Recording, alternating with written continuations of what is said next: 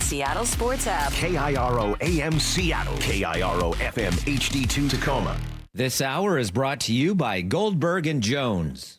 Give me a freaking auto! From the Quantum Fiber Studio, this is Brock and Salk on Seattle Sports. Brock Ewert is my hero. Jay Buhner just punched me in the kidney. We're going to accuse you of manager. Doesn't really work that way, Sherm. This is a show that has my name on it. It kind of does, though. Now here are your hosts, Brock Ewert and Mike Salk. Hello! Oh, yes. Hello. Good morning, everybody. Brock and Salk Show, Seattle Sports on 710, seattlesports.com. Seattle Sports app, all the podcast platforms, 97.3 HD2, and YouTube. If you like to watch the show, we've got YouTube for you. So a lot of different ways that you can connect. Welcome to summer in Seattle, 90 degrees this weekend. Again, today, pretty cool to have summer here in Seattle. So early, it's not even July 4th, and it's already beautiful here the way it's supposed to be, which is just great. All right. Gonna need my computer up there, buddy, so I can play some sound. My bad. There you go. That's okay. No, I'm still not working. Gonna need the computer. Not sure what's going on with our... I hope if I push the right button. All right, there we go. I just wanted to play you a little of this. There we go.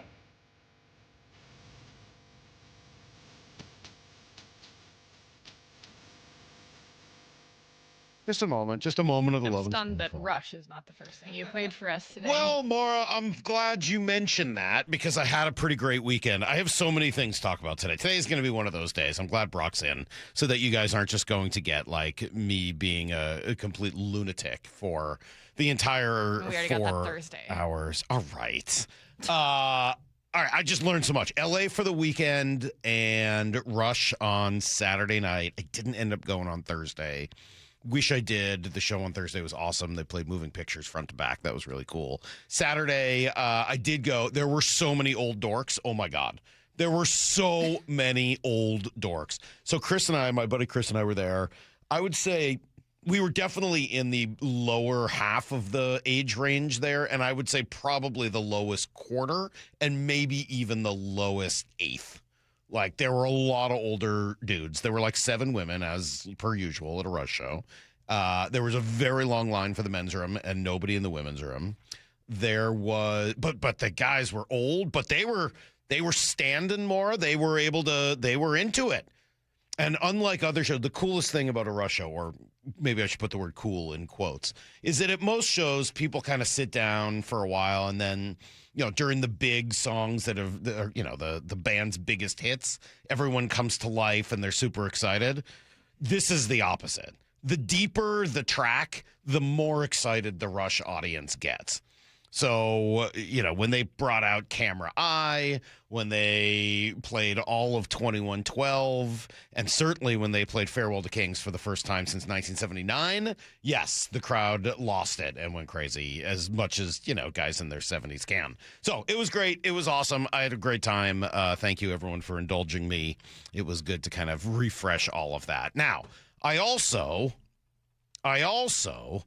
was Clockwork Orange style dragged to a gigantic soccer watch party.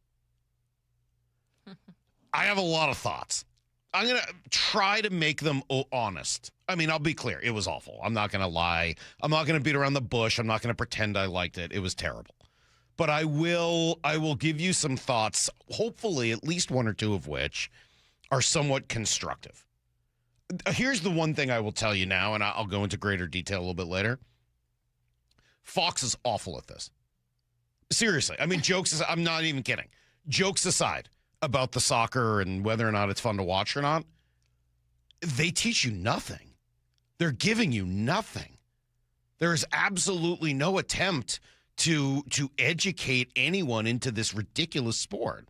They don't give you any stats. They don't give you any strategy. They barely give you any breakdown during the game. They essentially spend, 90 minutes? The announcers let it breathe a lot during soccer. I used to run the board for the Sounders games when I first started working at our building. It's horrible. It's not just that. They essentially, the only debate they have 3 guys in the booth, and the only conversation they have is whether or not anything is a foul. They never teach you about strategy. They never show you what they're trying to set up. They don't do any of that. It's just, oh, is that a foul? Ah, it's a yellow card. Like, okay. How about, like, what? Whatever. Anyway, we'll dig into that a little bit later. I have some other thoughts. And even one positive one when it comes to soccer and the stupid World Cup. And by the way, that gets going later here today. So get off the roads by probably 10 because the soccer game's at noon at what we normally call Lumen Field, but we're not allowed to here. Well, the World Cup is here. It's now Seattle Stadium. Oh, it just says field on the side of the building. Yeah, it's just Seattle Stadium. Field, whatever. The whole thing is silly. There is also the weekend of the Mariners, which wasn't great. Not gonna lie. Not really, no. It really wasn't great. I do, of course, have some late night Mariners texts if you want them. There's just a few. Please. Late night Mariners texts. Salk, while you were away enjoying Rush, the only music the Mariners are hearing is the song from the Titanic while the ship is going down. Time to move Castillo to reliever and bring up Cade. Well, I hopefully we've learned not to overreact to a bad 10-day stretch, especially when it comes on the heels of such a great 10-day stretch. But, hey, I'm with you on the last part. I think you got to have a really serious conversation about Castillo and Cade. And I've been talking about this for a couple of weeks now. Now Munoz is hurt in addition to Brash. This is getting more and more obvious by the day. Of course that's the conversation. This is getting more and more obvious every day that those two things need to, I mean, I would make them happen right now, but all right, at the very least, I hope that there's a serious conversation about it. Yeah. When are the excuses over?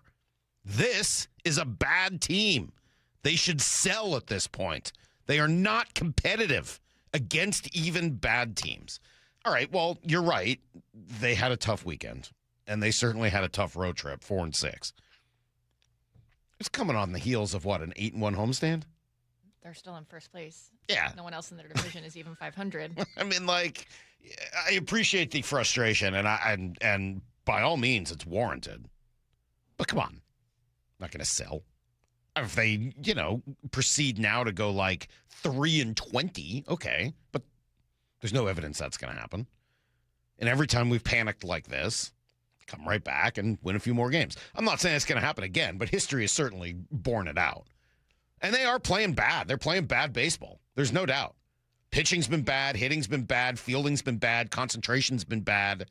There's like 3 bright spots from the weekend. Bryce Miller, tremendous. This guy is on fire. Like, good luck against Bryce Miller right now. I don't think they can ever force him into that piggyback. Oh, I mean, it would just be embarrassing. Didn't that put an end to it this weekend? I would hope so. Colt Emerson, bright spot. Dude's unreal. 6 home runs already for a guy who's not supposed to have home run power. Insane. The one he hit during the World Cup, what day was that? Friday or Saturday? That was Friday. The one he hit during the U.S. game where he brought his hands in to hit the high ends. Oh, my God. Insane. The ability to keep that. I loved it. That was so cool. Dude's unbelievable. Couldn't be happier about the future for Colt Emerson. So there's 2 bright spots. The third, I guess, right now is, Dom Canzone. He had a pretty good little road trip. But they're playing like garbage. I mean, like, I'm not going to try to sugarcoat that. They're playing. Yeah, it's sloppy. It's garbage. No, I'm not going to go as far as this overnight texter. This team has quit on Dan and worse, quit on the fans. They clearly have no heart or desire to win. Very sad time for this franchise. Just lazy. Go through the motions. Baseball being played. The last part's true. I don't know whether they've quit or not. They got really decimated with injuries. There's no doubt. I mean, like, at some point, it's not really your team when JP, Cal, Mooney, Brash, Donovan, Naylor, that's 6, are all out at the same time. Randy, 7. I mean, that's a lot. That's a lot of guys down. And while you got a ready squad, like in football, I mean, you got to have everyone ready to go. that number of injuries is definitely going to take its toll. All that being said, most of the sloppy play has not been by the guys that are filling in. It's been by the guys that are supposed to be on this roster. Now, you could argue that maybe they're having to carry, too large a role. Okay, fine. But I think it is fair to be critical on that. Most of the sloppiness has not come from the guy. It's not Patrick Wisdom. It's not been the catchers.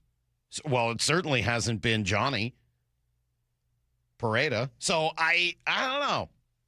They have played sloppy. I'm not going to sit here and tell you they quit on their manager. I don't have any idea if that's the case.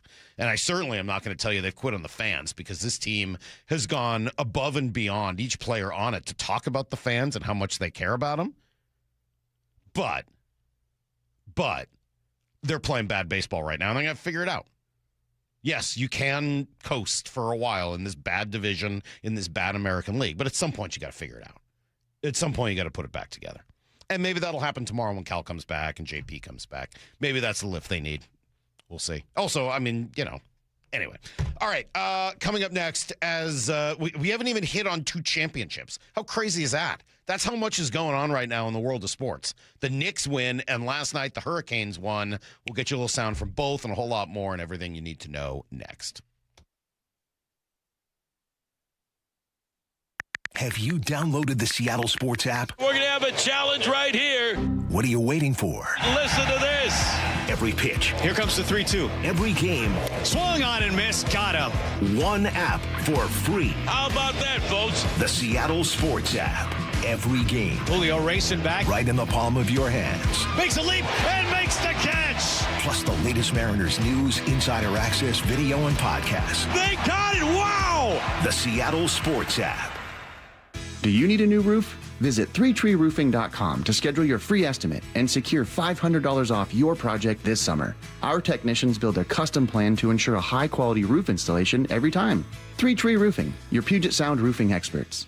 This summer, go electric and save big at Toyota of Kirkland. The all-new Toyota CHR delivers 338 horsepower, standard all-wheel drive, and up to 287 miles of range. Check out the Toyota BZ, the EV SUV built for the Northwest. Their expert team is ready to walk you through every feature. Take a test drive today and take that car home the same day. Visit their incredible showroom today at Toyota of Kirkland. Summer savings are happening now. ToyotaofKirkland.com. How would you like to invest in the Seattle real estate market, one of the hottest and most stable regions in the country, and achieve a great rate of return on your investment without the effort of sourcing a deal, the expense and time of building permits, or all the hassles that come with being a landlord? Hi, I'm Scott Rireka, CEO of Legacy Group Capital in Bellevue. Legacy Group Capital develops local real estate, lends money, and shares the profits with our investors. Diversify with Legacy Group Capital. Invest into our Northwest Fund, which is currently delivering 9% on a fixed rate term. It's our flagship fund for 19 years with 0 investor losses. And yes, we do accept IRAs. Find out why 1,300 local investors have invested over $350 million. Invest in the stability and ease of Legacy Group Capital's Northwest Fund. Legacy Group Capital at legacyg.com. This is not investment advice. Investments available to accredited investors only. Details at legacyg.com. Lee Johnson Auto Family, the LJ way. When you buy a new vehicle from Lee Johnson, you'll get a lifetime powertrain warranty included.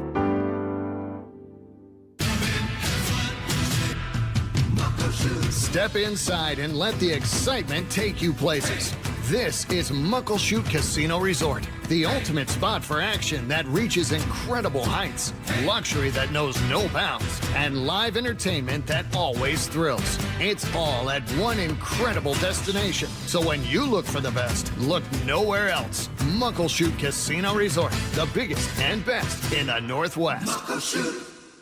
Progressive presents Perfectly Bad Excuses for Missing Stuff to Spend More Time on Your Motorcycle. Hey, Tom. Gonna miss the 5K. Gotta organize my vitamins. A, B, C. There's so many. D. Now that was a bad excuse. If you love your vehicle this much, get customized coverage from Progressive, America's #1 motorcycle insurer. Progressive Casualty Insurance Company and affiliates, not available in D.C. This is the story of the one who keeps multiple buildings running smoothly day after day. Plumbing that flows, HVAC that hums, cleaning supplies that keep surfaces sparkling. That's why she counts on Grainger. With easy reordering online and 24/7 support, Grainger helps her keep the products she needs on hand. So shelves stay stocked and buildings stay ready. Call 1-800-GRAINGER, click Grainger.com, or just stop by. Grainger, for the ones who get it done. The home of the Mariners. It is gone! Cal Raleigh, 2-run home run! Hear every pitch on 710 and the Seattle Sports app. Hey, it's G. Scott. Let's talk real for a sec. Summer is supposed to be about sunshine and kids having fun.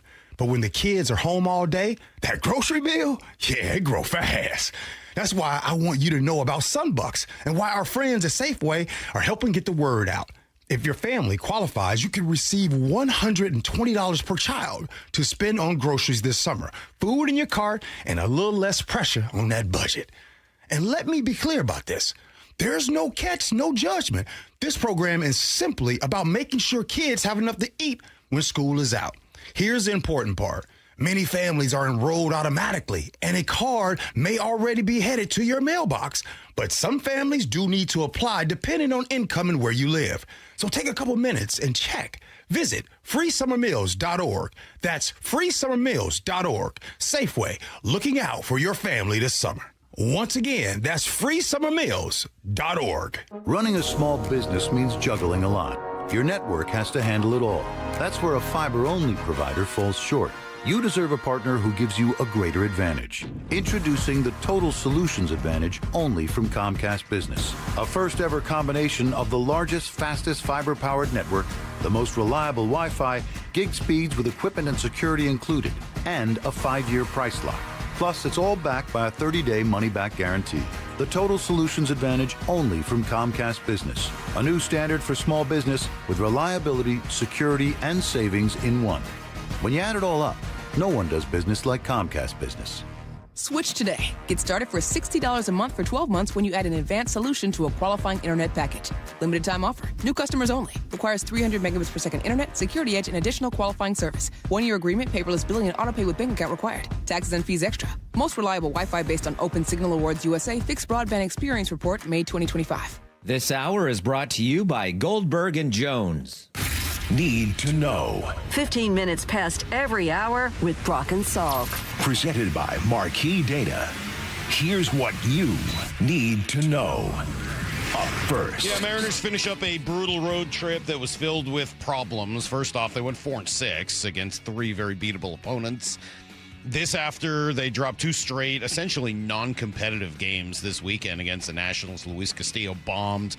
Emerson Hancock bombed. Both guys beat up this weekend as the team just didn't do a whole lot. And then offensively, they didn't do a whole lot more. Yeah, I thought, they were going to go with the opener there, and I thought the at-bats were really good to start the ball game. I was shocked that Julio's ball didn't go out of the ballpark. I thought it was a great approach and hit that ball on the line hard, and was very surprised that it didn't go out of the ballpark. But, still able to pick up a run there. Nails with a really good at-bat, driving that ball to left center.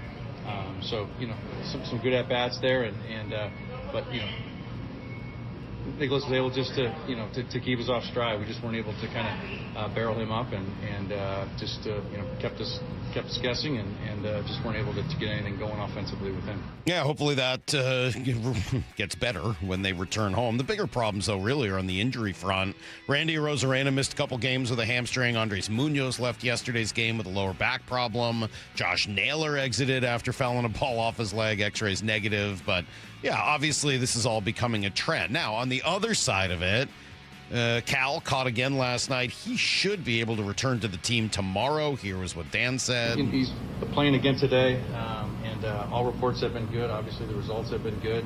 So I think that's the plan, and we'll just kind of see how he bounces back from today, and continue to assess it and make our decision. I think you'll see Cal tomorrow night. Same with J.P. Crawford. He should likely be in the lineup, and probably at third base. That's where he's been taking all of his ground balls. We'll talk to Dan Kramer little bit more about that at 8:30 this morning.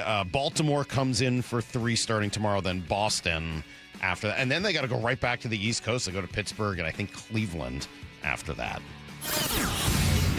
Here's the second thing you need to know. All right, the winter sports both came to an end this weekend. The Knicks win their first championship in 53 years. Fox with 5, gives it to Wemby. Wemby floats for 3. No good with 1 second to go. It's over. At long last, for the first time in 53 years, the New York Knicks are the world champs. How about that? Knicks win on the road in San Antonio. All the private jets that had flown in with the celebrities and making it quite a scene. I will say the Knicks story, I think, is actually a pretty good one. They're not laden with top picks and stars. They play a tough game. Jalen Brunson is a second-round pick. He's their leader, so I was actually pretty happy for them. And I'll go one step farther with the Carolina Hurricanes, who I've never really been a huge fan.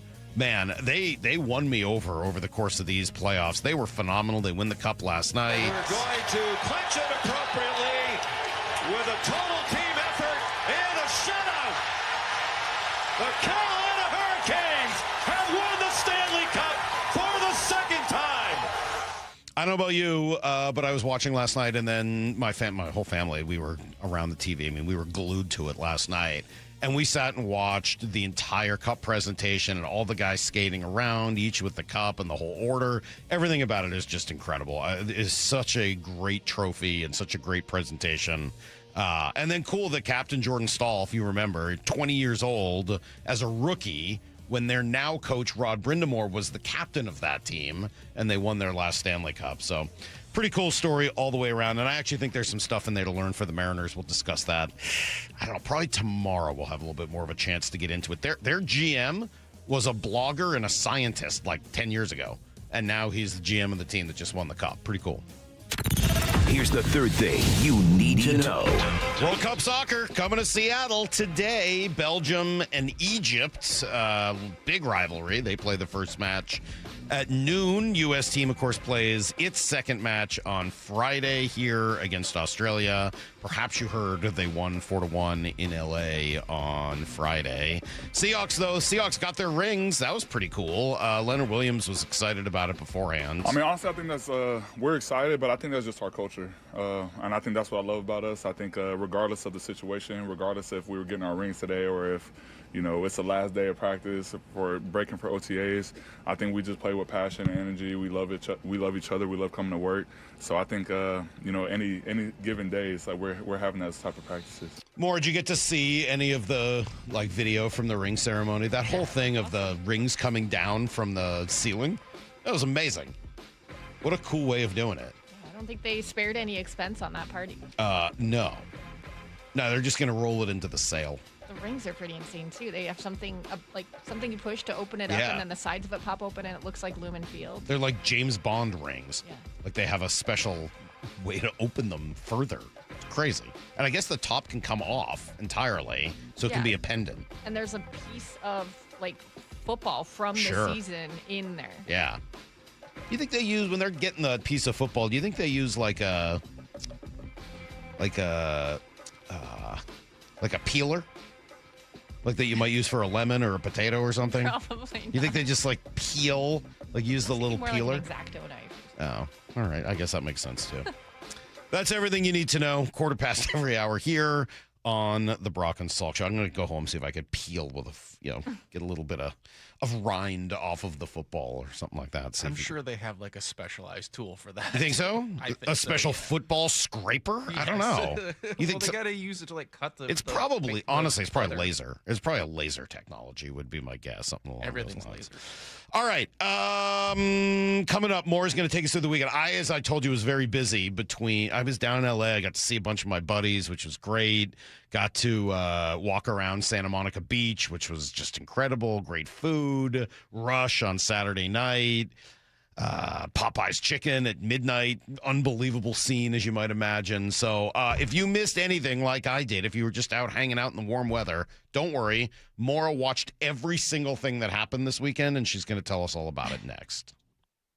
Think you know the Mariners? Not if you aren't subscribed to the Daily Mariners newsletter from Seattle Sports. That's what they've been waiting for. The latest Mariners news and injury updates, exclusives from Mariners insider Shannon Dreyer. You look at the pieces and how it works. Plus the best takes and breakdowns from your favorite Seattle sports hosts and contributors. The Mariners seem to be trying to build something that I think is a little bit more sustainable. The Daily Mariners newsletter. Monster solo home run. Subscribe at seattlesports.com/newsletter. I'm Dr. Mark Shelley, a chiropractic neurologist at Sound Pain Solutions. Carrie injured her back years ago. This is her story. My herniated disc was so significant that they did the first surgery, the laminectomy and a microdiscectomy. The first surgery failed, and I ended up with another herniated disc, which is pretty typical that herniations just move up your spine. The doctor was recommending another fusion surgery, so I researched alternative therapies. Sound Pain Solutions developed a plan that included bioelectric therapy, laser therapy, decompression, pressure wave therapy, in addition to rehab.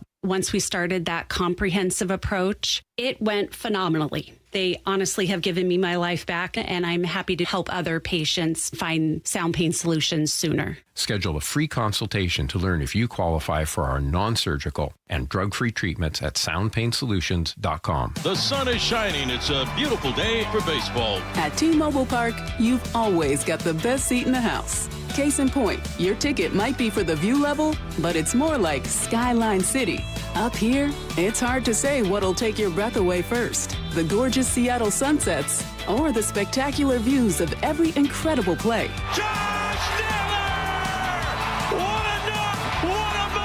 If you like value with a view, it's the perfect place to take quality time with the family to a whole new level. Literally. A bases clearing, 3-run double. Everybody on their feet here at T-Mobile Park. Mariners baseball. Trident's up. With Mariners Value Games, you can score tickets starting under $12 on select dates all summer, including this week's series against the Orioles, tomorrow through Thursday. Plus, on Thursday's series finale, the first 15,000 fans score a Mariners Stars and Stripes soccer jersey, thanks to Alaska Airlines. Get your tickets at mariners.com. My name is Whitney Allen, and I'm a widow. My husband, Ryan, died. We never thought we'd ever have to use life insurance, but the unexpected happened. With Ethos, signing up was fast and 100% online. You can get a quote in seconds, apply in minutes, and get same-day coverage. No medical exams, and you can get up to $3 million worth of coverage. I'm grateful we were prepared. Get your free quote at ethos.com/play. That's ethos.com/play. Paid spokesperson. Time spent on application may vary. Online health questions required. Knock, knock, Capital One Bank guy. Wow, Charles Barkley? I just moved into the neighborhood. Can I borrow some Wi-Fi? Sure, Chuck. That's what the Capital One Cafe is here for. Open 7 days a week. Oh, can I use your ATM? My dog walker only takes cash. Anything for a neighbor. Can I try the catchphrase? Sure. Take it for a spin. There's no fees and minimums on Capital One checking accounts. Nice, Chuck. I'll take it from here. Capital One. What's in your wallet? Terms apply. Visit CapitalOne.com/bankguide for details. Capital One NA member FDIC. Hi, Chuck here at Frank Lumber, the door store. And once again, we have 2 convenient locations to purchase your doors from. Our main showroom and bargain barn in Shoreline. And our Marysville store with warehouses full of factory seconds and closeouts. Whether you would like something brand new or have a little more time than money and wouldn't mind putting a little work into a factory second, we may just have what you're looking for. For all of your door needs, please visit us on 15th Avenue Northeast in Shoreline or on Cedar Avenue in Marysville and online at franklumber.com. The home of the Mariners. It is gone! Cal Raleigh, 2-run home run! Hear every pitch on 710 and the Seattle Sports app. Dave Wyman here, and you've heard me talk about a local company for over a year now I really love working with. Harley Exteriors. You can expect a no-pressure consultation. They're great people to work with, and their windows are beautiful. I recently met with them, and I was excited to hear about the many Seattle sports listeners they've worked with. And now, Harley Exteriors has stepped up with a can't-miss offer. Right now, get $450 off each new window, $1,000 off each patio or entry door, 12-month or 18-month no interest, no payment options, plus $200 off your final project total. If that isn't enough to get you started on a new project, I don't know what is. Schedule a consultation just like I did. Give them a call at 833-HARLEY, that's HARLEY, or go to HarleyExteriors.com. Minimum purchase of 4 windows required for window discount. Qualifying windows must be 36 by 36 or larger. No size minimum on patio or entry doors. Financing subject to credit approval. Cannot be combined with other offers outside this promotion. Offer valid through June 30th. Hey there, Dawn Riling from Olympic Hot Tub with exciting news. Our mid-year clearance event is on. You'll score big savings on all in-stock saltwater hot tubs and fabulous saunas. Plus, deep discounts on newly released floor model swim spas. These deals are incredible. But don't wait. Our mid-year clearance ends June 30th. OlympicHotTub.com. Better you, better life. Olympic Hot Tub. When it comes to your home's water, Culligan makes it better. Say goodbye to hard water, odors, and rusty iron stains. Plus, a Culligan Whole House PFAS system is the only system certified to reduce 99.99% of forever chemicals and over 70 other harmful contaminants. Start with a free water test and let Culligan recommend the right solution for you and your water. Ask about 12-month, no payment, no interest financing too. Visit Culligan.com. Impurities may not be in your water. From the Quantum Fiber Studio, you're listening to Brock and Salk. Weekdays 6 to 10. On Seattle Sports and 97.3 FM HD2. I gotta tell you, I love this weather, man. I am so happy that summer has hit here in Seattle, especially to have it in mid-June. Hopefully this is it, and we don't have that January little relapse that you can get every now and again. It feels like this is going to kind of be the end of the whole winter thing, which is just great. I love that it. wind last week was rough. Well, whatever. This is what I need. Give me more of this. Inject it into my veins. It was beautiful in LA and awesome to get to walk around the beach and all that. And Maura, while I was doing that, I mean, not a care in the world. There was sports going on. What'd I miss? Well, I was in Whidbey Island this weekend, so I missed a lot too, but I've caught up. Okay, so good. I'll fill you in. All right. Help me. Well, I know you're going to get into the soccer that you watched this weekend. So much soccer. I won't do a ton here because it's not your favorite, but we should give a shout out to Team USA. They won 4-1 over Paraguay in the first match of Group D play on Friday, and that was at SoFi Stadium. But apparently that match had almost 16 million viewers. It's the most watched U.S. streaming match in the U.S. ever. Sad. Oh, come on. That's all you got? It's sad. I can't believe people watch it. I was watching it. It was awful. Okay, well, Terrible. That means that they are going to be playing Australia here on Friday, so that would be pretty cool that game will be at Lumen Field. It'll be so cool. Oh, my goodness. I did watch. No, I'll tell you guys more about it later. I watched in a field in a large park in Culver City. There were about 800 people there. It was a pretty cool community event, and honestly, that's some of the positive stuff I'll talk through a little bit later. It really was awful, though. I mean, the game itself is a horrific sport. It is terrible to watch. Fox broadcasts it terribly. There's no explanation for casual fans. I'm assuming of those 16 million, none of them are going to come back to watch another game because what they saw was awful. Except no one's going to say that. They'll be like, oh my God, they scored 4 goals. It was incredible. Cool. I mean, they played a country that's 2 million people smaller than LA County. All right. I would hope you can beat Paraguay. Can they beat a team in Europe? We'll see. Okay. Glad for your analysis. Where do you want to go? It was cool when that one guy kicked it, though. That was fun. He kicked the ball. Exactly. Do you want to go to Mariners next? Or anywhere other than soccer, Maura, it is truly an atrocity. What else we got?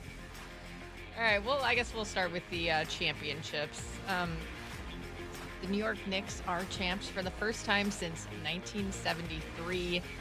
You played that final call by Mark Castillo in need to know, but we'll go through it one more time. Fox with 5, gives it to Wemby. Wemby floats for 3. No good with 1 second to go. It's over. At long last, for the first time in 53 years, the New York Knicks are the world champs. 53 seasons. A generational drought is over. And Jalen Brunson leads them with 45 points, embracing his assistant coach dad, Rick. in tears. Knicks 94, San Antonio 90. The Knicks are the 2026 NBA champions. They did it in dramatic fashion, as they kind of have all series. They were down by as many as 16 points in the game, and they still trailed by 10 with 8 minutes left.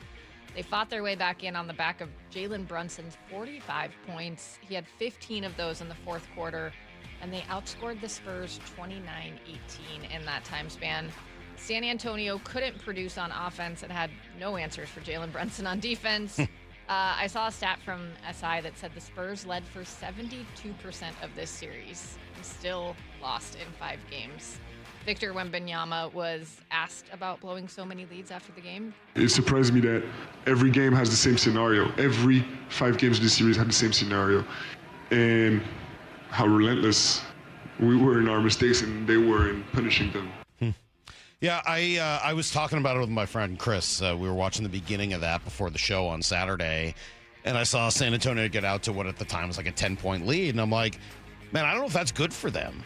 Yeah. Like, I mean, I know that you can't not take a lead when you have the opportunity to do so. It's not like you should be, purposely screwing up early, but the way their mental state was off of the historic blown game in game 4, I'm like, I don't know whether being up 10, 15 points late is a good thing for this team with those ghosts just sort of, lingering in their head. And that's kind of exactly the way it played out, as once again, they got tight when it mattered. And that New York team, I really like them, man. Again, I'm not a huge NBA person, but watched a little bit of the series. And I came away very impressed with Brunson, very impressed with Anunoby, very impressed with the physicality of that team. And I don't know, just sort of their toughness, their physicality, and the fact that they're not stars. They don't have an MVP on that team. Jalen Brunson's not a number 1 overall pick. They were kind of put together. They've got a couple. I mean, Karl Anthony Towns, I know, is a top 10 guy, and I know who he is. But really, he, at some points, almost becomes more of a defensive stopper than anything else. I just was very impressed. I thought it was a very likable team. Watching the New Yorkers, I generally don't like them, but they have this totally different vibe when it's about the Knicks than when it's about the Yankees or the Giants. It's much closer, as I've said before, to the Mets and Jets.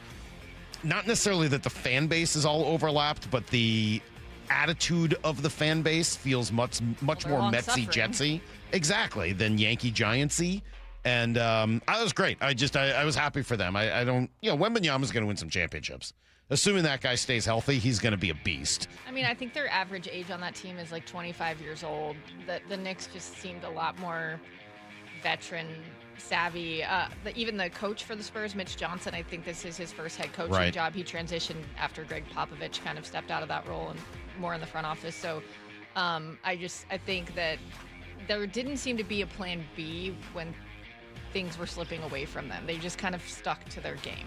And Jalen Brunson was incredible this series. This was his head coach, Mike Brown, after the game. He is him. He is him. I've been saying it all along.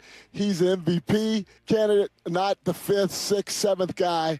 He is a top 1, 2, at worst 3, and he displayed it tonight. His toughness, not just physically, but mentally, is unbelievable. And people take that for granted because they think he's too slow, too small, too this, too that. But he's one of the toughest MF guys I've been around. MF guy. Pretty great. Yeah, they're a fun team, man. I was pretty impressed with them.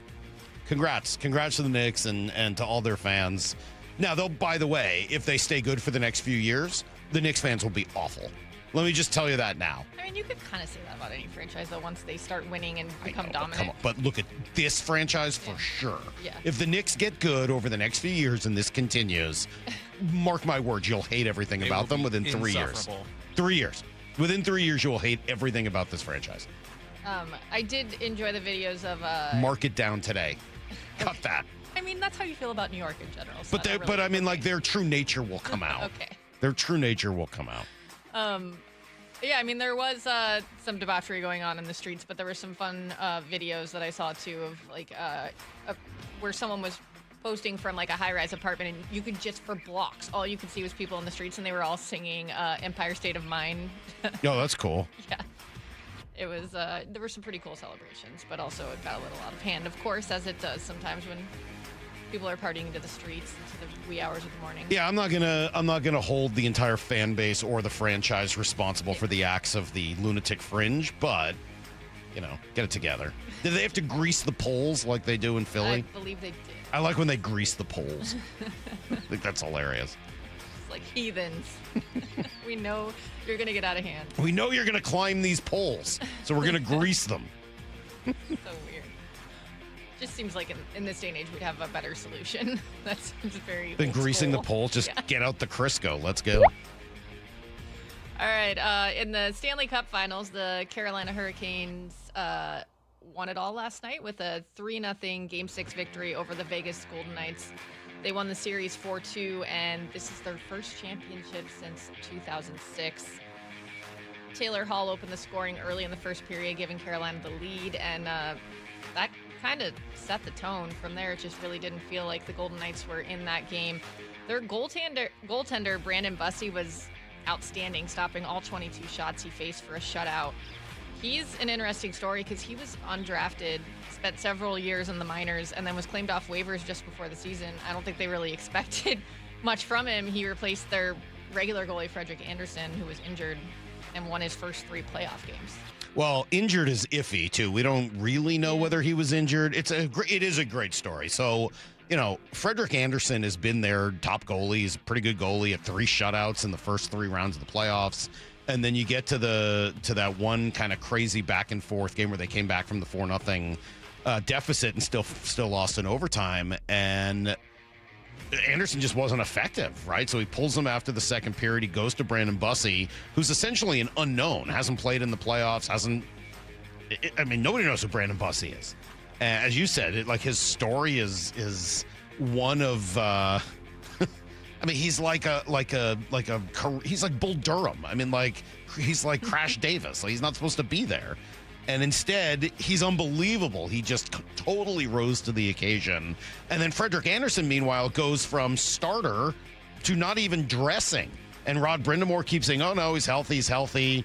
Then finally last night, he did at least admit that he was a little nicked up. I don't know exactly what that means. But in the this is why hockey's incredible. Hockey is the absolute best sport. And so at the end of this, as they're giving out the Stanley Cup trophy, the greatest trophy in all of sports, they hand it, of course, to the captain first. And I don't know if you were still watching. Emily Kaplan asked him who, Jordan Stahl, the captain, who he'd be giving it to next. And who does he say? Frederik Andersen, the guy who's barely contributed to the Stanley Cup wins because he was bench/hurt. He gets the cup next after the captain, as a nod to everything that he had done it was unbelievable. It was so freaking cool. What a great game. Weird like that. I feel like it's not the first time we've seen Ugh.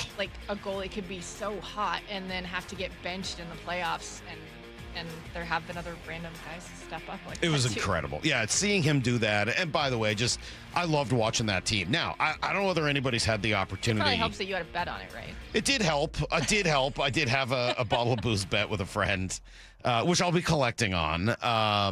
Have you read any of the story? I'm going to talk more about it tomorrow, I promise, because I really think there's a cool crossover for the Mariners here. But the story of Rod Brind'Amour, who is the head coach of the Hurricanes, Rod the Bod, they call him. He was a tremendous player, right on the border of being a Hall of Famer. I think he's not in, but he's like right on the edge of being a Hall of Famer. Was the captain of the Hurricanes the last time they won. Jordan Stahl, who's the captain now, was a 20-year-old rookie on that team. So, all of that stuff is pretty cool. But he works for a guy, the GM of that team, Eric Tulsky, who is like a brilliant scientist who has all these 27 patents on things from his time. He went to Harvard. I think he went to Berkeley after that. And he's an analytics nerd to the nth degree. And yet somehow this old school, former player, physical, nasty Rod Brind'Amour has found a way to work with Eric Tulsky and bring out the best in each other. hockey's gone through an analytics revolution, maybe not quite to the extent that baseball has, but it has been significant. And seeing that nexus point between those two guys and how it ultimately led to a championship was pretty incredible. So there are a lot of really great stories there. Yeah, well, and Rob Brendamore won one as a player with this team and then has been trying to help them get back. So he talked about that with Scott Van Pelt on SportsCenter. It's different because as a player, I really wanted it for myself. I'll be honest, I wanted all the guys, but it was like it's something I wanted. And then now sitting back behind watching it all, it was about wanting it for these guys. And because there's no harder working group. I see it every day. And I'm just really it's just like a proud dad back here watching, his kids go to work, and just couldn't say enough good things about this group. I thought it was interesting that he admitted as a player, I really wanted it for me, not for my team. Right. Yeah, I'm sure it's a much more selfless thing once you become a coach and you're responsible.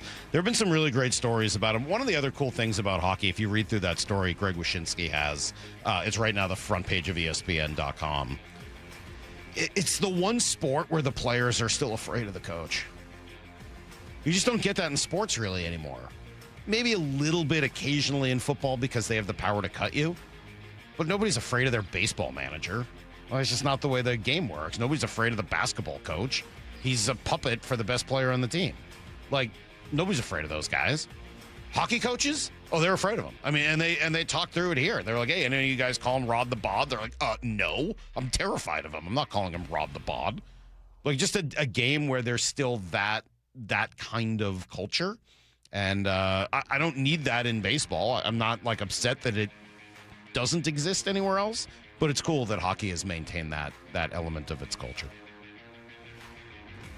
All right, it's time to get into the Mariners. Oh, yes, let's do that. Let's see. They were ready to go after a lengthy rain delay Friday. Bryce Miller was great again, as you mentioned, going a career-high 8 innings, giving up just 2 runs on 4 hits and striking out 7. He's gone 14 innings, giving up just 2 runs and striking out 16 in his most recent 2 outings, where he's had the chance to pitch solo and not pay back. Right, where you actually let him pitch. Yes. Okay. Like I said, I would hope that this put an end to going back to any of that, because he seems like he could possibly be their ace right now. Possibly. Indubitably. Yeah. He is without question the ace of the team right now. Doesn't mean that's not going to change and float around as the season goes on. That's part of what it means to have, this many guys that are capable of taking that mantle. But there's no doubt. Yeah. If you had a must-win game this weekend, who would you take? It'd be Bryce Miller, and it's not even close. He's been the most consistent and the guy with the highest upside on the team. No, I can't imagine a scenario in which he gets piggybacked again. But like, okay, so what are you going to do? Because 6-man's not working. 6-man thing is not a great plan. And they now have off days built back in. So they can't really even, then a 6-man is giving these guys 6 days rest. That's too much. So unless you're willing to IL somebody or move someone to the pen, you're going to have to go to a different piggyback. So now what? Is it going to be Luis and Emerson Hancock because he had a bad start? Is it going to be Luis and Logan because he hasn't been perfect? George Kirby had a bad start his last time out too.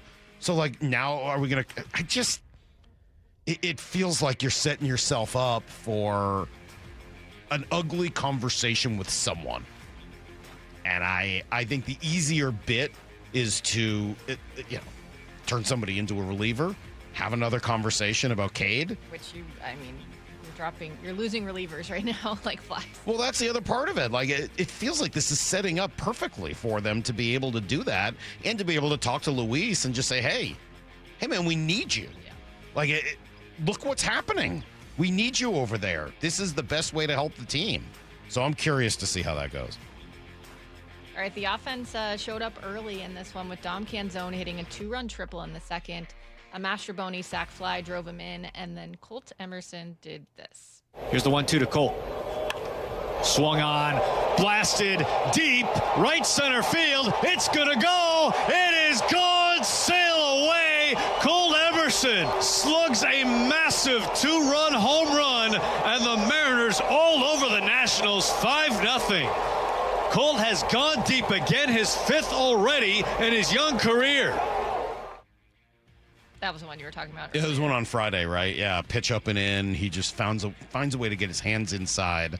It's cool. You get to see a few of the things that makes this kid special. One is the quick hands. We've talked about them over and over again. And the ability, it's not easy to get to that ball. And certainly not with power. Generally, lefty power is in the lefty loop zone, right? It's usually down where those guys kind of golf it out. That's generally kind of where, like, think about the great junior home runs. So many of them are on pitches low in that lefty loop zone.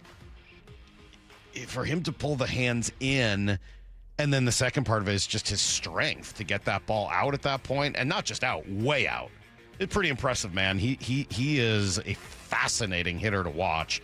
To be doing this at 20 years old, I was kind of looking through his numbers compared to McGonigal and Connor Griffin, and it's a pretty good case that his are right there, if not better than theirs right now. Certainly, if you're looking at OPS plus, he's well ahead of those guys. I think if one of them is higher in WRC plus, but I mean, like, and they've been in a little longer, so the WAR is higher, and their defense right now might be a little better than his too in the premium position. But I get the sense starting tomorrow, he's your shortstop. Seems like JP is going to come back and be ready to play third at that point. So the value numbers like WAR probably just going to go up for him now at this point also. I'm impressed. I really, really, really am impressed by what we've seen. Yeah, that was his 5th home run of the year, and that made him the 4th Mariner to hit 5 home runs before his 21st birthday. His company is Ken Griffey Jr., Alex Rodriguez, and Jose Lopez. Well, let's hope his career goes more like the first two. Yeah. That made it 5-0 M's, and the 6th Cole Young singled, and Julio and Robles walked to load the bases. Then Young was able to score on a wild pitch, while Julio and Robles advanced to 2nd and 3rd. Raley drove them both in with a single to extend that lead to 8-1. Canzone hit a solo shot in the 8th, and Naylor added one of his own in the 9th, and that sealed a dominant 10-2 victory. We did see Randy Arozarena exit that game in the 3rd after injuring his hamstring at first, trying to run out a grounder, and he did not return to play this week. No. And then the last 2 games were bad. Yeah, we probably don't need to go into all that. Colt Emerson did hit another home run, though.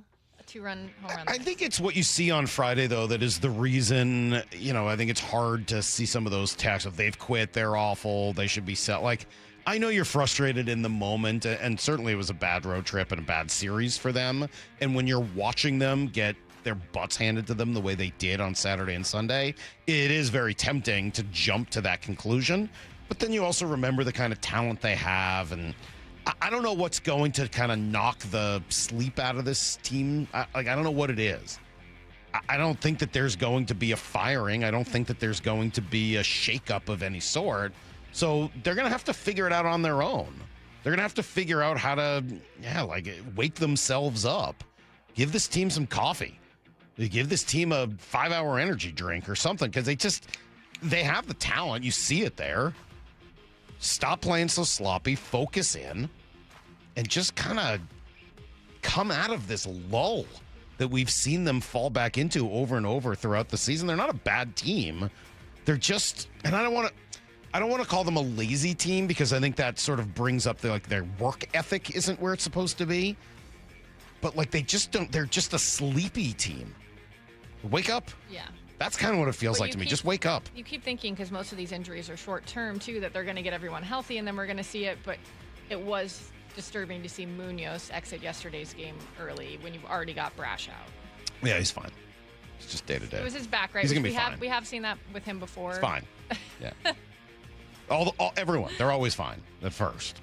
And then we'll see where it all goes. Maura, thank you. Great trip around the weekend. There is a lot going on. And I know Brock was focused on so much of it. We'll dig a little deeper into the Mariner road trip coming up at 7:30. How serious are the problems, and what can they do to get themselves back playing the way they were a week or so ago before they left on the road? So we'll dig into that at 7:30. We got a ton of other stuff as well. Brock's in next. Brock and Salk, Seattle Sports on 710.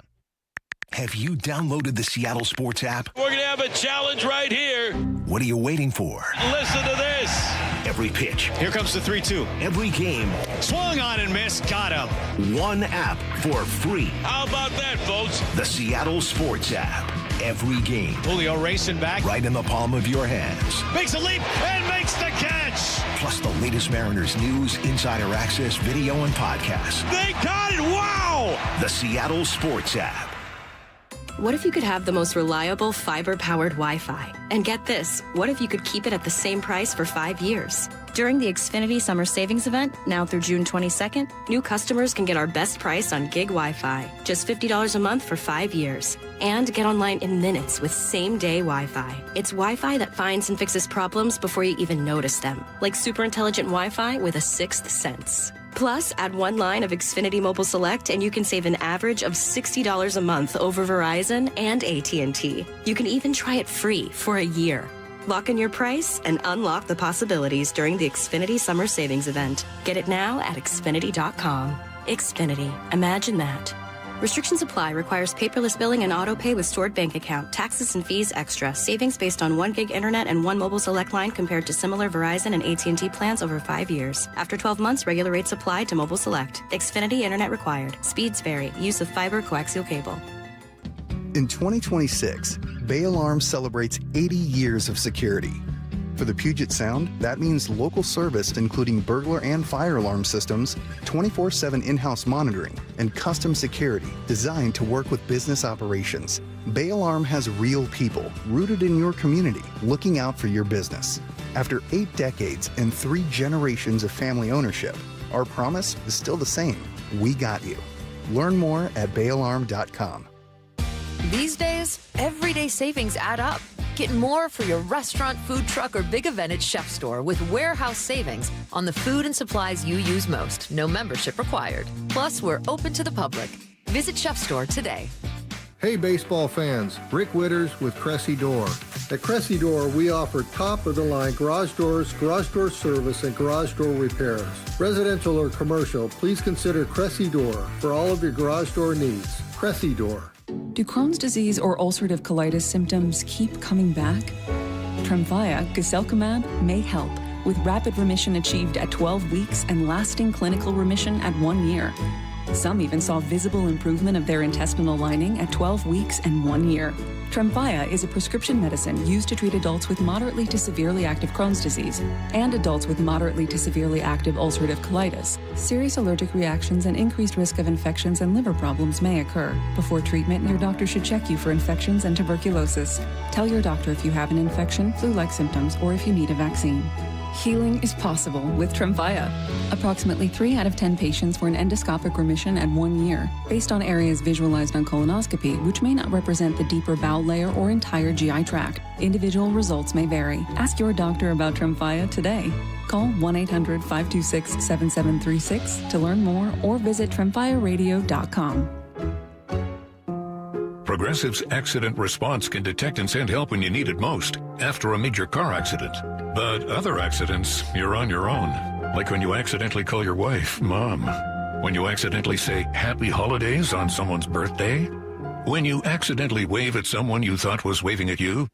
We can't help with those accidents, but Progressive's accident response provides peace of mind after major car accidents. Progressive Casualty Insurance Company and Affiliates. Limited availability in California. Driver is responsible for emergency and towing charges not covered by the policy. Hey, Green Gobbler here. So you've got a clogged drain in your bathroom. Water in the sink's overstaying its welcome. You're spitting today's toothpaste on top of yesterday's toothpaste. You hope that it'd go away. Yeah, clogs don't just go away. I make them go away. I'm Green Gobbler, the only clog dissolver you need. I'm bleach-free, safe for your pipes, and I work. Guaranteed or your money back.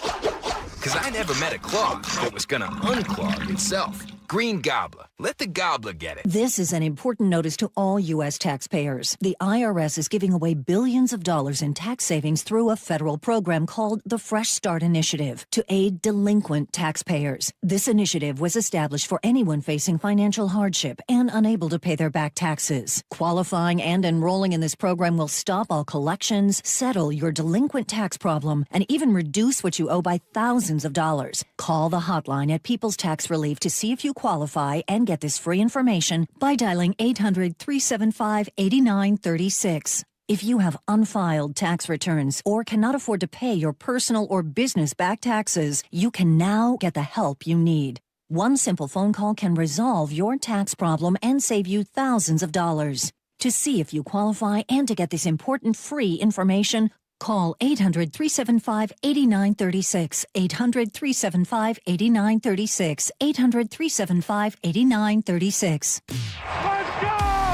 This is Seattle Sports. Streaming through the Seattle Sports app. KIRO AM Seattle. KIRO FM HD2 Tacoma. Home of the Seahawks, Mariners, and everything Seattle sports. This hour of the Brock and Salk Show is powered by Star Rentals, preferred supplier to the West's best contractors. Get his freaking auto! From the Quantum Fiber Studio, this is Brock and Salk on Seattle Sports. I don't read the internet, guys. Take the bull by the hands. And Brooke, you are. And Brooke, you are. Now, here are your hosts, Brock Heward and Mike Salk. Yes, we are rolling on. Good morning, Brock. Good to have you with us today. Hi, dude. How are you? I'm doing great. You full of life? I man? am. Full of vigor? I am. Just energized by you and your Rush buddies at the airport. Vim and vigor, yeah. Vim and vigor. Oh, it was quite a scene, man. Flying down Thursday, bunch of dudes in their Rush shirts on the way down. Dorks, big dorks.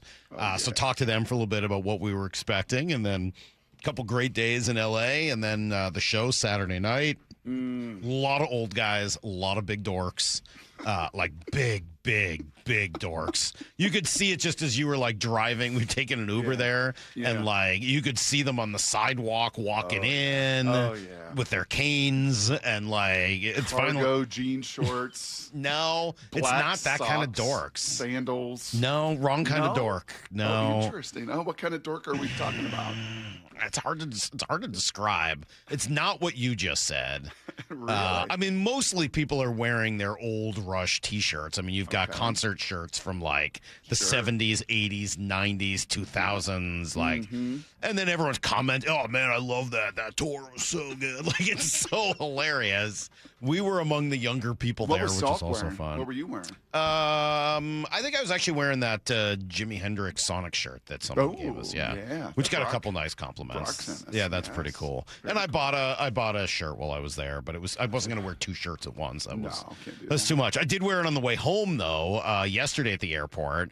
And as did everyone else who'd been to the show. And so we were all coming, "What'd you think of the set list?" "Yeah, I love when they played Farewell to Kings. That was amazing. All of 2112 and Camera Eye." Like, yeah, so there was some huge dorkdom. It was awesome. All I can tell you is the community element of it, and I'll talk more about that when we get to the World Cup at 8, because while the sport itself is horrific, the community element of it and the pride in the country and all that stuff is incredible. And that's sort of how it felt at the show. All these people, I mean, the guy behind me, who was probably 15 years older than me, was like shaking me from behind during different songs because he could tell I was as into it as he was. And like we became buddies and we're talking to each other. And everyone was like, "What was your favorite song today?" "Oh, I loved when they," like, it was so great. The whole thing was great. Percentage of male versus female audience? 97%. 97%, I would say. Yeah. Yeah. That's great. Roughly. Now, in all honesty, probably a little lower than that, but not much. Probably 90%. Probably 9 out of 10. Yeah, it's a bit of a band for guys. I don't know why that is, why it's always been. Maybe it's just the dorky element. But it was a blast. It was great to be there. And then rings were, championship. It was a big weekend for championships. Seahawks get their ring. Knicks win their ring. Canes win their Stanley Cup and will get a ring. I mean, just kind of a championship kind of weekend. It was, yeah, I think that's right. And the start of the whole World Cup and the U.S. men's team actually arriving and performing and excelling, and yeah, just kind of a spirited weekend. I think the most befuddling number, and I don't know if you saw this, Salk, or even you probably didn't see any of the NBA final, right? I didn't see Saturday night. No, I saw maybe the first quarter. Yep. Do you realize the Spurs led for 72%?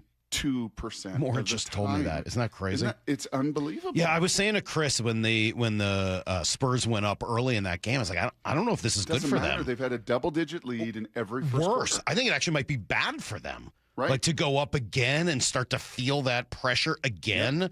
Yep. I know that you can't plan it out to like get down early. That's really hard to do. But I think it actually would have behooved them to try to come from behind, even if it was just 5 or 6 points, just to get a different mentality going. Yeah, they would be the poster boys for a team that needs to go through adversity and failure. And we'll see if they can come out the other side of this. And we know what was the Knicks were the 8th different champion in 8 years in the NBA. Another thing that's fairly remarkable. And has not been the history of that league at all. No, it has not. It's been built on stars and teams that have 2 and 3-peat. And 8 different champions in 8 different years. And honestly, the Spurs are they would be the antithesis of the Seahawks.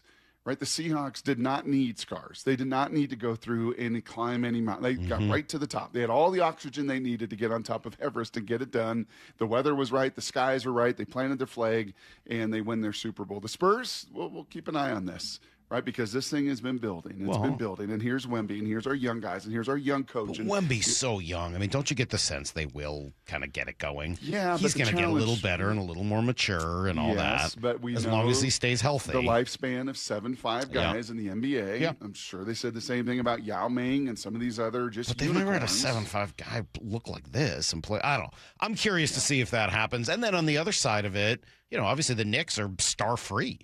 They don't have any stars.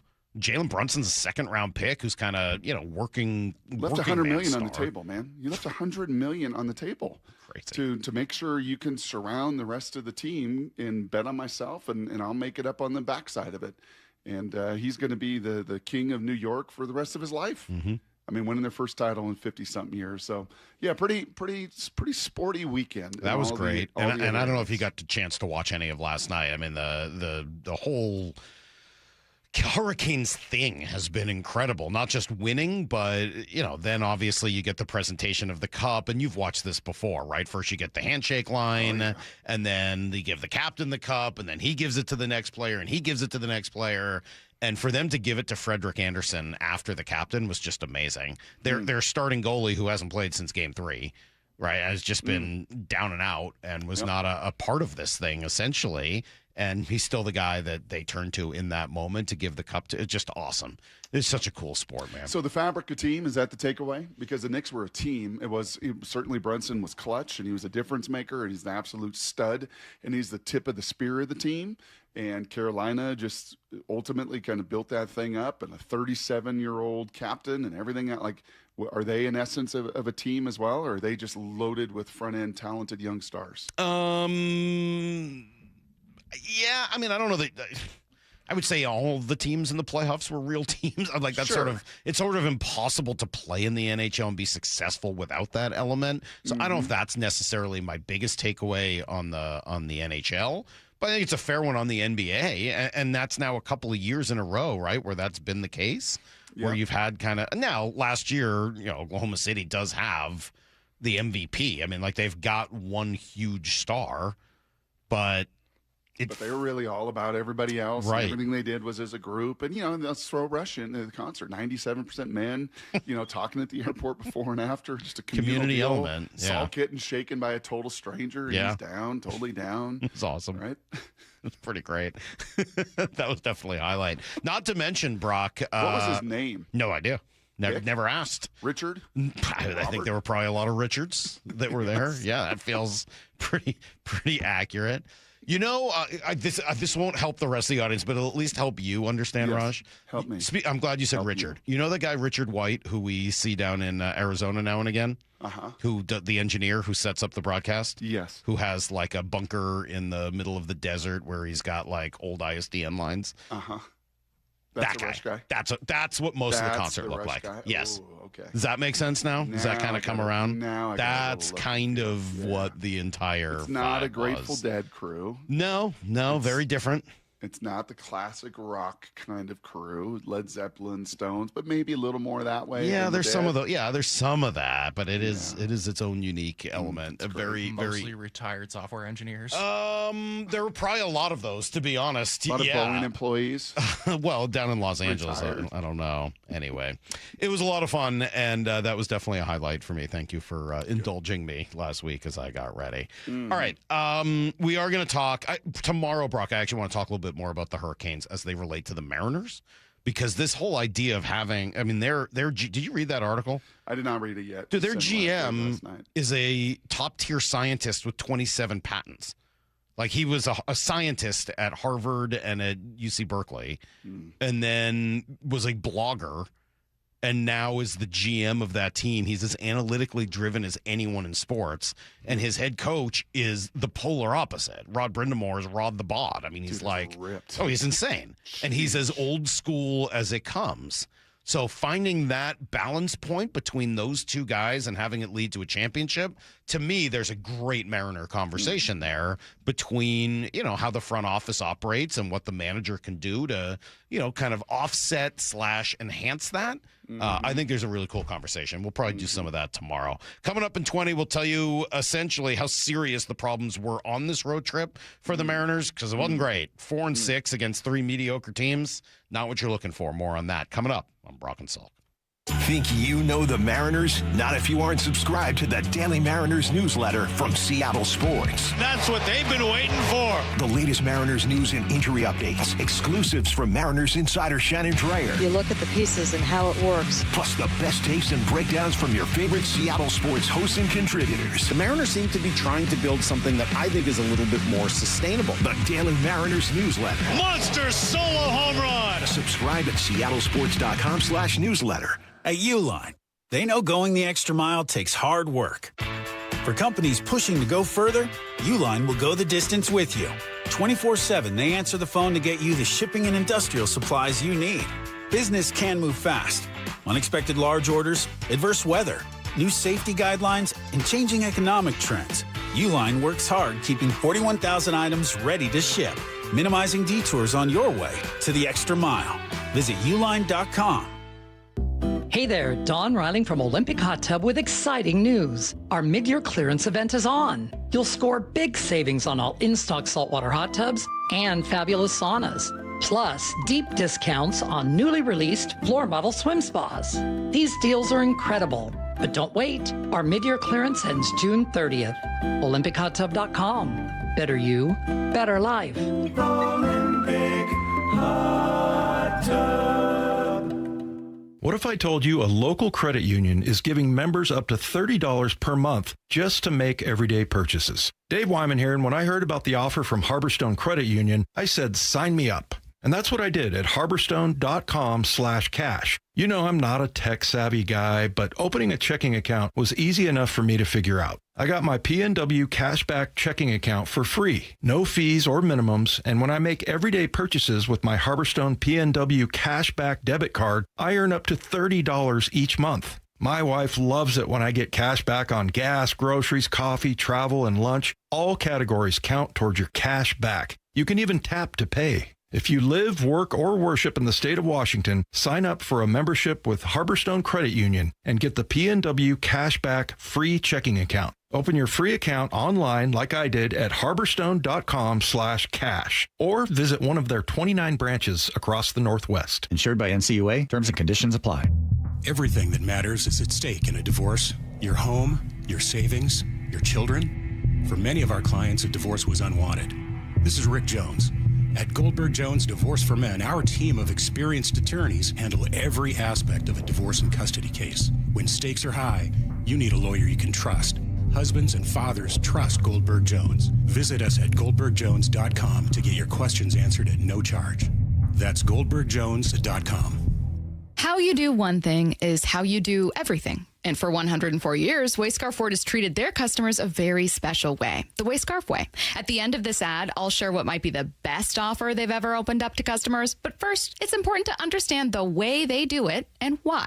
For 104 years, Wayscarf Ford is focused on a low-pressure, family-owned approach, serving Auburn, Pierce, and King counties. They aren't just selling cars. They're welcoming people into the family. Stacy here, and I've personally felt that. I've driven my new Ford Bronco Sport from Wayscarf Ford for over a year. I love it. Getting it was exciting and stress-free, but each time I brought it in because of a minor bump or service, their team has been friendly and polite. I always leave Wayscarf Ford with a smile on my face. And now for the offer. Wayscar Ford is opening up Ford's A-Plan employee pricing to every single customer. It's better than the employee discount. It's the family discount at Wayscar Ford in Auburn. The home of the Mariners. It is gone! Cal Raleigh, 2-run home run! Hear every pitch on 710 and the Seattle Sports app. This is the story of the one who keeps multiple buildings running smoothly day after day. Plumbing that flows, HVAC that hums, cleaning supplies that keep surfaces sparkling.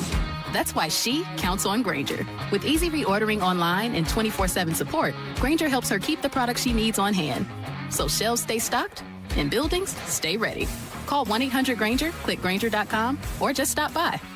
Grainger, for the ones who get it done. Pump up the volume. Business moves fast. Orders roll in, deadlines close in. When you ship with USPS Ground Advantage, you can keep up with confidence. Every package stays in our secure network from dock to door. And with nationwide reach, dependable tracking, and upfront affordable pricing, you get built-in peace of mind. You run the business. We run the routes. Visit USPS.com/Ground Advantage to learn more. Drivers who switch their home and auto with Progressive could save money and time. Other things try to do this, but they really don't. Like the touchscreen at fast food places. It's not like you save time because it takes you longer to use a touchscreen than, I don't know, someone who works there.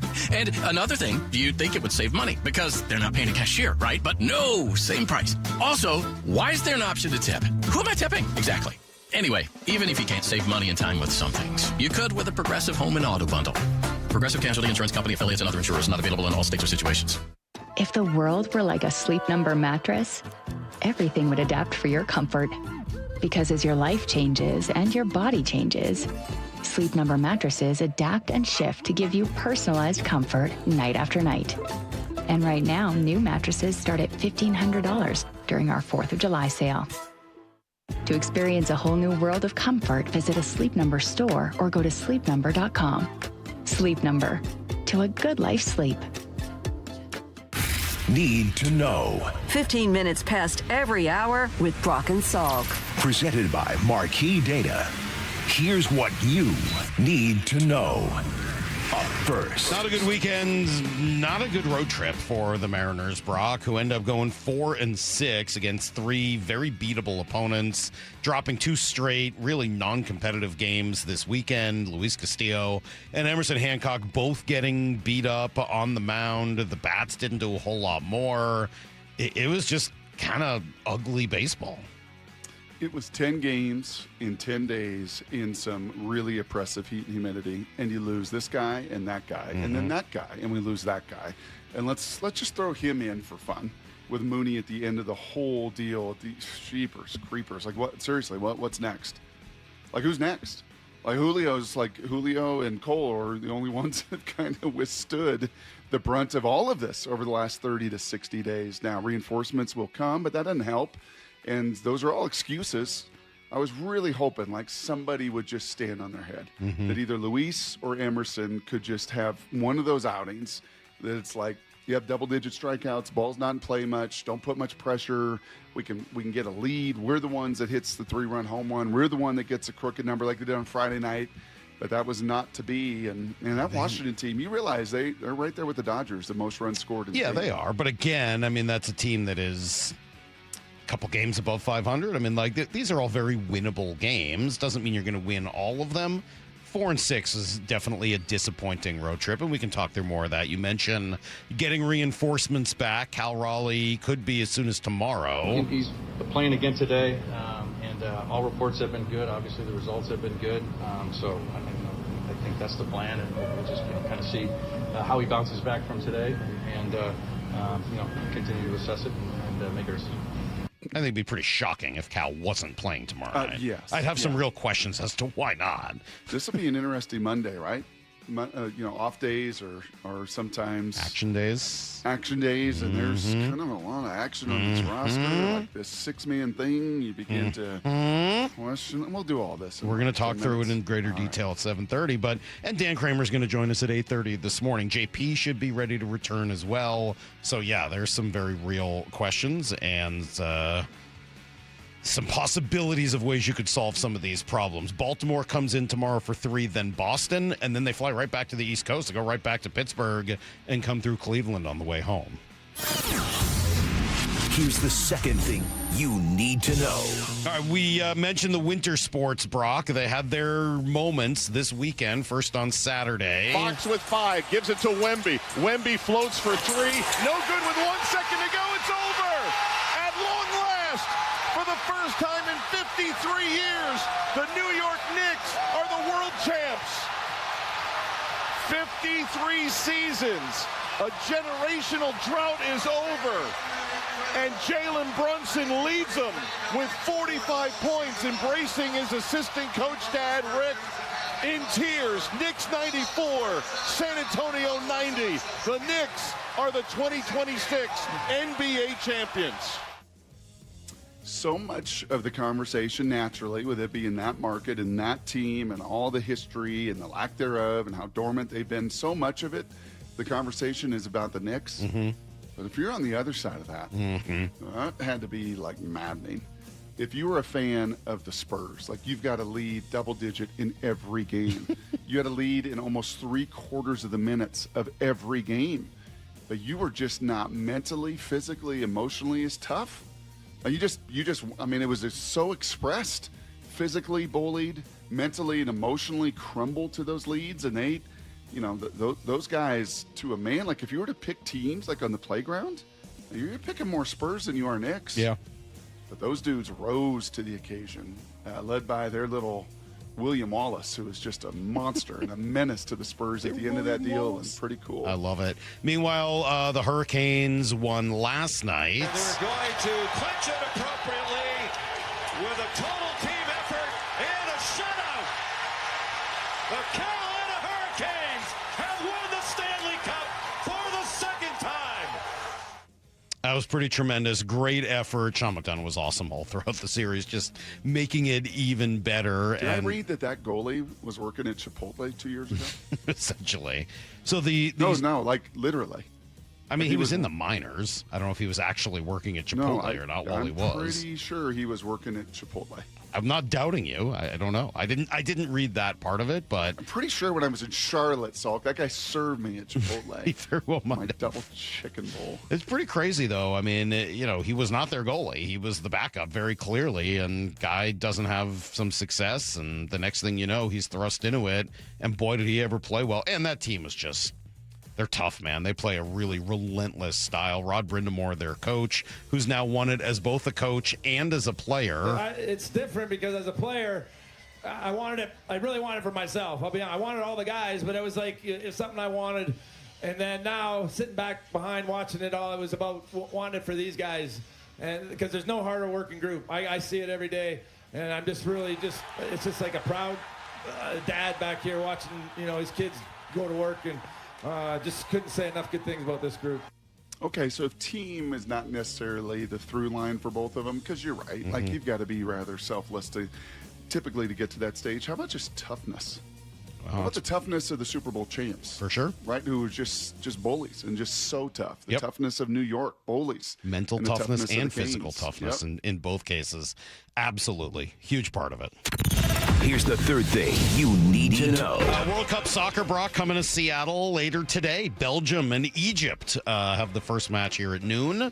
And then the U.S. team will play Friday. For the second time on Friday. They, of course, had a 4-1 win in Los Angeles on Friday night. Did you enjoy that? Lefko was really thinking your Rush concert was a front. Oh, that's why I went down there. Mm-hmm. Yeah. You and all your Pomona boys. Sure. Yeah, I mean, they like it. They were into it. Yeah, they were. Yeah. And they drug you along. Ugh. Ugh. I have thoughts. Coming up at 8 o'clock. Seahawks also got their rings. Pretty cool ceremony. Do you like the rings coming down from the ceiling? Wasn't that great? As I said on Friday, it was just such a final cherry on top of an ownership group. And that transition's coming. I'll get to that in Blue 88. But just a final, hey, man, we're going to throw you the greatest party on the way out. It seemed pretty great. We don't have to, but we will. Yeah. And we're going to do it in a Boeing hangar, and we're going to do it in ways that have not been done before, and we're going to spend every resource and every dollar. I mean, the amount of work that goes into something like that to make sure it goes off the way it did. That was pretty incredible. Yeah, I thought that was pretty cool. Really, awesome. really cool way to get it all done. All right, that is everything you need to know. 1/4 every hour here on the Brock and Salk Show. Yeah, we can talk through the soccer. I will do it seriously. I won't just do it tongue in cheek. I have actual serious thoughts on the soccer, and some of them are positive. How's that? I will say, like, it was the most dynamic U.S. team, like men's team that I think my eyes have ever watched. And it helps that they scored so much, but just the way that they move and their coordination, they were on fire Friday night, and we'll have a chance to do it against the Aussies this Friday night. I can't speak in our on house. that. I don't have any actual breakdown of the soccer. In our house. I just have some observations about what was going on, but that's cool if you got breakdown of the soccer. Oh, so, yeah. If so, Brock, you could work at Fox. You'd give more breakdowns than they did. That was the worst broadcast I've ever seen of anything. Just save it for 8. All right, we'll do that at 8 o'clock. Up next, the Mariners, Brock, had a really, really rough 10 days. How serious was the problem, and what are the 2 obvious fixes? It's next on Brock and Salk. Have you downloaded the Seattle Sports app? We're going to have a challenge right here. What are you waiting for? Listen to this. Every pitch. Here comes the 3-2. Every game. Swung on and missed. Got him. One app for free. How about that, folks? The Seattle Sports app. Every game. Julio racing back. Right in the palm of your hands. Makes a leap and makes the catch. Plus the latest Mariners news, insider access, video, and podcasts. They got it. Wow. The Seattle Sports app. Highlights don't win games. The full box score does. I'm Brock Heward, and most business leaders aren't short on data. They're short on clarity. Numbers are scattered across ERP, CRMs, and spreadsheets, making decisions reactive instead of confident. And that's not how great businesses are built. Marquee IQ brings all your data together into one clear view, even if it lives in disconnected systems or offline, so you can see what's really happening and act faster. Stop running your business on highlights. Get the full picture. Visit datathatwins.com to see what Marquee IQ can do. Do you have stiff laundry or scale buildup on your sinks and showers? Those are classic signs of hard water. At Culligan, they deliver softer, cleaner water throughout your entire home. A Culligan water softener removes the hardness from your water and extends the life of your appliances. Plus, it can improve the quality of your skin and hair. Ask about 12-month, no payment, no interest financing too. Go to Culligan.com. That's Culligan.com. Contaminants or impurities may not be in your water. Hey Seattle, Jake Bobo from Techline Roofing. Are you in the market for a new roof? With the strongest workmanship warranty in the business, Techline Roofing has you covered. Take advantage of our easy financing and our summer special. Trust Techline. Hey baseball fans, Rick Riz here. I'm excited to introduce you to my good friend Keith Dashafee, owner of Pella Windows and Doors of Western Washington. Keith? Thanks, Rick. Improve your play with 25% off windows and doors or 12 months, no interest, and no payments. We're also giving back to the community with 2 $5,000 scholarships for our local youth sports teams. Upgrade your home today at PellaPNW.com. That's fantastic, Keith. Don't wait. Schedule your free appointment today at PellaPNW.com. You can never have too many tools. Shop DeWalt deals at Lowe's. Get a free Select DeWalt 20-volt max power tool when you buy a Select 20-volt max 5-amp-hour battery kit. Plus, get a free additional DeWalt 20-volt max 8-amp-hour battery when you buy a DeWalt 10-inch 20-volt max dual-bevel compounded miter saw. Our best lineup is here at Lowe's. Valid through 6/24 while supplies last. Selection varies by location.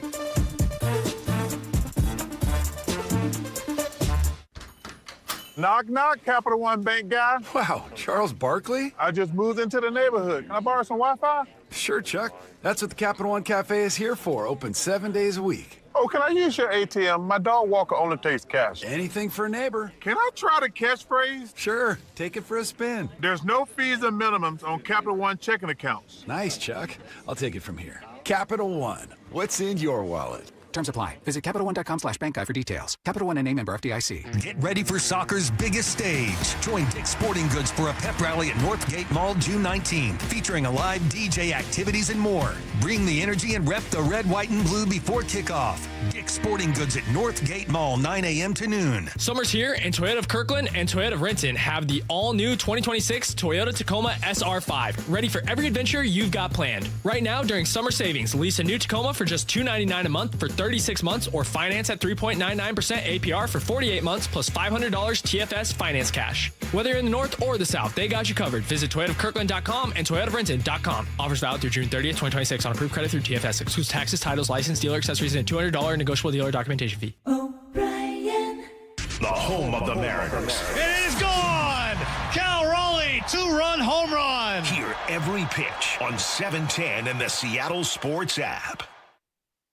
June is Men's Health Month. Swedish Cyberknife is encouraging men to break the stigma and talk about their own health with family members and medical professionals. Dave Wyman here. Find out about your family medical history, as conditions like prostate cancer can increase your risk. When detected early, prostate cancer has several viable treatment options. One of the most effective treatment methods for prostate cancer is offered at Swedish Medical Center right here in Seattle. Swedish Cyberknife requires only 5 short treatment sessions, each lasting less than an hour. It's non-surgical, non-invasive, and patients can typically maintain their usual day-to-day lives. This June, during Men's Health Month, make sure to place an emphasis on discussing your health with family and medical professionals. Ask about family history of medical conditions or disease. To learn more about Cyberknife for prostate cancer treatment, go to swedish.org/cyberknifeprostate. Treat prostate cancer with Swedish Cyberknife. Cyberknife is a registered trademark of Accuray Incorporated and is used with permission. This might be the most surprising statistic I've shared in decades of doing local news. More than 75% of commuters will be involved in a car accident at some point. JP Pendergast of Pendergast Law with more. What makes it more surprising? The average person will be involved in 3 to 4 collisions in their lifetime. With accidents unbelievably prevalent, what are some safety tips if it happens to you? Safety first. Secondary collisions are not uncommon while awaiting help.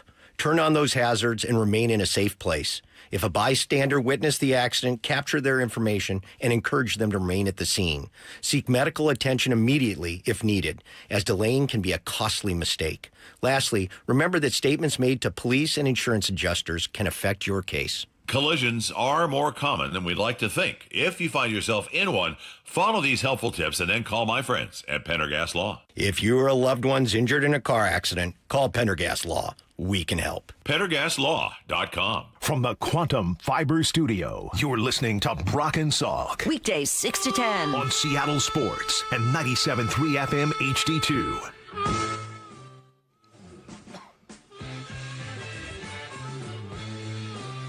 All right. How serious was the Mariner road trip, Brock? How serious was the problem? They went 4-6.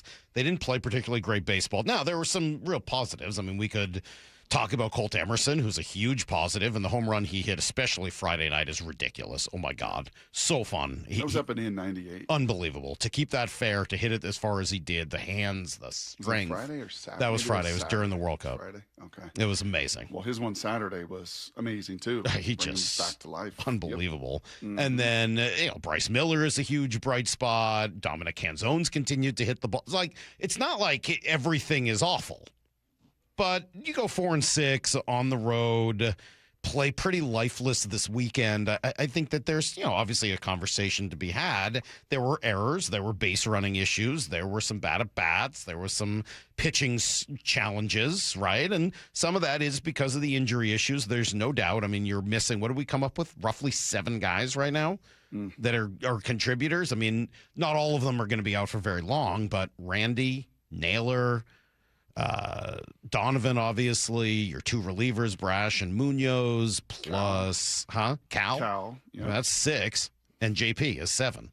Yeah. That's a pretty significant portion.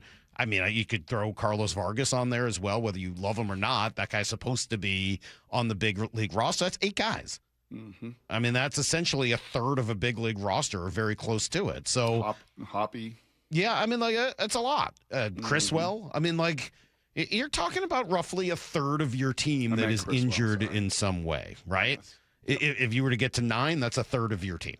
Yep. Now, a lot of those guys are going to be coming back, and a lot of those guys have been a part of this thing. And I think it's also worth noting that a lot of the issues that they've had, base running, errors, etc., are from the regulars. It really has not been the fill-ins making those mistakes, right? Naylor throwing the ball away, Bizzardo with his issues, a couple of starters get bombed. Like, it hasn't been like, oh, my God, Patrick Wisdom just threw the ball into the second deck. Like, it's been the guys that you're kind of counting on who have made a lot of the sloppy plays. So maybe they're mentally exhausted from carrying more of the weight, but I would say that has actually been the most disappointing part to me. Yeah, it was this one kind of felt, and certainly this weekend, it just kind of felt like human nature defeated them a bit. The human nature of, oh my gosh, what do we do now? Oh, somebody else is going down. Oh my gosh, is it hot and humid? Oh, this, we don't deal with this stuff in the North. Why? We got a marine layer. We don't have this. Right, this blowtorch with humidity coming at me, and we don't have our captain, and we don't have our other leader, and we don't have and there's a hamstring, and it just kind of felt like human nature just kind of seeped into the whole deal, and then the real question of all of it, because the real question is not some of these injuries, because you are going to get guys back and expect to hear a lot of that tomorrow. The real question is the 6-man rotation.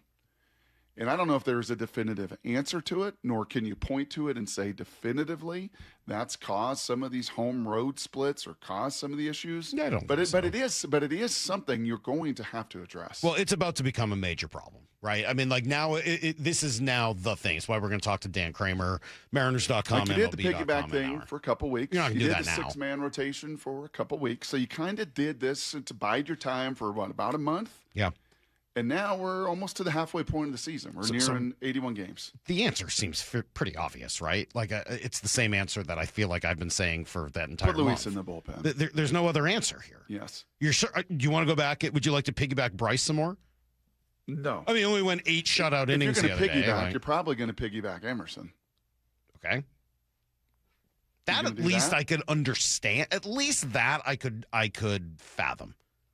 I could understand it. I don't like it, but I could understand it. Like, yeah, all right. You're trying to limit some of the innings 2 times through the lineup rather than the 3rd time through the lineup. It's funny because, he's had some really dominant starts and gotten deep into games at times better than Logan or Kirby have too. I mean, like, but he's not run the whole race from beginning to end of a season at the major league level. Yep. And even the last 2 or 3 starts were not as dominant as the previous 4 or 5 or 6. So certainly that is an option. Is that a better option than putting Luis in the bullpen, where, by the way, Matt Brash is hurt and could be out for a while, and now Andres Munoz is having back problems? Like, am I crazy? Right. This feels like they're making it easy for you. With those 2 injuries, they have opened the door for the world's, for what could have been a very difficult conversation with Luis to make it much easier. Luis, now we need you. This is not a demotion. This is not a demotion. Right. This is a promotion to help our team. This is what we need. This is what the team needs. These guys are hurt. Our bullpen is floundering. We need you back there. And then secondarily, you need Cade. Like, maybe there's something going on under the hood that I'm missing. What do you have, another 7 shutout innings this weekend? Like, he is too good for AA, and it is a waste to have him in AAA. You got to have this guy in the major leagues. Yep. And it is very rare that I say this. I do not have a track record, if you go back 17 years, of saying you've got to call this guy up. I never say it. I didn't even say it with Colt Emerson. By the way, I was wrong. Like, I never say it. Yeah. I don't know how you keep him down. Yeah. He's ready. Yeah. I mean, it just gets to a point, and this is a little bit of what happened in our story as a football team last year here, a little bit of Ty's story, right, where football is different, and it's a first-year head coach, and you're trying to give the senior group all of the leadership and really have them in high school football especially. Like, you win with seniors, and you want those guys to lead, but eventually the data just becomes the data so much that it makes a decision for you. The numbers make the decision for you. The data makes a decision for you. And I think now, as you're over 70 games and coming to the halfway pole, like, what does this data tell you? The data tells you clearly that Luis's stuff plays up, and I think it's going to be much better in a short sample. The data tells you that Cade has far overwhelmed anything at the AA level in ways that Passon said to us last Tuesday he's never seen. Not like in short term, but over the long term play of guys at that level. And oh, by the way, the game has also changed, right? This isn't revolutionary. This isn't taking a risk like, We could ruin this guy like Brandon Morrow 10 years ago. Like, this is the way the game is going in many other places. The college pitchers, as accomplished as he is, coming out of that conference with all that he did and winning a national title last year, like, this is not your typical 21, 22-year-old, right? And we're seeing that around baseball as these guys take the ball and shove, or like Colt Emerson, get in the box and do their thing. So, yeah, I think the data is now getting to a point where it's like, whew, okay, William Wallace, how much more do we want to hold? Hold. But eventually the cavalry comes and you put your spears up and you play your best people in the right spots. So I think, yeah, these injuries in this story is starting to write some of itself. Now, if you want to go back and look at last year and look at Trey Yasevich as a comp, he did not make his debut until September. For whatever that's worth. Yep. Came up in September, had 3 outings in the regular season. Old Trey did not put together in April. I don't think anybody. June, I don't think anybody ever has. But yeah. Where this gets tricky is, I mean, when Trey Yasevich came up, he started. Yep. I don't. There's and for obviously those that don't remember, paint the picture for who Trey is. Trey Yasevich, he's yes, unbelievable rookie pitcher for the Blue Jays last year. Came in, pitched against you in the postseason. I mean, he was a big part of the run that the Blue Jays made all the way to the World Series last year. Yep. And that's a pretty decent comp, right? He was a college pitcher, went through a year in the minors, and then got called up. There's a pretty clear comp there with Kane Anderson. It's challenging because he's a starter and you don't have room as a starter. So are you willing to make him a reliever? That's really what the question is. And can you do that without time spent turning him into a reliever and then turning him back out? Like, I don't know how all of that works. And so maybe that's the reason that you're just like, we want to do this, but we're not ready to commit to him. I don't know. But you can't tell me at this point, as significant innings are going to guys that are Domingo Castillo, like those guys aren't real major leaguers. At some point, you got to get this guy in the major leagues, and I don't know how to do that. I'm not. I don't know what direction they choose to do it, but they need him in the major leagues, and they need Luis Castillo in the bullpen. That feels very clear to me.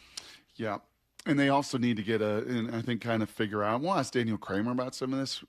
So if this were all balls hit off shins and kind of just weird trauma and jumping into a net and fracturing your shoulder, and it was weird sliding in and breaking a hamate bone, you kind of get it. Like, and I bit my tongue on some of this because injuries, as you know, as a coach's son, are very frustrating to me. But when it's this many soft tissue injuries, you get to a point where you do have to, whether through rest, through nutrition. We talk about rest can all you the explain time. Soft tissue, because when I hear soft tissue, Brock, I think of hamstrings. Almost exclusively. Like, I think of muscle pulls in the hamstring. Do you consider obliques and abs? Yes, a pec, an oblique, Who has a hamstring, pec? any muscle. That is what Robles had earlier this year. Right. Yeah, so he had a pec earlier this year. No, though, Brock, I'm not trying to belittle the point. That is still that's still a muscle. That is still but the a soft Robles tissue thing injury. comes from what he did last year, diving into the stands and having his arm ripped back. Are you sure of that? I'm not sure, but I We'll don't ask think Daniel some I of don't think that. that's like an unfair leap to make. Yep, and Donovan obviously was coming into this with a core injury, but we also saw him all spring, and he was a dynamo. I know. Like, he was playing just, to the wall the whole spring and start of the year, and unfortunately that thing flares up. And an ab muscle for Cal, yes, that is a soft tissue, right? Cartilage and ab. And then a hamstring. I guess I just feel like those core ones are different. Okay.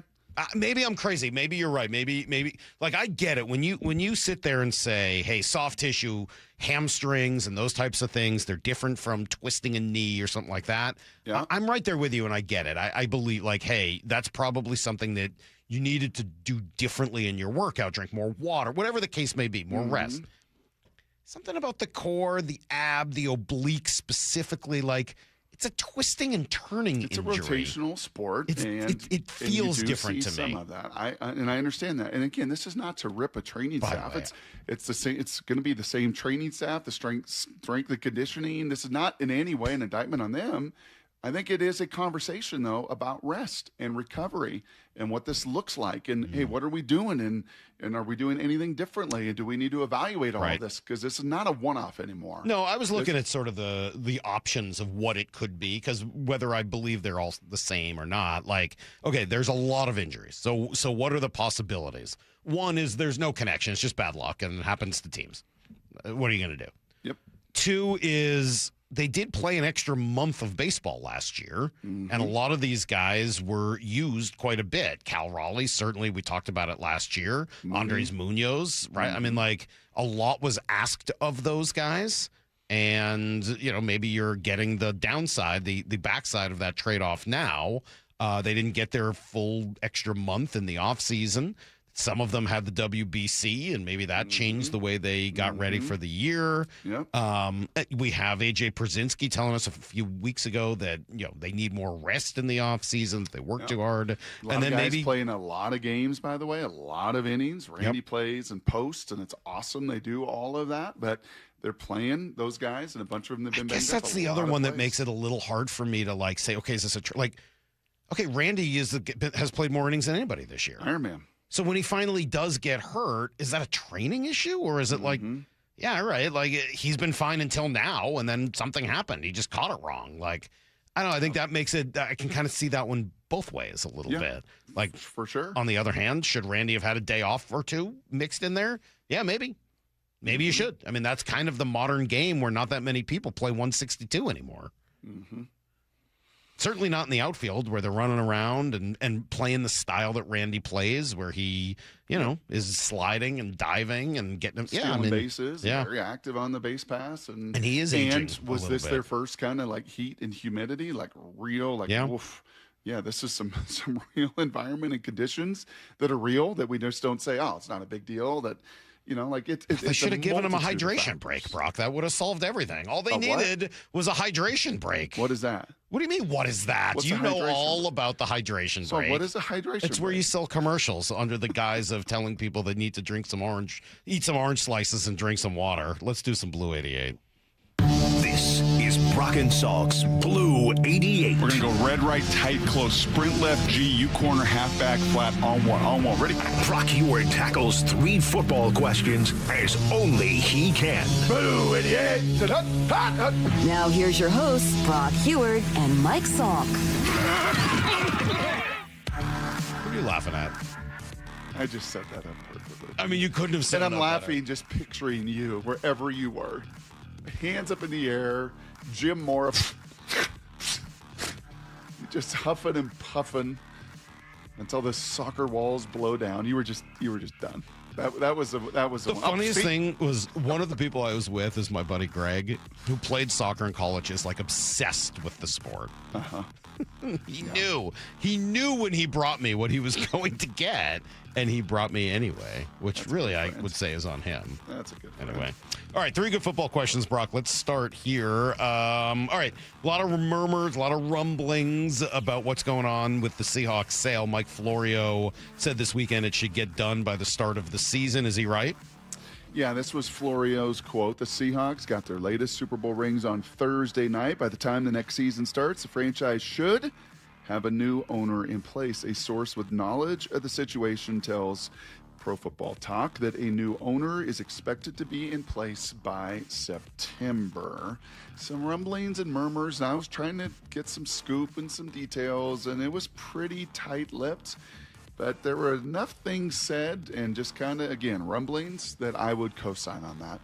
That I think this is not going to play out through the season. You don't want that, right? John Schneider and his whole staff, especially with some of the turnover and some of the people you're losing your front office and head coach, and you're setting budgets and you're making plans and you're doing all of this. You don't want a fiduciary and a trust, and like you wanted Friday night to be the final, Thursday night to be the final salvo. And you saw the pictures of Jody, John. You saw John wearing his Paul Allen T-shirt. Like, there it is. There's our final get-together, kumbaya, love each other, celebrate, go out in a way that very few have ever gotten to go out on top. And then you want the new owner to come in. Now, a lot of football business does not go down the next 2 to 3 weeks. It's actually in the calendar, the time for players and staff and coaches and management to get away. and they're getting away all over the globe. So they're getting away, and then, you come back in mid-July and start, or early July 10th or so, and got a couple weeks to get training camp ready to roll. And, yeah, I think you would like this certainly done before kickoff against the New England Patriots. And my expectation, like Mike Florio, is... Do you have a sense as to who?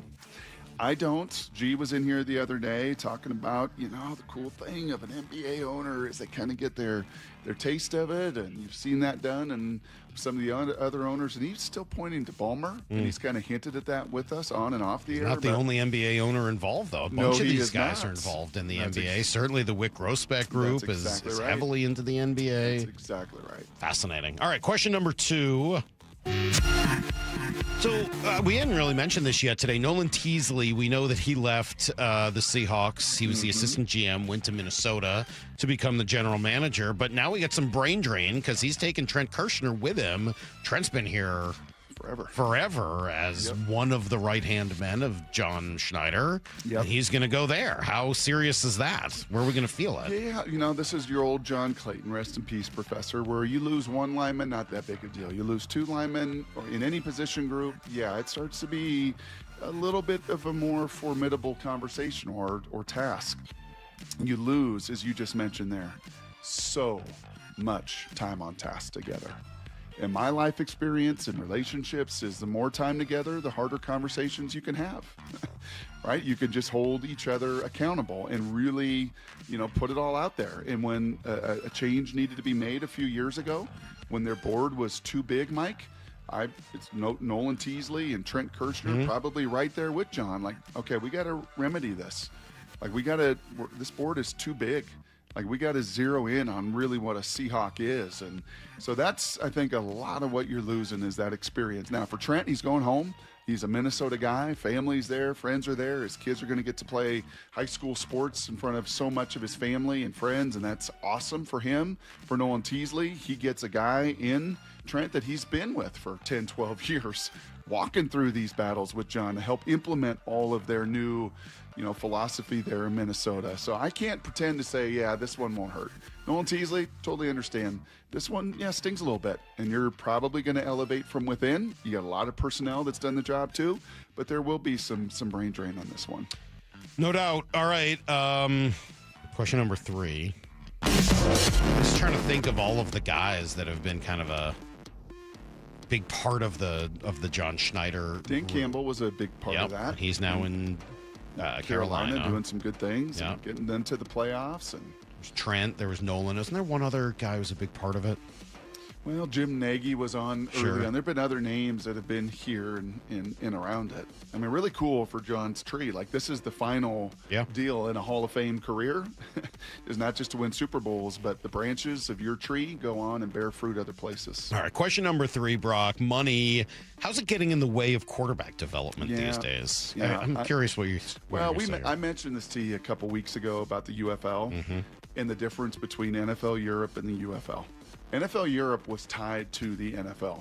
Teams like Damon Heward and John Kitna and Jake Delhomme, they allocated their players to go play in NFL Europe. So Damon was on the Dolphins roster. John was on the Seahawks roster. Delhomme was on, I think, on that time on the Saints roster.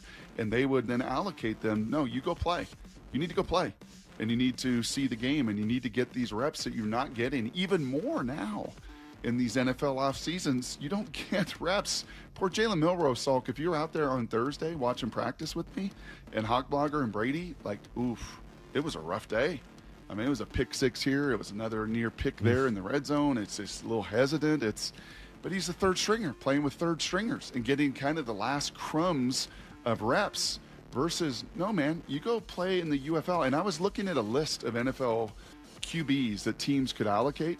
And you tell me, would you be watching the UFL, Salk, if Jalen Milroe was starting in Birmingham? You would. I'd be a lot more interested. It would certainly pique your interest a whole lot more. Very much so. Look at all of these names to me that would benefit substantially if they were allocated to go play. Stetson Bennett, Tommy DeVito, Sam Ehlinger, Dylan Gabriel, Hendon Hooker, Will Levis, Joe Milton, Anthony Richardson, Keaton Slova, Zach Wilson. Like, guys, some that have had a taste and failed, and others that need to play. Mm-hmm.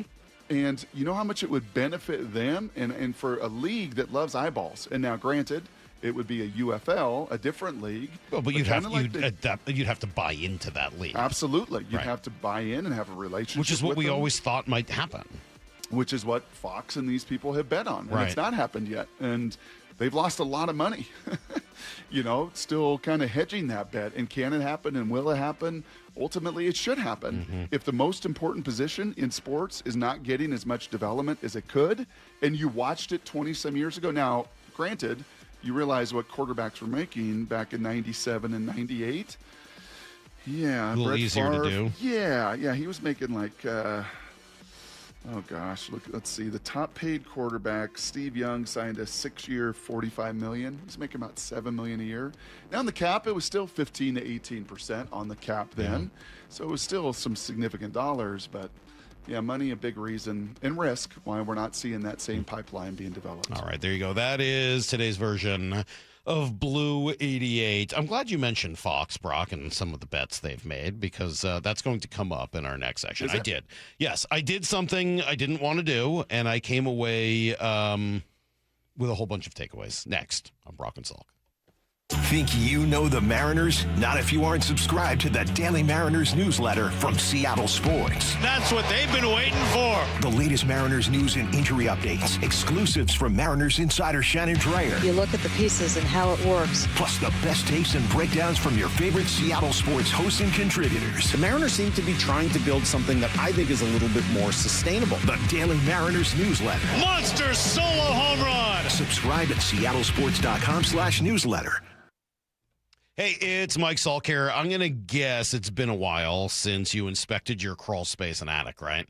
Like maybe you've never done it if you're anything like me. Most homeowners completely avoid those areas, understandable, but it is important to check on them regularly. The good news is Crawl Pros will go where you don't want to. They'll get into those dingy areas and do it all with a free corner-to-corner inspection.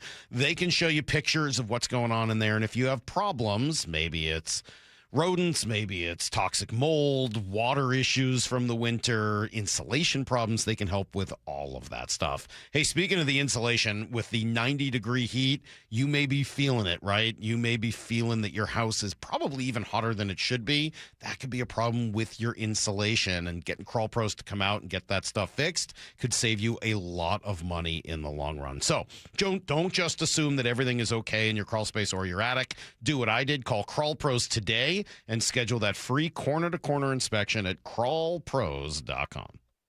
I was walking my dog. I fell and ended up with 3 tears in my meniscus. I was sent to a surgeon, and they said the only way to get this fixed is to have surgery. That just wasn't an option. I didn't want to jump into surgery without trying anything else. I'm Dr. Mark Shelley, a chiropractic neurologist at Sound Pain Solutions. We offer Jamie an alternative to the downtime and potential risks associated with invasive knee surgery. At Sound Pain Solutions, we help patients like Jamie avoid the side effects of painkillers, cortisone injections, and pain following surgery. Our comprehensive approach includes treatments like pressure wave, PRP, and advanced laser. These treatments reduce pain and restore mobility naturally. Now Jamie is able to do everything she enjoys without pain. I'm grateful for being able to wake up every day and not be in pain. To be able to go about my day has been amazing. Schedule a free consultation to learn if you qualify for our non-surgical and drug-free joint treatments at soundpainsolutions.com. Running a small business means juggling a lot. Your network has to handle it all. That's where a fiber-only provider falls short.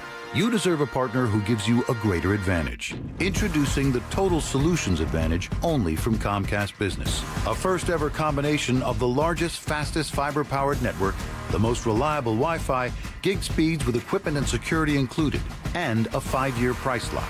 Plus, it's all backed by a 30-day money-back guarantee. The Total Solutions Advantage only from Comcast Business. A new standard for small business with reliability, security, and savings in one. When you add it all up, no one does business like Comcast Business.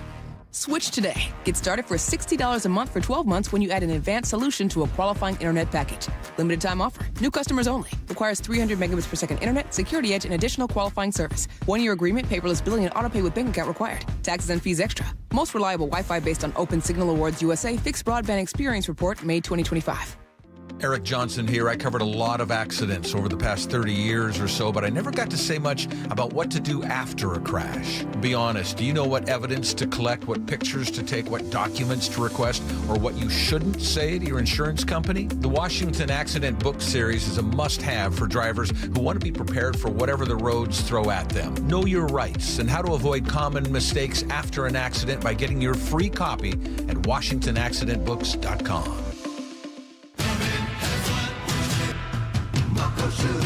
Start having fun. Caesar Sportsbook at Muckleshoot Casino Resort is your #1 place to eat, drink, watch, and have fun. Keep up with your favorite sports anywhere and everywhere on property with the mobile app. Visit MuckleshootCasino.com today. Scan the QR code and let the play begin. Muckleshoot. Hey Seattle, Jake Bobo from Techline Roofing. Are you in the market for a new roof? With the strongest workmanship warranty in the business, Techline Roofing has you covered. Take advantage of our easy financing and our summer special. Trust Techline. Hey baseball fans, Rick Witters with Cressy Door. At Cressy Door, we offer top-of-the-line garage doors, garage door service, and garage door repairs. Residential or commercial, please consider Cressy Door for all of your garage door needs. Cressy Door. Sports fans, you don't have to be a pro athlete to feel like a champion. At Emerald City Athletics, our Champions Training Program delivers faster, smarter fitness results for every age, every level, every body. And right now, you can try ECA free for 29 days. Boost your energy, build your confidence, become the champion of your life at ECA. Voted best in the Pacific Northwest. Try 29 days free and join for as low as $22 a month. Emerald City Athletics, smarter fitness, real results, champion energy for all. Let's go! This is Seattle Sports. Streaming through the Seattle Sports app. KIRO AM Seattle. KIRO FM HD2 Tacoma. Home of the Seahawks, Mariners, and everything Seattle sports. Give me a freaking auto! From the Quantum Fiber Studio, this is Brock and Salk on Seattle Sports. Brock Heward and Marcus. Sorry about just Mike. Heward, not exactly Joe Cap there in the pocket. Now here are your hosts, Brock Heward and Mike Salk. All right, Brock, I watched the full soccer game. I watched a full soccer game and part of another one before I fell asleep for the whole second half. But here are some takeaways, okay? I watched soccer. You and I were texting throughout it. I have some serious takeaways and a couple that are less serious. But most importantly, it really is boring. I'm sorry. Like I don't understand how people watch it. I tried kind of at least, but it doesn't interest me. It really doesn't. I remain astounded that there are people that watch the sport. I don't get it. Is it because you don't appreciate? What's your buddy's name that loves soccer? Greg. That endured, Greg. Is it because Greg appreciates the connect the pass? Maybe. He enjoys the beautiful connections, the spacing. Did you notice the number of triangles that get developed? No. In real time, like Tex Winners on a basketball court? No. You didn't see any of that? No. So maybe you just don't have an appreciation for the details, maybe, Salk, and the very fundamentals that make that game go. Maybe. Yeah, I guess that's possible. Or maybe those fundamentals suck. Like, maybe they're not interesting. I mean, like, both, I guess, could be true, but I really found it boring. I really didn't like it. I really did. And, did you try, or did you just go in with your super dour, sour, no, let me just be negative Nelly guy? I tried. You legitimately tried? A little. I tried a little. Were you warm? No. I think we may need to get Chris on the phone and get some verification. Well, poor Chris won't know. Chris, I think I mentioned this. So we were in Culver City at a park. They had about 800 people there at this park watching the game. And there was a beer garden in the back and a food truck. And Chris left with about 5 minutes into the game. He went to go get some chicken at the food truck. And at the end of the game, he had still not yet received his chicken. Wow. He waited in line for almost the entire game, and then another 50 minutes for the food. So Chris really won't be a good person to sounds like Culver City. to tell you. Anyway, it's boring. But here's my biggest problem. Honestly, jokes aside, my biggest problem. I thought the announcers in the game presentation on Fox were horrible. I thought, honestly, that was my biggest takeaway, was how poorly the game was being presented. I did not see. Did you see a single stat? So 800 people were watching this deal. Big screen? Yes. Like they had a big screen out there? And they speakers. Had volume on? Oh, they had the volume on too? Absolutely. Okay. Could hear All every right. word of it. I know that there was not even a British announcer, which was crazy. It was soccer being described by a guy with an American accent. It was bizarre. I don't know where they found the 3 guys who did the game. They were awful. Awful. And the broadcast crew, Brock, you've worked at Fox. Who's doing these games? Why were there no stats? Why do I not get anything on time? The U.S. dominates the game. They have the ball the entire time. I almost said the puck. They had the ball the entire time. Right. Why do I not see one stat to show the level of dominance that the U.S. has? I saw later a whole video on the, whatever it was, 25 passes or something that led to the final goal. Where was that breakdown? Where was any of the conversation? Where was number of passes connected or completed or anything? I'm an American. I need stats. Why are there no stats given to me over the course of an entire game? Crazy. And then there's no video breakdown. They never take the time to show you what happened. The only thing they show on video replay or explain, goals and fouls. They argue back and forth. Is that a foul? Oh, it's a yellow card. Maybe it's a foul. Maybe it should have been nothing. They go back and forth like the NBA. They taken the worst part of the NBA and made that the focal point for their entire broadcast. Think about it. The worst part of the NBA is debating whether or not it's a block or a charge, whether it's a foul or not. Right. And they've taken that entire concept and made an entire broadcast out of it. Why is there no all I can assume is that there is nothing to break down. It's just guys running around, but I can't imagine that's true. There has to be some level of strategy to this game. So why do I not read or hear any of it during a broadcast? Yeah, like what kind of formations they're running, why they run those formations, why they're putting their personnel in the places they do. There certainly is some strategy there. There has to be. I mean, I know there is. I joke about there not being some, but I know that there has to be some level of strategy that goes into this game.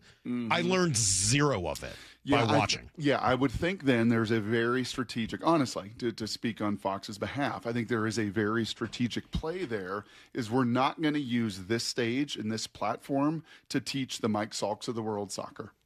We're going to use this stage and this platform to let the soccer speak for itself. So Well, then it was a gigantic failure because what's out there sucks.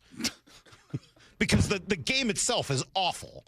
Just on its surface, it's a horrific, horrific sport. Explain the strategy, and maybe there's an opportunity for somebody to get into it. I don't know how one person could have watched that garbage and come away from it and been like, oh, I can't wait to watch it again. Now you do realize, Salk, they scored. Like one of the things that you were, pointing to before the game is like the lack of scoring. They did score 4 goals in that first half. One ultimately was they scored 2 barely goals, 3 goals offsides. in the first They scored 3. They put 4 in the net. One of them, kind of like in hockey, unfortunately, but they didn't score was that after goal. the fact called an offside. Well, that's not how that works. Just a step. You don't get to count that as a goal. But they still they still scored 3 goals. It'd be like 3 touchdowns. Well, I can only assume that Paraguay barely has a soccer team and they lucked into being there. I don't know. I don't know how they scored that many goals. It wasn't close. I mean, I wonder why Chris was in the beer garden and waiting for his chicken all game. It's just horrendous. He actually had 3 servings of it, Salk. He wanted to tell you that it hadn't been delivered yet. Man. Because he really didn't want to be around. I did enjoy the refreshment breaks. I mean, the hydration breaks. Those were good. I learned about mistaken identity. That was a highlight. They had a review for mistaken identity. How about that? I thought that was hilarious. You did see the review on the flop, though. All right, so I've got 2 things I did like. That was pretty awesome. Jokes aside, I had 2 things I really did like. One, there was a lot less flopping. Yep. There was a lot less flopping. Now you get a yellow card. Yep. And you get 2 yellow cards, you get a red card, you don't get to play. It turns out that's actually what mistaken identity means, right? When you fake it. It's diving, essentially. It's mistaken. I don't know why they call it mistaken identity. That doesn't make any sense. But that I agree with. They've done a better job of cleaning that up. Because they gave the yellow card originally to the defender that was mistaken because that guy was a phony and a fraud and a flop. So, okay, I thought that was cool. I thought that was pretty good. I thought that was an improvement. Ultimately, and my guess is this is what Fox focused on, because I remember you telling me years ago that Fox was really into, when they first got college football, they really wanted to focus on the pageantry of college football and showing a lot of shots of the crowd. Band. My gosh. They love the band. The band. They love the band. The band. Can't show the band enough. Can we stop at the band? If there's an opportunity, you go to the band. Yes. And I think that they did a great job of showing that, not just in the stadium, but around, the watch parties and stuff. Yes. The sense of community is incredible. Yep. And it is one of my favorite things about sports, and I'm not going to make fun of it. As much as I don't understand why people watch this particular sport, the ability to bring people together, this tournament obviously does that. For people all over the world, there's a sense of pride. There's a sense of togetherness. I think especially for those that are living away from where their heritage is, right? When you see, the other game we watched was Brazil and who were they playing? I fell asleep. Morocco. And it was awful. It was super boring. I mean, nothing happened after the first half, and I fell asleep for the entire second half. But they're showing all the Brazilians and stuff, and it was great seeing like their level of excitement for their country and the sport that's so meaningful to them. I think that part is amazing. Yeah. And then, what I was watching in a park in Culver City, 800 people. It was like a cool slice of Americana somehow in the middle of Los Angeles, which is, I guess, a nod to Culver City, the home of Michael Bumpus. I texted him looking for the Bump statue. I didn't find the Bump statue. He was a good striker back in the day. He was a good youth soccer player. He told me that his jersey was in the gym, but I didn't make my way into the gym. We were close, but not quite into the gym. But like that slice of Americana, I think is really cool. And like the fact that they essentially had like a Memorial Day, 4th of July style parade, except it was like a party in the park to watch this thing. Yep. I thought that was great. Jokes aside, I thought that was really, really an amazing way of bringing people together. Yep, and it does around the whole globe. I would just like to not be included next time. I hope it's true for other people. I would like to not be included. Yes, you won't get the invite. I don't want the invite. Don't invite me, please. Whatever you do, don't invite me. Unless you're looking to ruin your good time, just don't invite me. Have your good time by yourself. Go do your thing. Watch your sport. Enjoy it. Don't invite me. You're not going to convince me. You're not going to make me like it. I'm not going to change my mind. The sport sucks. Do not invite me. Do not bring me. Don't talk to me about it. Hopefully this will be the last time we ever mention this on this show. Have you downloaded the Seattle Sports app? We're going to have a challenge right here. What are you waiting for? Listen to this. Every pitch. Here comes the 3-2. Every game. Swung on and missed. Got him. One app for free. How about that, folks? The Seattle Sports app. Every game. Julio racing back. Right in the palm of your hands. Makes a leap and makes the catch. Plus the latest Mariners news, insider access, video, and podcasts. They got it. Wow. The Seattle Sports app. So are you a homeowner 62 or older and you realize your Social Security and other income may not carry you through retirement? Have you ever thought about a reverse mortgage? Brock Ewart here for my friends at Tila Mortgage, a local company serving Washington residents for 30 plus years. And if you want to know how reverse mortgage works or have questions like, are reverse mortgages safe? Will I still own my home? Do I really have the option of not making monthly mortgage payments? And you got to call Tila for a no pressure conversation. They'll answer every one of your questions with personalized recommendations and loan options that can safely help you improve your monthly cash flow, reduce financial stress, and allow you to have some extra income for living expenses, healthcare, lifestyle needs, whatever it may be. Call Tila today. Tila, spelled T-I-L-A, is a name you can trust for truthful, honest, and ethical advice for all of your mortgage needs. 206-766-8888. That's 206-766-8888. Insurance and property taxes, borrower's responsibility. Tila Mortgage LLC is a mortgage broker. NMLS 2472046. Dealing with divorce and custody issues can be terrifying and very lonely, but you don't need to face it alone. Goldberg Jones has been helping Northwest husbands and fathers for more than 30 years. Thousands of men have put their trust in us. You can too. Learn more at goldbergjones.com. Olympic Hot Tub's mid-year clearance event is on. Score big savings on saltwater hot tubs, saunas, and swim spas. Hurry, our mid-year clearance and these incredible deals end June 30th. OlympicHotTub.com. Better you, better life. It's the Diablo Performance Event at Par Lumber. For a limited time, get 20% off all Diablo tool products, including saw blades, drill bits, and hole saws. Built for cleaner cuts, longer life, and top performance. Don't miss out. Stock up and save big on the brand that outperforms the rest. Now through June 20th, get 20% off all Diablo tool products at your local Par Lumber. Visit par.com for more details. Lumen Field on Seahawks game days is your key to unlocking premium hospitality, views, and experiences. Host a memorable event in your own private game day suite. Or see an up-close, unique perspective from sideline and end zone field seats. To learn more about all the ways you can elevate your Seahawks game day at Lumen Field, visit Seahawks.com/premium. Less than 4 in 10 kids aged 6 through 12 are playing sports regularly. 4 in 10 kids? Let it sink in. Just 4 in 10 kids. ESPN is building a nationwide coalition powered by Disney called Take Back Sports, with the purpose of training more coaches, expanding access, and creating community-driven sports programming that puts kids and fun first. We're working on that story. We hope you'll join us. Visit takebacksports.org to learn more. Harry Douglas here to tell you about Fruity Rainbow 5-Hour Energy Shots. It's a fruity candy flavor explosion, and I mean explosion. Fruity Rainbow 5-Hour Energy Shots, a zero-sugar treat that's sweet tooth approved. These can take care of my candy cravings and provides a tasty caffeine kick without all the sugar. Fruity Rainbow 5-Hour Energy Shots. Get candy-flavored chaos with Fruity Rainbow 5-Hour Energy Shots. Available online at 5hourenergy.com or Amazon. The home of the Mariners. It is gone! Cal Raleigh, 2-run home run! Hear every pitch on 710 and the Seattle Sports app. For the ones who get it done, Grainger offers the professional-grade products you need to get the job done. With fast delivery you can depend on and access to technical product experts ready to help you meet any challenge. Call, click Grainger.com, or just stop by. Now that Wendy's has these new biggie deals, everyone in the family can get what they're craving, from nugs to JBCs. The parental units can get an $8 biggie bundle, the eldest who think they're so grown can get a $6 biggie bag, and the little one who can do no wrong can get a $4 biggie bites. You know, assuming they have a credit card. No, I'm kidding. We take cash too.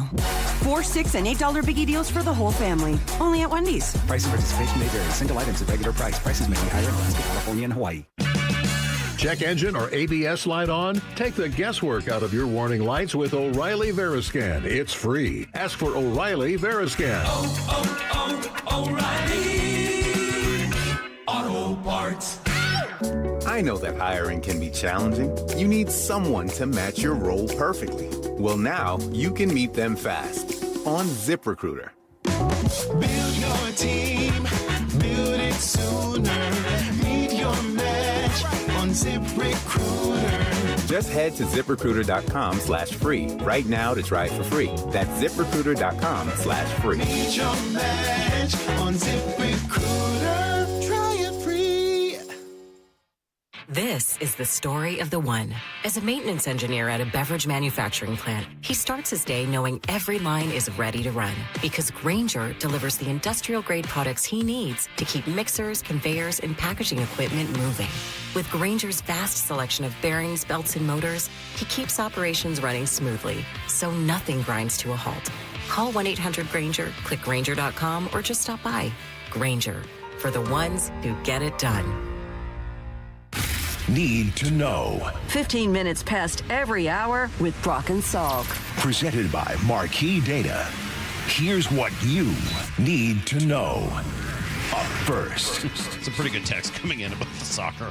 I'll read them to you in a few minutes.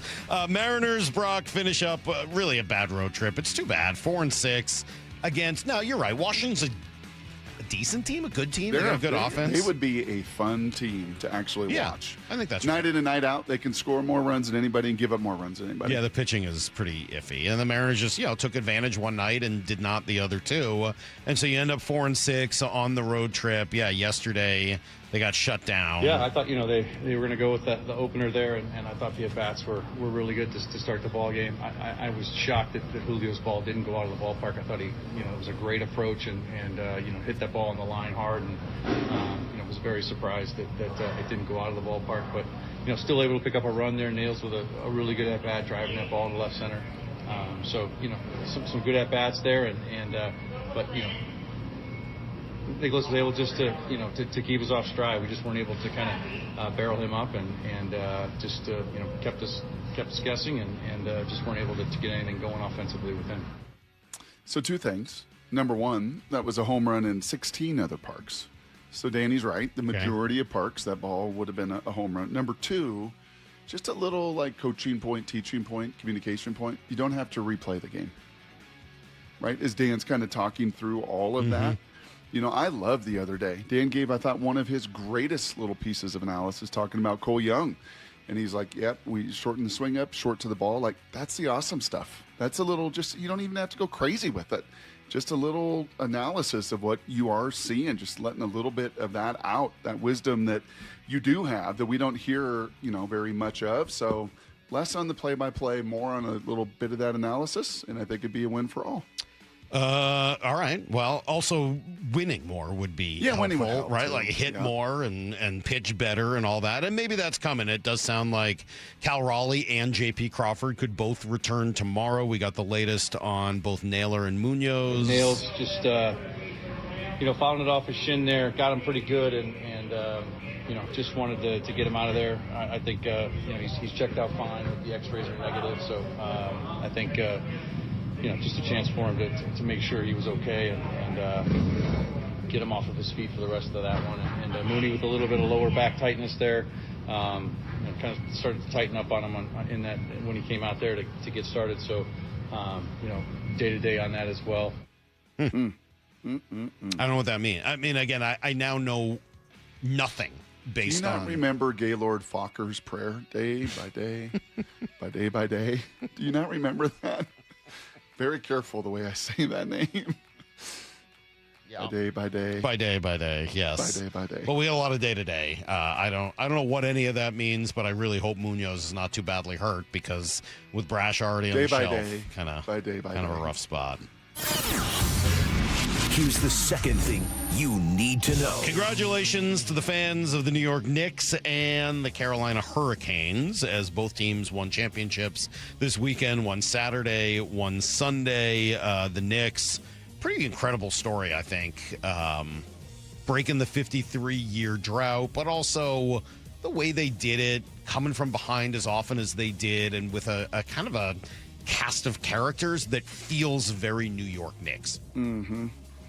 Well, 3 Villanova guys. So you got 3 kind of Northeasterners by trade and national champions there, and then to carry that over into the NBA. Mike Brown, by all accounts, everybody that I know that has had some touch points with him in his professional career, like, just rave about him. I mean, just absolutely. Remember, he was fired a couple years ago for trying to hold De'Aaron Fox accountable with the Kings. You probably don't remember that, but that's okay. No, he was fired for some of that. Yeah. And it's De'Aaron Fox that plays terrible in clutch moments many times in this series for the Spurs, and it was Mike Brown having the last little. That's got to be a pretty nice feeling for him. As for the Hurricanes, I was rooting for him, yes, and it was nice to see Carter Hart lose as well, but they were just relentless, man. I mean, just constant forecheck and constant the way they defended their blue line. Once they got a 2-0 lead last night, it was just over. When they a shut it down. 37-year-old captain plays as hard as he does, do you think that rises the tide of everybody else? I do, except I think it happens everywhere, so it's hard to.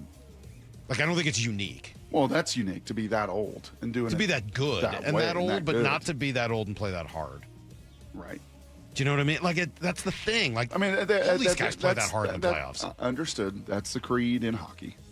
But when you're 37 and that guy is doing it, I think the fact that he showed up and had 5 goals in 4 games, that was pretty incredible. And the goal he scored, I don't know if we talked about it. The one I showed it to you. The one he scored as he was falling down on the back. I mean, just ridiculous. Just a really, really cool like story. You on the ice. Just like me. Yes, very similar.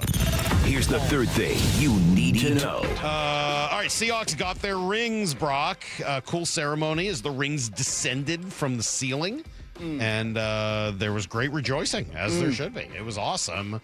Leonard Williams said the excitement started even beforehand at practice, although that was nothing new. I mean, honestly, I think that's we're excited, but I think that's just our culture. And I think that's what I love about us. I think regardless of the situation, regardless if we were getting our rings today or if, it's the last day of practice for breaking for OTAs, I think we just play with passion and energy. We love each other. We love coming to work. So I think, any given day, it's like we're having those type of practices. Yeah, I was present for it on Thursday, and that did not look in any way, shape, or form like a let's get out of here practice. It was the opposite of human nature. Human nature is like, dude, we got a party tonight. We get our rings tonight. I like big things. I need really big rings. Like, we get all of that tonight. And, oh, by the way, it's our last one. Bags are packed. Salk, it was like a 2 hours plus intense. We're gonna awesome. dig deeper into it at 9:30. You would have really enjoyed on Friday when you and Maura were out. It was me, Charles, and Lefko, and the amount of effort it took to get Charles to find a clean version of Big Rings was quite enjoyable off the air. Awesome. So you know that song. Well, that is everything you need to know. 15:15 every hour here on the Brock and Salk Show. Never seen the text toys so united. Everyone agrees with my take on soccer, really? which is great. Really? 206 says, I like and watch soccer, but I totally agree with Salk. The TV commentators are bad, and particularly at explaining what's going on tactically. Right. This person's given up in English and now watches the Spanish broadcast to get the emotion without the inane commentary. All right. I'm with you, Mike. I can't stand the sport. It's incredibly boring. I know. And then there's a couple that maybe feel differently. One or two, maybe. Yes, Salk. Soccer's worse than golf. Oh, wait, no, they're both awful. All right. I don't need you to like golf. Like, I like golf. I don't need you to like golf. That's the sad thing about soccer fans. They're always so desperate for you to like their dumb sport. Is that what it is? They are. They're so sad. Like, why don't you like my sport? Okay. Because it's boring. But have you ever really tried, Salk? I did. I've tried multiple times. Each time I come away with the same result. The only way this would have been cured, right? Like, the only way you would have truly been impacted by the global game is if Cecily was a soccer player, not a hockey player. Yeah, it wouldn't have happened. I wouldn't have or allowed the Love it. Island crew was hosting. No, I wouldn't have allowed any of that. Salk, are you going to call yourself a professional sports commentator or whatever and yet refuse to talk about the number one sport in the world? Okay. Yeah, I am. That's exactly what I'm going to do. I'm going to call myself a professional sports commentator because I get paid to comment on sports. That's right. That's what literally makes me a professional sports commentator. And as for whether or not it's the number one sport in the world, I don't do a worldwide sports show. I do a show about Seattle, which thankfully means I get to talk to Daniel Kramer about the Mariners next. Think you know the Mariners? Not if you aren't subscribed to the Daily Mariners newsletter from Seattle Sports. That's what they've been waiting for. The latest Mariners news and injury updates, exclusives from Mariners insider Shannon Dreyer. You look at the pieces and how it works. Plus the best takes and breakdowns from your favorite Seattle sports hosts and contributors. The Mariners seem to be trying to build something that I think is a little bit more sustainable. The Daily Mariners newsletter. Monster solo home run. Subscribe at seattlesports.com/newsletter. Hey, Mike Salk here. It is definitely summertime in Western Washington.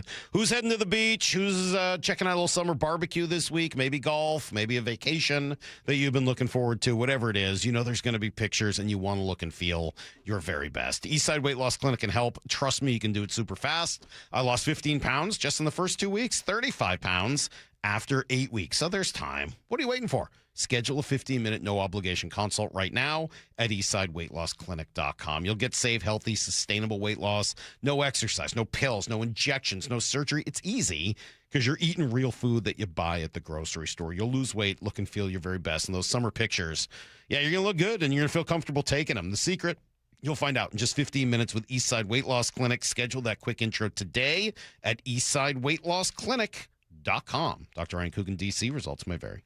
Whatever the heat index, stay cool this summer. Ask your Bryant dealer to maintain your current system or install an energy-efficient Evolution system. Learn more and schedule an appointment with a factory-authorized dealer today at BryantNorthwest.com.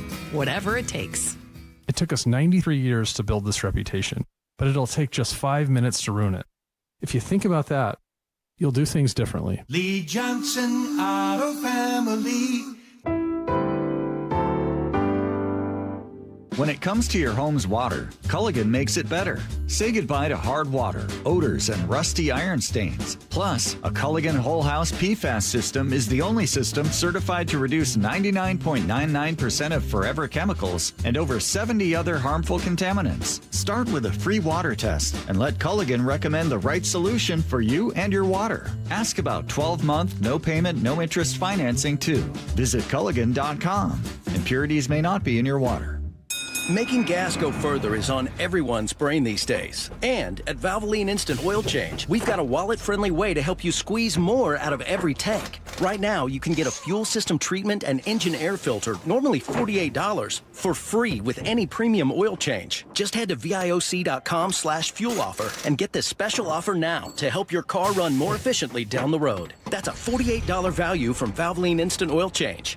Get yours at VIOC.com/fuel offer. I got to ride in the brand new all-electric ARC Sport, and it was a luxury EV on the water. Stacy here. You hop aboard immediately and feel like you're someone important. Luxury finishes, clean, tech throughout. Driving it is smooth, and it has that impressive kick you expect from an EV. Charging it is really easy, and not paying for gas is a huge plus. Book a free demo and see it for yourself in Lake Union, Lake Washington, and Lake Sammamish. Schedule your demo at arcboats.com/demo. If you can't make it to them in Kirkland, they'll come pick you up. arcboats.com/demo. Summer savings are in full swing at Toyota of Renton and Toyota of Kirkland. Lease a brand new Corolla from just $299 a month, a Corolla Cross from $289 a month, or a Camry for $329, all 36 months, all available now. Come visit their wonderful teams and take a test drive. Whether in the north or the south, they've got you covered. ToyotaofRenton.com and ToyotaofKirkland.com. Offers valid through June 30th, 2026 on approved credit through TFS. Excludes taxes, titles, license, dealer accessories, and a $200 negotiable dealer documentation fee. The home of the Mariners. It is gone! Cal Raleigh, 2-run home run! Hear every pitch on 710 and the Seattle Sports app. What if you could have the most reliable fiber-powered Wi-Fi? And get this, what if you could keep it at the same price for 5 years? During the Xfinity Summer Savings Event, now through June 22nd, new customers can get our best price on gig Wi-Fi, just $50 a month for 5 years. And get online in minutes with same-day Wi-Fi. It's Wi-Fi that finds and fixes problems before you even notice them, like super intelligent Wi-Fi with a sixth sense. Plus, add one line of Xfinity Mobile Select and you can save an average of $60 a month over Verizon and AT&T. You can even try it free for a year. Lock in your price and unlock the possibilities during the Xfinity Summer Savings Event. Get it now at Xfinity.com. Xfinity. Imagine that. Restrictions apply. Requires paperless billing and auto pay with stored bank account. Taxes and fees extra. Savings based on 1 gig internet and 1 mobile select line compared to similar Verizon and AT&T plans over 5 years. After 12 months, regular rates apply to mobile select. Xfinity internet required. Speeds vary. Use of fiber coaxial cable. What if I told you a local credit union is giving members up to $30 per month just to make everyday purchases? Dave Wyman here, and when I heard about the offer from Harborstone Credit Union, I said, sign me up. And that's what I did at harborstone.com/cash. You know, I'm not a tech-savvy guy, but opening a checking account was easy enough for me to figure out. I got my PNW Cashback checking account for free, no fees or minimums, and when I make everyday purchases with my Harborstone PNW Cashback debit card, I earn up to $30 each month. My wife loves it when I get cash back on gas, groceries, coffee, travel, and lunch. All categories count towards your cash back. You can even tap to pay. If you live, work, or worship in the state of Washington, sign up for a membership with Harborstone Credit Union and get the PNW Cashback free checking account. Open your free account online like I did at harborstone.com/cash or visit one of their 29 branches across the Northwest. Insured by NCUA. Terms and conditions apply. From the Quantum Fiber Studio. This is Brock and Salk. Weekdays 6 to 10. On Seattle Sports and 97.3 FM HD2. Yeah, Brock, you said it earlier. Monday today is an off day for the Mariners, and sometimes off days are action days, and certainly coming off a 4-6 road trip, certainly coming off 2 kind of lifeless games Saturday, Sunday in D.C., and with the glut of starting pitching and a couple other guys ready to return from being hurt, there's a lot of potential things the Mariners can do here in the next day or so. So let's talk to a guy who is covering the team every day, and I've just been impressed. I've talked about this a few times. I think this year, just the combination of coverage we're getting on the Mariners, obviously Shannon, but Adam Jude and Ryan Divish and Daniel Kramer, I think it's been a great group. They do an awesome job, and Daniel's done a ton of cool stuff. So glad to have him on the show today from Mariners.com, MLB.com. Daniel Kramer, good morning, sir. How are you? Well, now I'm blushing. As you should. That was the goal. Yeah. Yeah, we're trying to make our guests blush more.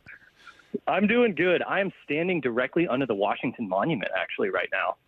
I couldn't get out last night, and there was also a ton of thunderstorms that delayed the team from getting out as well. So booked the flight for this afternoon and thought I'd just pop around and do a little sightseeing before heading home. Take a breather from a pretty long road trip. Well, it's a great city for that, and maybe what you need after, especially the last couple of games. I don't know whether there's an answer to this, but what do you attribute the inconsistency to? Yeah, it's a good question, and a big picture one. I think it's so hard to get a grip on the identity of this team and where they're going, because where they have been has just been so up and down. It's been one step forward, and it seems like 1.5 steps back, even though they sit in first place, one game above 500. The East Coast is always a difficult challenge to travel to, and especially when you're over there for a week and a half. Nonetheless, the past 10 games, they looked a lot more like the team over the first 7-8 weeks of the season. And certainly not like the one that rattled off the 8-game win streak and then, put together another good series or two after. And that was really what I had been looking for from this team, coming out of all the struggles that they had in March and April and early May, was just like, can they put together a string of 2 to 3 weeks of success rather than like 1 to 2 series? And so you just started to see a lot of the ingredients to their hiccups earlier in the season just kind of manifest themselves in different ways over the past 10 games. I mean, and it was just so up and down too, right? Like, I was only in Baltimore and DC, so I didn't go to Detroit, but like they win those first 2 games of the series in Baltimore, some tense games where the one with the 2 challenges, like, they kept their foot on the gas. That was a lot closer than it looked, and they come out with the win. But then you see, Brian have another clunker, and then Emerson have a clunker yesterday on the heels of, in between, Bryce putting together maybe the best start of the entire season from this rotation. Mm-hmm. It's just so hard to pinpoint, because some days it's the offense that looks just so stale. Some days it's the rotation, getting battered around. Same for the bullpen.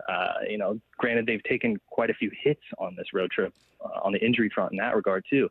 So it's tough to pinpoint one specific thing that's caused all these inconsistencies. I just think it's been a frustrating cocktail of a whole bunch of different things, of a really talented roster just not quite playing up to its potential quite yet. Daniel, is the simplest explanation and excuse you just don't have your group? Like, it's really hard to be consistent, get everybody on the same page when it's constant injury, constant roster shuffling, constant new faces, constantly new lineups. That it just simply is because this is not the team that when we were all in spring training looking at that lineup 1 through 9, we've been able to ever even see consistently. I think that's certainly a fair assessment for the road trip. But if you talk about holistically the season as a whole, I think that might be a little bit of a stretch, because, Cal has been out for a month, but he was still there for the first month and a half.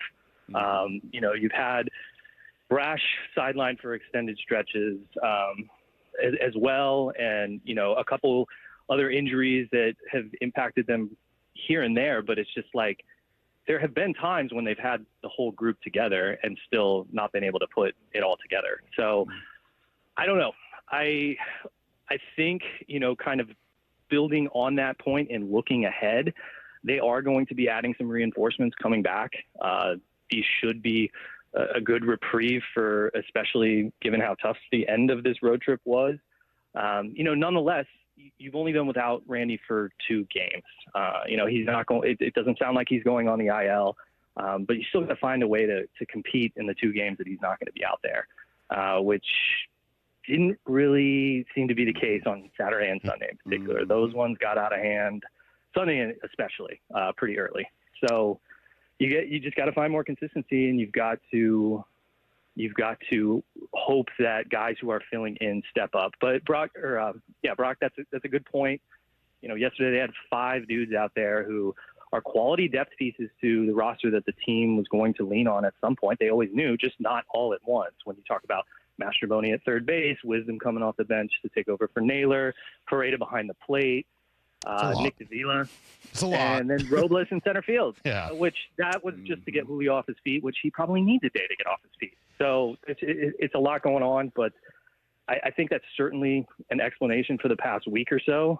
But holistically, bigger picture, you want to see more than one game above 500 at this stage of the season. Yeah, and it unfortunately doesn't really explain some of the sloppiness. I think that's the thing that's bothered me even more than, okay, sometimes you're not going to pitch, some days you're not going to hit. Control what you can control, which is the sloppy play. But let's start to spin this forward. We're talking to Dan Kramer from MLB.com and Mariners.com. So today is their day to kind of think through what they want to do. In all likelihood, we think Cal's coming back tomorrow. We think JP's coming back tomorrow. You no longer are probably going to stick with a 6-man rotation. Because the off days are now built in. Kate Anderson continues to dominate Double-A pitching. What are you doing with all these things if you are Jerry and Justin and the brain trust with the Mariners? It's a good question, and one I haven't gotten an answer to quite yet. They explicitly did not include probable pitchers on their game notes yesterday. Sometimes that's normal, especially if there's an off day and in between an upcoming series. It's not out of the realm for them to just not have the starting pitchers on the game notes, but we still haven't gotten clarification on who's going for this 6-game homestand.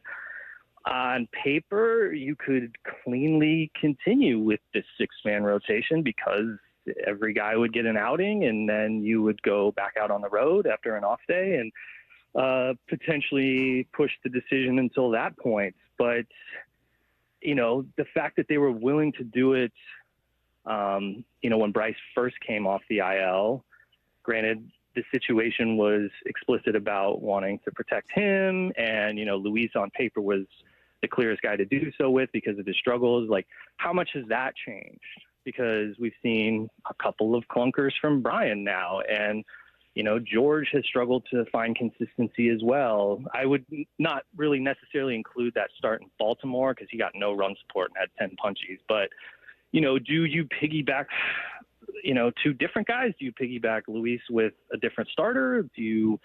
I don't think you want to compromise Bryce right now because, like I said, he was just absolutely dynamite on Friday night here in Washington and has looked that part since coming back, even going through the challenges of the piggyback. So, how much has the calculus changed? Not quite sure at this point. And don't know if we'll get an answer on that today or if it's something that we'll talk about with Justin tomorrow when he holds the, state of the IL address, as he does at the outset of each homestand. Let me ask you, what would you do?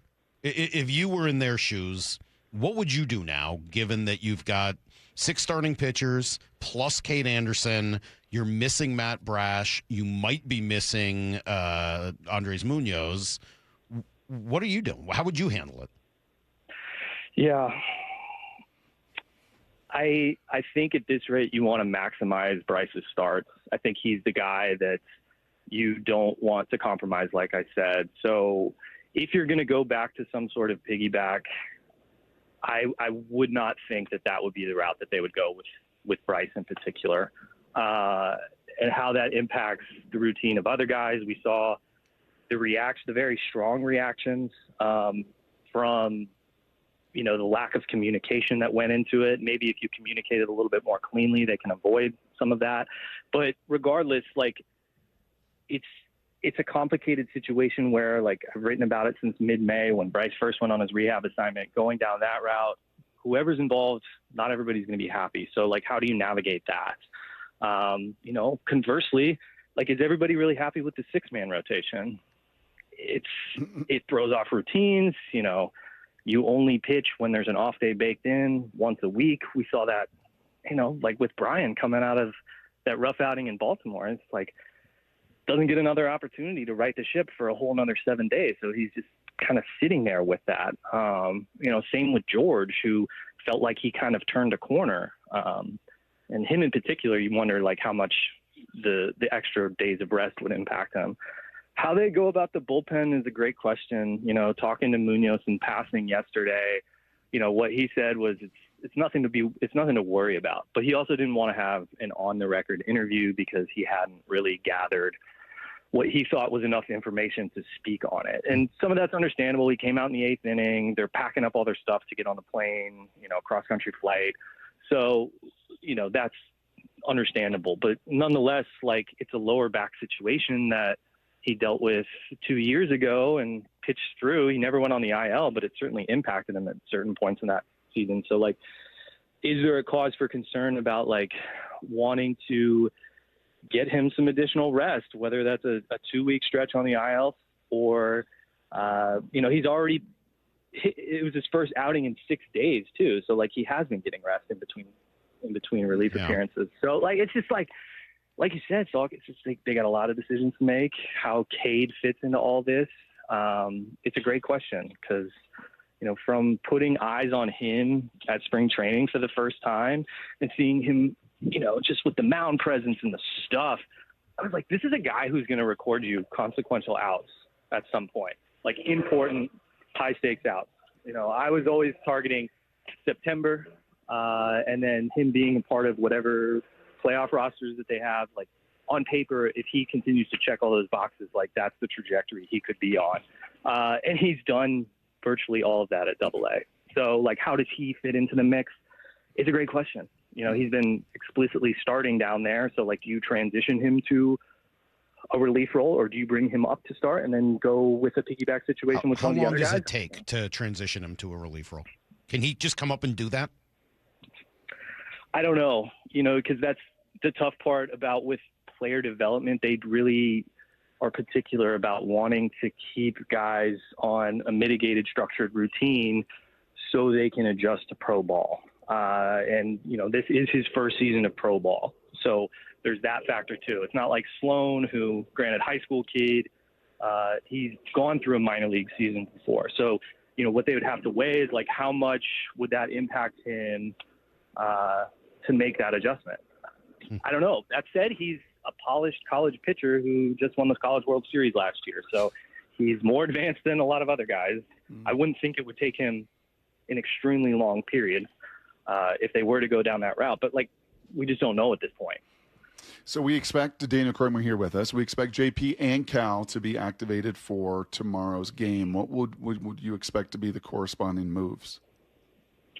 Yeah, as productive as Pareda has been, just on paper, I don't see why they would carry 3 catchers at this point, especially if you're assuming that Cal is going to go back to, the everyday rigors that we saw, maybe not last year, but just certainly over the course of his career. He's played as much, if not more, than any catcher in the big league, and the switch hit factor, he's going to be in the lineup every day. So it just doesn't seem like there is a whole lot of room for Pareda to see action at that point. He also has minor league options, so it's clean. Whereas, if you were to want to move on from Garver, which they're not going to, it's $2.5 million, and he's basically off the roster for good. So it's probably going to be Pareda, just given the whole context of the situation. As for JP, I think it's probably going to be Patrick Wisdom, given that, they just activated Mastrobuoni. They like what he does as a left-handed bench bat that can play all over, whereas Wisdom has had some really good moments, more exclusively limited to the corner infield spots. But he also, gives you a right-handed bench bat as well. So those would be my guesses. The big development on JP was talking to him yesterday. He is feeling a lot more comfortable at third base. It's been a full month that he's been working over there and almost exclusively there during infield drills when he hasn't been limited by the hand contusion. And I wrote about this a little bit yesterday. The thinking from the club's perspective has changed a little bit based on, the work that he has put in.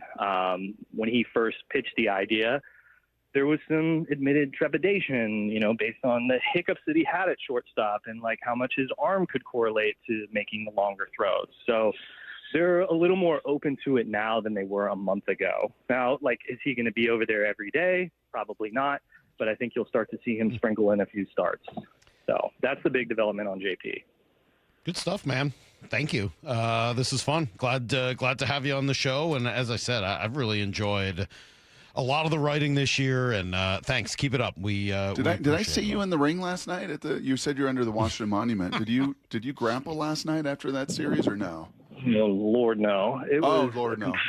It was a zoo out here, like with the flyovers and the streets shut down and everything. So it was a nice dinner and hotel night, but everything's reopened today, and it's like 75 and sunny. It's great. Sounds pretty cool. Than's, buddy. Appreciate it. Have a good flight back. See you guys back home. There you go. There's Daniel Kramer, MLB.com, Mariners.com. He's right on all of the sort of difficult questions facing the Mariners, and I don't know the right answer on these, but I don't see how a 6-man rotation benefits this team. Yeah, and just the makeup, he kind of pointed to George there, and we know emotionally how George is hijacked at times. He's fighting that, and he's growing, and he's developing, but that's like chromosomal with him. I think with Wu, he is a routine, like oriented guy, and super thoughtful, and wants to get locked and loaded, and like those great golfers, right? They're just like, is it a metronome? Is that the timing thing? Like he wants to get into that kind of rhythm, and he's been built up the last few years and found immense all-star success in that rhythm last year. Bryce is probably the one that's like, screw it, like whatever, I'll take the ball and I'll just shove it. Logan's a tinkerer. Like, man, if anything, just the way these guys are wired, you'd want them to do what they've always done, I would think. Yeah. And then it's just and the strain on the bullpen, and especially if you're going to be down a couple other guys. It's the difficult conversation, I guess, with Luis. Why is this so difficult? I don't know. We saw his outburst when he was piggybacked. Did he like that? Yes, I did, because it was ridiculous being piggybacked. No, did he like that whole notion? No, he did not. You, of course, love emotional outbursts. You're the king of Captain Outbursts. That's what you are. I think that was because it wasn't communicated the right way. Okay. At least I assume. Can this in any way be communicated where it does not look like a punishment, where it does not look like a setback to a guy with the pride and the track record he has? It sure feels as if they have the world has allowed them the greatest opportunity to do that. The injuries to Brash and Munoz, as bad as they are, nothing should make it easier to talk to Luis than that. I don't think of Luis as a big, scary guy. He is beloved in that clubhouse, beloved in that rotation. By all accounts, a really nice dude who everybody likes. So it's the opposite of that. What's the fear factor? It's the opposite of that. It's respect. Okay, but it's respect. He's not that guy because he's a respectful dude, and for respectful, then I got to go back to what I just saw with the Carolina Hurricanes, Brock, because Frederik Andersen gets all the respect in the world as their starting goalie, so much so that when they gave the cup to the captain, which is what you do at the beginning of the cup celebration, the first person he handed it to was Frederik Andersen. But when he wasn't getting it done, they turned it over to Brandon Bussey, and this young breath of fresh air did it for them. Won them a championship. At a certain point, are you trying to win the World Series or not, right? You have to do what's best for your team, and you can't be scared to upset someone. It is odd. I understand maybe if you feel like the team chemistry could spiral from there, but you can't be scared to make decisions to help your team be their best selves. Yes. I also would say they didn't rush into this. If they had 73 games, right? If they had immediately rushed into this and panicked and been like, "Oh, Luis had 2 bad starts, get him out of here," like, okay, it's been half a year, and it's not even so much that he's pitched badly. I know he hasn't pitched great. It's more that he's pitched really well in shorter stints. So put him in the bullpen. And oh, by the way, you need help in your bullpen because you don't have enough guys there right now. This is one of those where like it feels so clear. Would it be easier to do it, frankly, with Emerson? Because you did that last year. But he wasn't very good in that role. No, he wasn't pitching very well in general. No, he was not, and he did not have a sweeper, and he did not kind of pitch with the confidence that he's pitched with this year. It's really hard to take him out of the rotation, though. He's been really good. He has. I know he had a bad start, but like I'm not going to punish him for a bad start. I don't know. I think Luis stuff plays so well out of the bullpen. I think he would make an excellent reliever. Obviously, there's a reason they haven't gone down this road yet, but I'm starting. Well, Mooney goes on the IL. Come on now. I mean, Brash was on the IL. Criswell's on the IL. You can't fix that and replace that by calling up the Domingo Gonzalez's of the world. Nope. That just doesn't fix that problem, especially when you have 6 legitimate starters in your rotation and Cade Anderson. And I'm not going nuts about Ryan Sloan. He's super young. He's putting up great numbers, but I'm not sitting here saying, I'll call up Ryan Sloan. I'm not that guy. I'm generally not a call up dudes from the minor leagues guy. But Cade's killing it. And we got a text earlier saying, no, he hasn't done it at AAA yet. Most pitchers don't do it at AAA. AAA is not a thing for pitchers, for stars. Did you see the park in Vegas yesterday? Did you see the Rockies score 23 runs in the PCL park in Vegas? Very silly. Yeah, that PCL park and the parks and that PCL circuit is just, it's a circus. There's no need for it. Also, generally, star pitchers don't go to AAA. But certainly, Bryce Miller and Brian Wu did not, and they're not the first couple of Mariners to come straight from AA. And this kid is more polished than any of them. Mm-hmm. And he's dominating in a way that we've never really seen before. And you need him. Mm-hmm. So they're going to have to come up with, I don't know what that is. And I honestly don't know how long it takes to get someone ready. You got to do back-to-backs. I thought last year when we had this conversation about Emerson and we chatted with Passon about the other kid too. It felt like a couple weeks. I remember that pretty vividly, that it takes a couple weeks for them to be in the pen and get into that rhythm and throwing every day, and the difference between. Then I would say they're a little late to the party then. Like that feels like something that should have started when the piggyback started. Not now. But here's the good news. Because that to me is a little frustrating. Here's the good news. They have time. Mm-hmm. Plenty of it. They got plenty of time. They really do. They're like Michael J. Fox in the time machine. Like, I'm in a time machine. I can just go back in time. Like, I can go 5 minutes earlier. They only have 89 games left. They have 89 games, but also, they play in the world's worst division. Like, they got a week. They got 2 weeks. They got a month. Like, if you got to get yourself whatever you need to do to get yourself ready for August, September, and then obviously October, you got time. Yep. So I think that they've got things they need to do. I think you've got to try to, borrow from one spot in order to help yourself in another. But they got plenty of time because the division's awful. You can afford to Is it that win. simple, by the way, to send Pareda down? I don't think so. Because I'd sure like to see Ref Snyder go on the IL with his knee that has been barking or whatever, right? I mean, he made that public, so it's not like feigning some injury. Because if I want a right-handed bat and the quality of bat off the bench, I think Pareda's giving you infinitely more than Ref Snyder has. And it gives you the opportunity to DH Cal more. They went with 3 catchers at the end of last year and into the playoffs. Yeah, I would not have a problem with that whatsoever. I'm with you on that one. And if it gives Ref Snyder enough of a break to come back and hopefully be the guy that you had signed, I'd be all for that. I think that's a great plan, Brock. Be right back. It's Brock and Salk, Sales Sports on 710. The first-place Mariners return home from the longest road trip of the season. A little worse for the wear. Some injury concerns. Naylor fouls it off his foot. Andres Munoz left. It sounds like it's back tightness. Let's get home before anything else happens. Get the very latest Mariners injury news at seattlesports.com. And listen as the M's return home to T-Mobile in the first of 3 against the Orioles tomorrow night. First pitch at 6:40 on the home of the Mariners, Seattle Sports. This is Rick Jones of Goldberg Jones Divorce for Men. As a family law attorney, I know firsthand the challenges and obstacles men face in divorce and custody matters. Our firm is committed to protecting what matters most, and we're on your team. Find us at goldbergjones.com. Start having fun. Caesar Sportsbook at Muckleshoot Casino Resort is your #1 place to eat, drink, watch, and have fun. Keep up with your favorite sports anywhere and everywhere on property with the mobile app. Visit muckleshootcasino.com today. Scan the QR code and let the play begin. Muckleshoot. Trust is everything. Earning it takes years. Losing it takes 5 seconds. Lee Johnson Auto Family.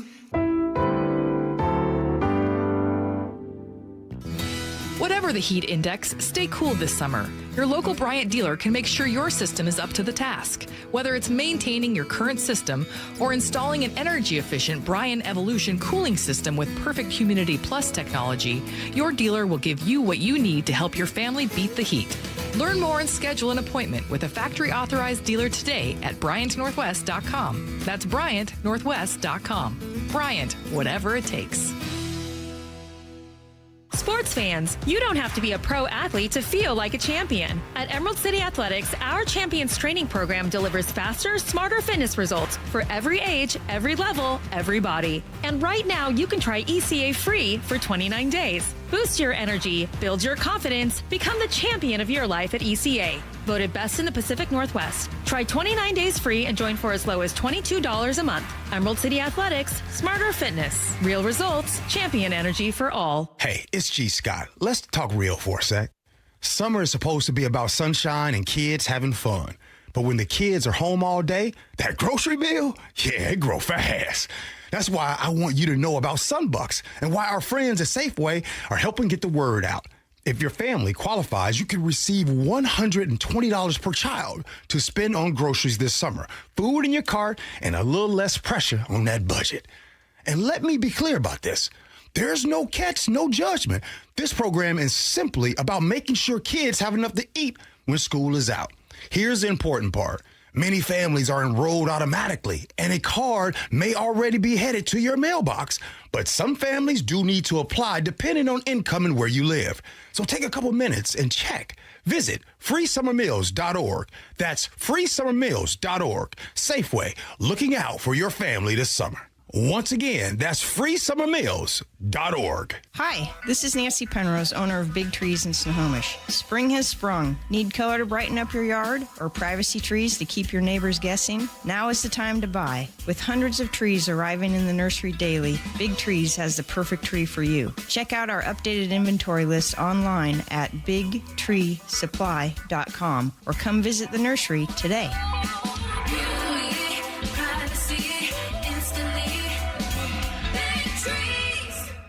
Running a small business means juggling a lot. Your network has to handle it all. That's where a fiber-only provider falls short. You deserve a partner who gives you a greater advantage. Introducing the Total Solutions Advantage only from Comcast Business. A first-ever combination of the largest, fastest fiber-powered network, the most reliable Wi-Fi, gig speeds with equipment and security included, and a 5-year price lock. Plus, it's all backed by a 30-day money-back guarantee. The Total Solutions Advantage only from Comcast Business. A new standard for small business with reliability, security, and savings in one. When you add it all up, no one does business like Comcast Business. Switch today. Get started for $60 a month for 12 months when you add an advanced solution to a qualifying internet package. Limited time offer. New customers only. Requires 300 megabits per second internet, security edge, and additional qualifying service. 1-year agreement, paperless billing, and autopay with bank account required. Taxes and fees extra. Most reliable Wi-Fi based on Open Signal Awards USA Fixed Broadband Experience Report, May 2025.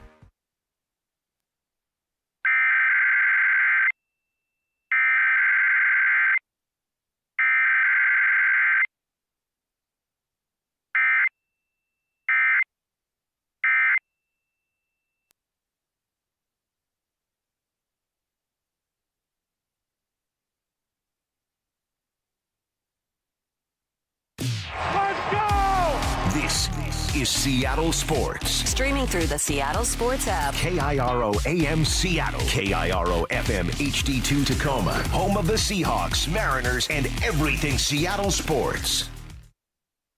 Give me a freaking auto! From the Quantum Fiber Studio, this is Brock and Salk on Seattle Sports. Brock Ewert is my hero. Jay Buhner just punched me in the kidney. We're going to do you a minute. Doesn't really work that way, Sherm. This is a show that has my name on it. It kind of does, though. Now here are your hosts, Brock Ewert and Mike Salk. Hello! That's funny. 425 says, yeah, the Mariners are just running from a bear. You don't have to outrun the bear. You just have to outrun the slowest person in your group. I mean, it's kind of true. I mean, I love the comp. There is an element of that, of just like, you know, somebody else is saying, oh, they've had time. This has been their slogan for 25 years. Well, I don't mean like time like in the existential sense, but like this year, you do have time to get this worked out. I really do believe that. It's just surprising to me that they didn't start a little earlier. But I get it. Like, you're trying to push it down the road. You're trying to, you know, essentially hope that the universe decides some of this for you, right? And I think I would coming argue off a season where a lot of the arms, and even this year with Bryce and his side, like you know how finicky arms can be, and you want to develop Cade and Sloan. And you said this last week; those guys play together, grow together. It's what they've done so successfully and built so much connective tissue with Wu and Kirby and Logan and these guys. So it isn't. I think it's for us a much simpler fix when you talk to Daniel, who covers the team, and is a little more journalist and opinionist. Like, hey man, this isn't that easy. It's easy for us, and it would on be the outside to say it. Yeah, if all of a sudden you make a move and Luis goes to the pen and Cade's in the pen, and then somebody gets hurt. Then I get it. I get you got a challenge there. Yep. But in some ways, I also feel like the universe has spoken, where the balance of what you've got is shifted so drastically towards starters and away from relievers that you got to do something. Maybe you don't have to do both of those two things, but it sure feels like you got to do one of those two things, doesn't it? Yeah, well, it's also at a time where I think it couldn't be more perfect for Cal Raleigh back into this fold with a team that is on fumes coming off of this trip, with a team that's got a number of moving pieces seemingly each and every night with injuries and different guys going down. It would really, really be nice to have that guy come back and be somewhat of a semblance of what he was a year ago. Yeah. Because he was the Rock. I mean, the Rock was Luis Castillo. Cal was the Rock for this franchise last year that everything was built upon and just allowed everybody else to kind of settle in and do their thing. It'd be really nice to get him back. And then, oh, by the way, this Colt Emerson, for all the downfalls of this road trip, the dude is a revelation. He's been tremendous. He really has been. The first thing you noticed, the very first game, the very first at bat you noticed, those hands are just different, man. They're different. Those hands move through the zone differently. And you catch 98 up and in. That was the home run on Saturday. I know you talked about Fridays, just the raw power. But Saturday was one of those, like, and you heard Ryan Rowland-Smith and you heard Goldie, and you could see the reaction of the pitcher, like, that shouldn't happen. Yeah, that's not supposed to be a home that run. spot where 98 is, that's not the power cycle for lefties. Like, that's up and in. Yeah, that's the one I was talking about. Oh, that's the one you're talking about? Yeah. That was Saturday afternoon. They were down to 3-1 or something, and he came maybe back you're right. and- Maybe I'm yeah. confusing. But the ability. So if you were in a rush soccer phase, I was. Like you were just in a I mean, different- we knew he was a special player, but to see the power come quickly like that is impressive. And again, 2-strike at bat, got a pitch and just jumped all over it.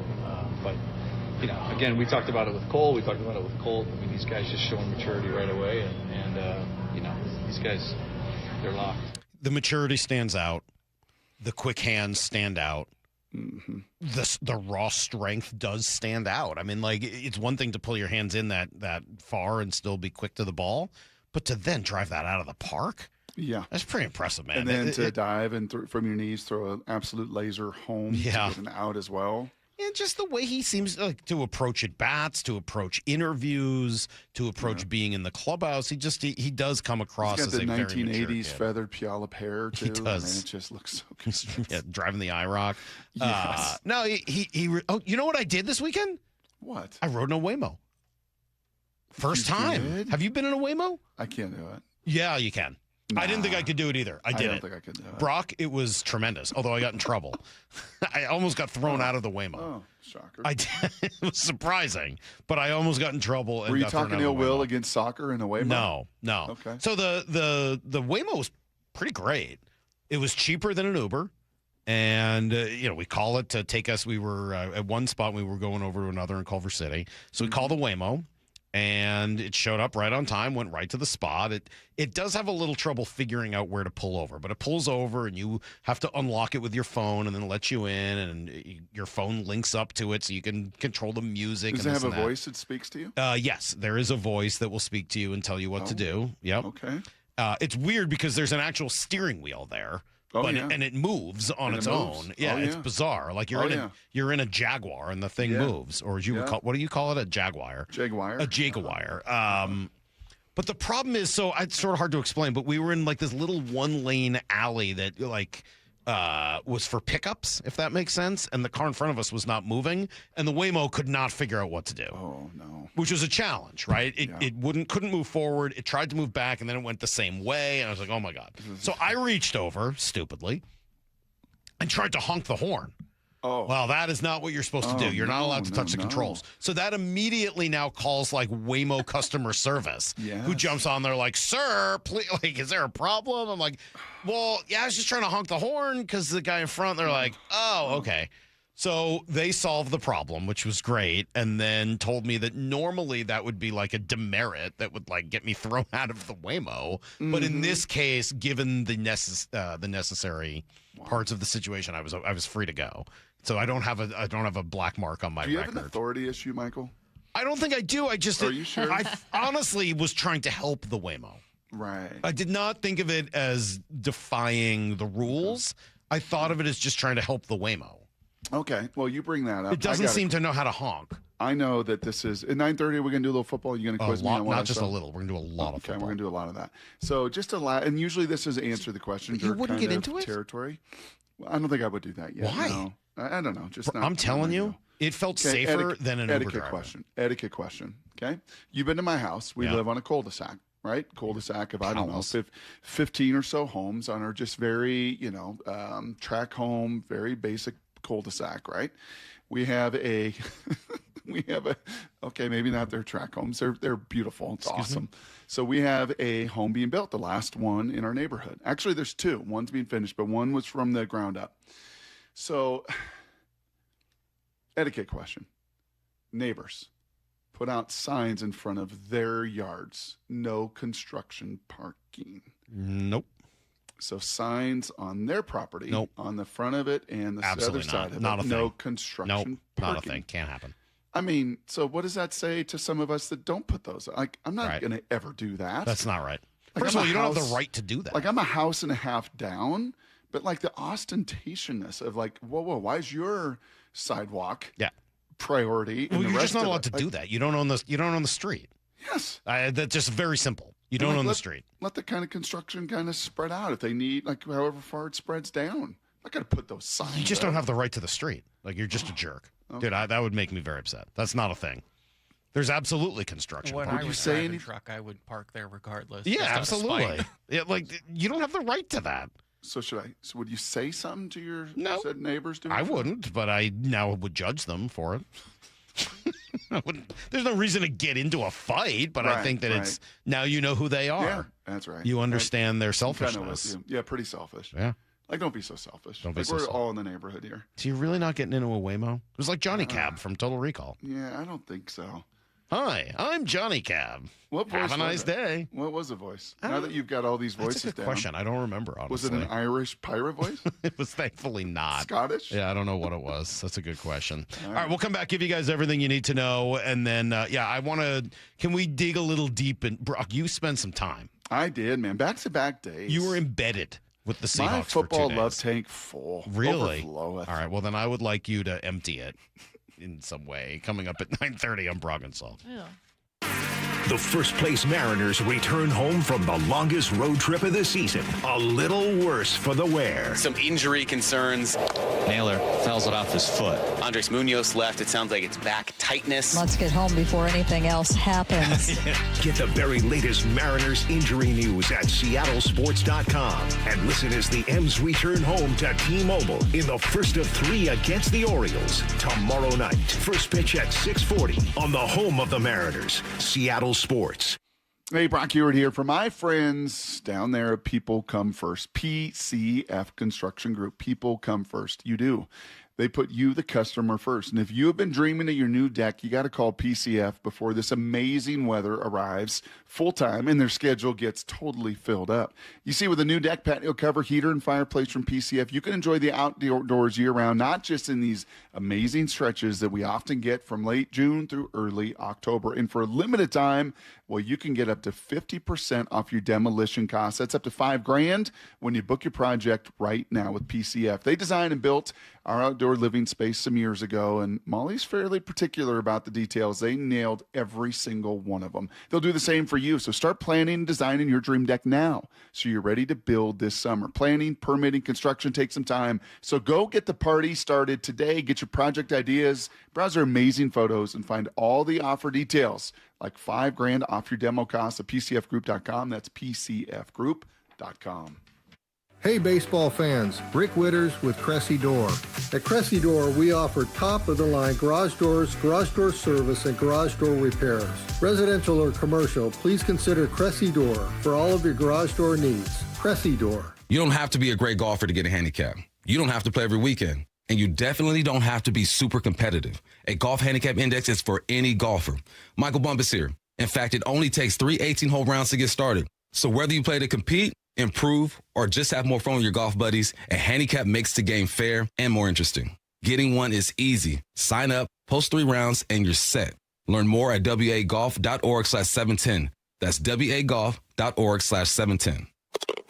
All Covered Painting works with Seattle homeowners who care about details. They listen to your vision and help bring it to life. Book All Covered Painting for your summer project and ask about a complimentary color consultation with an interior designer. allcoveredpainting.com. Spring is a season homeowners start improving their homes. Hi, Justin Shirley, CEO of State Roofing and Exteriors. If your home needs roofing, siding, new windows, gutters, or decking, our team can take care of it all. For a limited time, save up to $3,000 on a new roof, siding, deck, or windows project. Planning multiple upgrades? Combine your projects and save even more. Or with 0 down, 0 payments, and 0 interest up to 24 months. You can start your project now and pay later. Call 866-ROOF-ROOF or visit stateroofing.com. Dave Wyman here, brand new member of Harborstone Credit Union, and I got my PNW cashback checking account for free. No fees or minimums, and when I make everyday purchases with my Harborstone PNW cashback debit card, I earn up to $30 each month.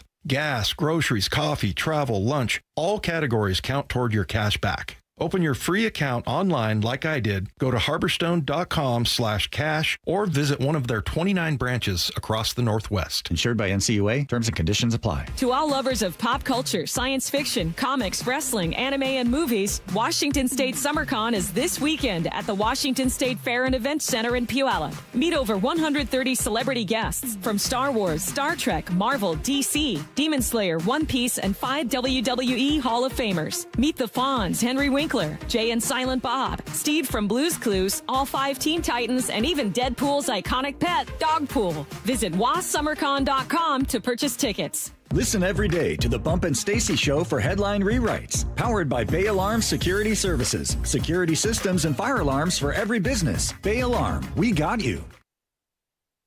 Do you have stiff laundry or scale buildup on your sinks and showers? Those are classic signs of hard water. At Culligan, they deliver softer, cleaner water throughout your entire home. A Culligan water softener removes the hardness from your water and extends the life of your appliances. Plus, it can improve the quality of your skin and hair. Ask about 12-month, no payment, no interest financing too. Go to Culligan.com. That's Culligan.com. Contaminants or impurities may not be in your water. We're kicking off a football frenzy that can net you up to $10,000 in cash. Don't stand on the sidelines. Get on the pitch and join the fun. Hourly hot seat drawings run every Saturday night from 7 p.m. till midnight in June and July. Take your shot at $10,000 every week. The field's wide open. Don't forget, your Reef Rewards card can save you up to 25 cents per gallon at Lummi Bay Market next to Silver Reef. Silver Reef Casino Resort, located off I-5 exit 260. Get in the zone, AutoZone. Rain on game day doesn't faze Dave. He's already got his poncho. Just needs to do something about those wipers. So Dave heads to AutoZone. Welcome to AutoZone, where a friendly AutoZoner helps him get premium quiet wipers and some hand warmers. You're all set. Now, if only his team can handle the elements as well as his new wipers. Get wipers, glass cleaner, and more with no hassles, just help at AutoZone. Get in the zone, AutoZone. Wesley Financial Group is not a law firm, and Chuck McDowell definitely not an attorney. This is Chuck. If someone talked you into buying something really silly and you want to get out of that silly little thing, my advice, get the facts. Call me and I'll send you our timeshare exit kit absolutely free. Inside, you'll learn how timeshare works and all your options for cancellation. Call Wesley now for your free exit info kit. 800-572-3344. That's 800-572-3344. Need to know. 15 minutes past every hour with Brock and Salk. Presented by Marquee Data. Here's what you need to know. Up first. Yeah, it was not a good road trip. It was long. It was arduous. It had casualties, and it didn't come with enough wins, unfortunately, and just a bummer to lose the last two. I think kind of limping into the off day, it just didn't feel great, right? Two kind of largely non-competitive games where first Luis and then Emerson got beat up a little bit over the weekend. Neither one pitched very well. You lose Munoz, you lose Naylor, you lose Arozarena, you lose Brash, all on the road trip. It just, the vibes are not great today. Kind of like a backup quarterback. You can survive a game or two, right?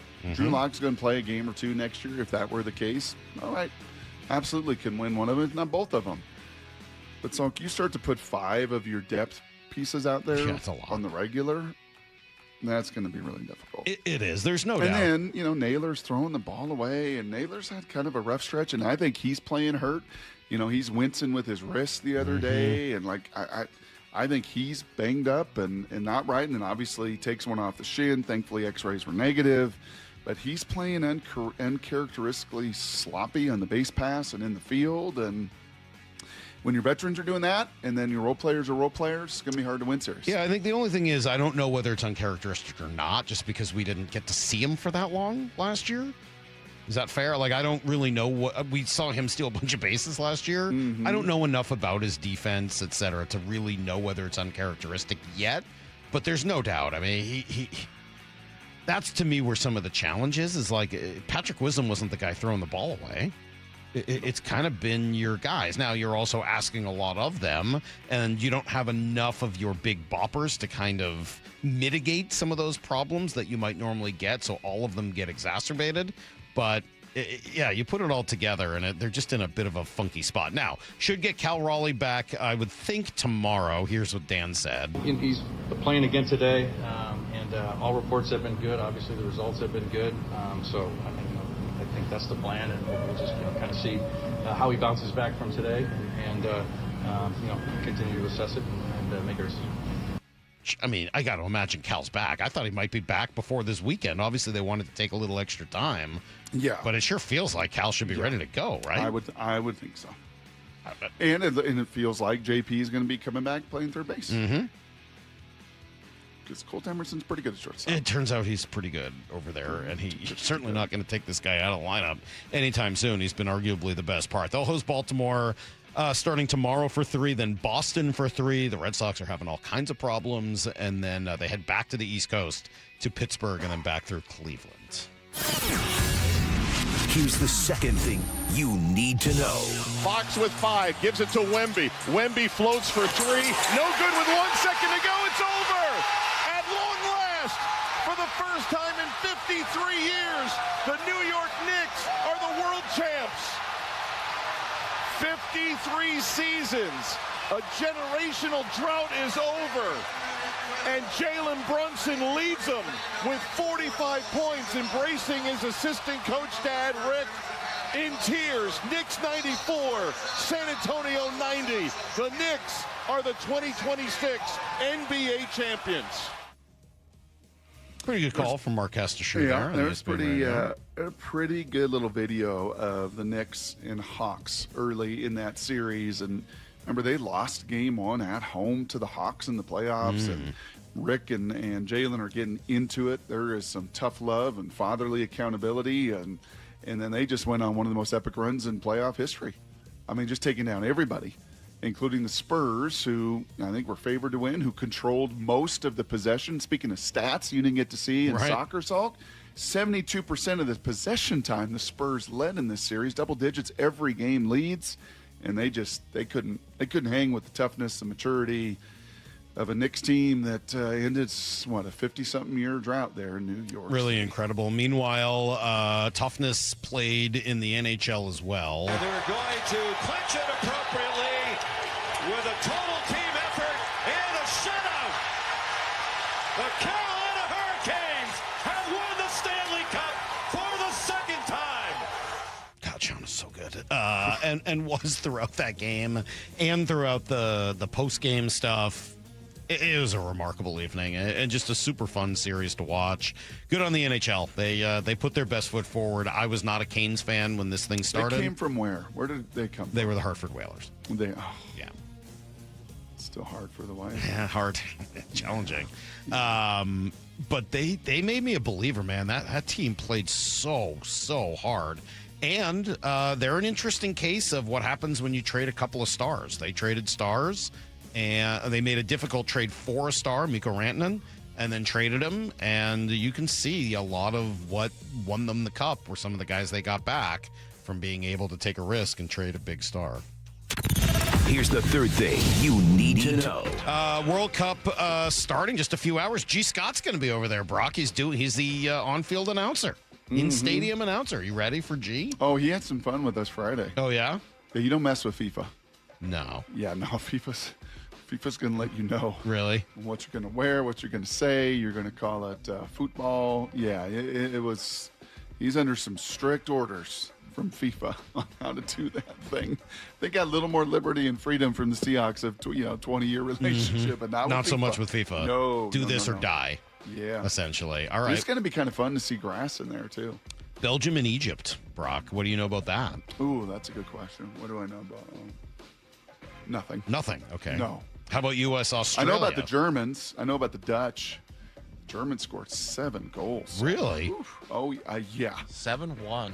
I know France is the best team. Machine. That's what I was told. The Germans are a machine. I was told that France's second team could be better than most World Cup teams. Really? That's what I was told. Wow. That's what I was told. All right, that's everything you need to know.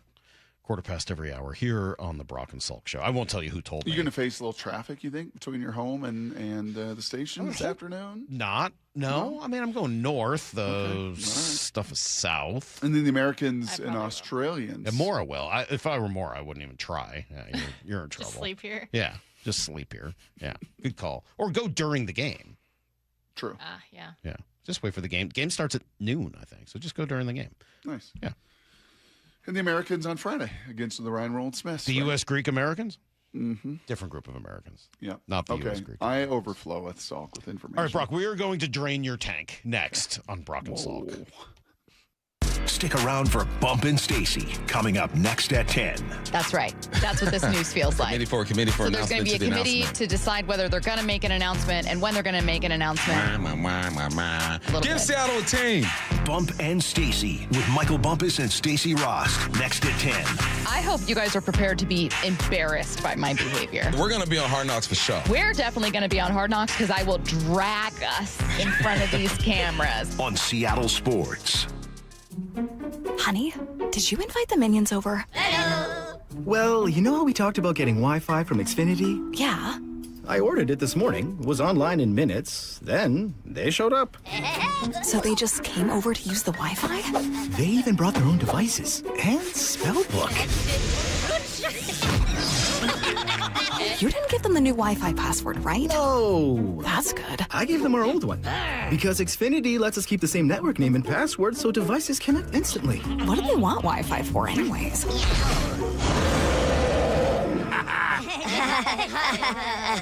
Better not to know. Plausible deniability. Get streaming or scheming instantly with same-day Wi-Fi from Xfinity. Plus, lock in one price for the most reliable fiber-powered Wi-Fi for 5 years. Guaranteed. And see Minions and Monsters only in theaters. Xfinity. Imagine that. Restrictions apply. Not available in all areas. Use of fiber coaxial cable. Learn more at xfinity.com/same-day Wi-Fi. Bigger summer crowds deserve bigger savings. Get more out of summer at Chef Store with warehouse savings on grilling must-haves for restaurants, food trucks, and events. Plus, we're open to the public. No membership required. Visit Chef Store today. Olympic Hot Tubs mid-year clearance event is on. Score big savings on saltwater hot tubs, saunas, and swim spas. Hurry, our mid-year clearance and these incredible deals end June 30th. OlympicHotTub.com. Better you, better life. Your neighbors at 3 Tree Roofing love telling you no. No high-pressure sales pitches. No Band-Aid fixes that will fail come wintertime. No outrageous pricing from some corporate-owned roofing company with headquarters thousands of miles from here. 3 Tree Roofing is local, family-owned, and their team will build you a worry-free plan for your roof replacement, completely free. Visit 3treeroofing.com to schedule your free estimate and call today to say yes to an additional $500 discount. That's 3 Tree Roofing, your Puget Sound roofing experts. Did you really think Pure Talk was just going to sit back and watch America turn 250 years old without doing something awesome to celebrate? Of course not. That's why they're raising $250,000 for America's Warrior Partnership by the end of July.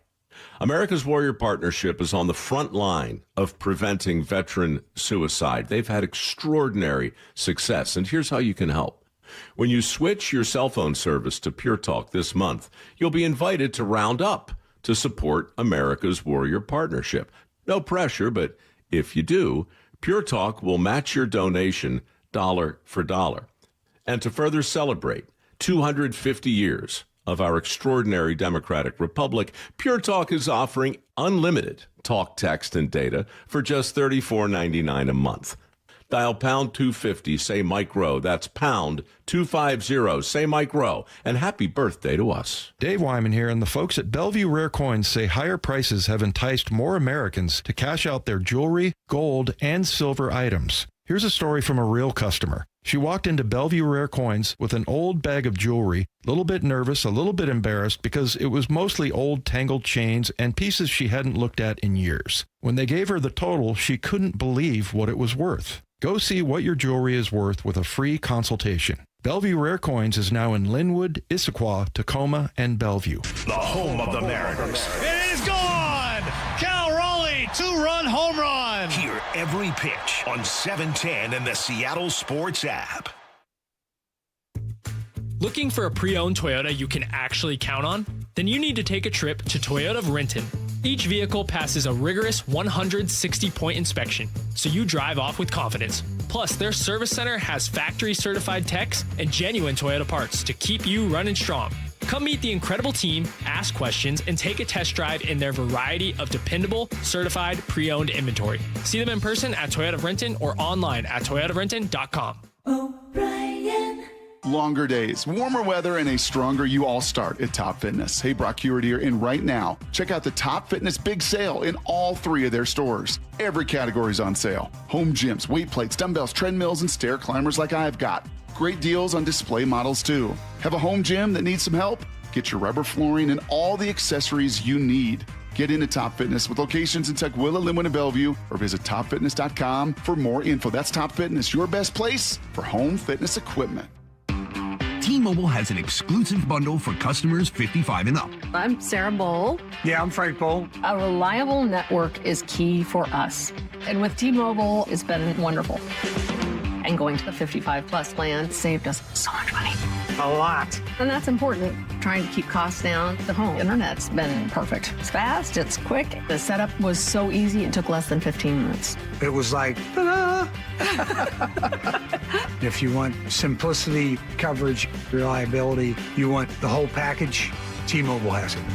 Right now, T-Mobile customers 55 and up can get 2 phone lines on America's best network, plus America's fastest 5G home internet for just $30 each.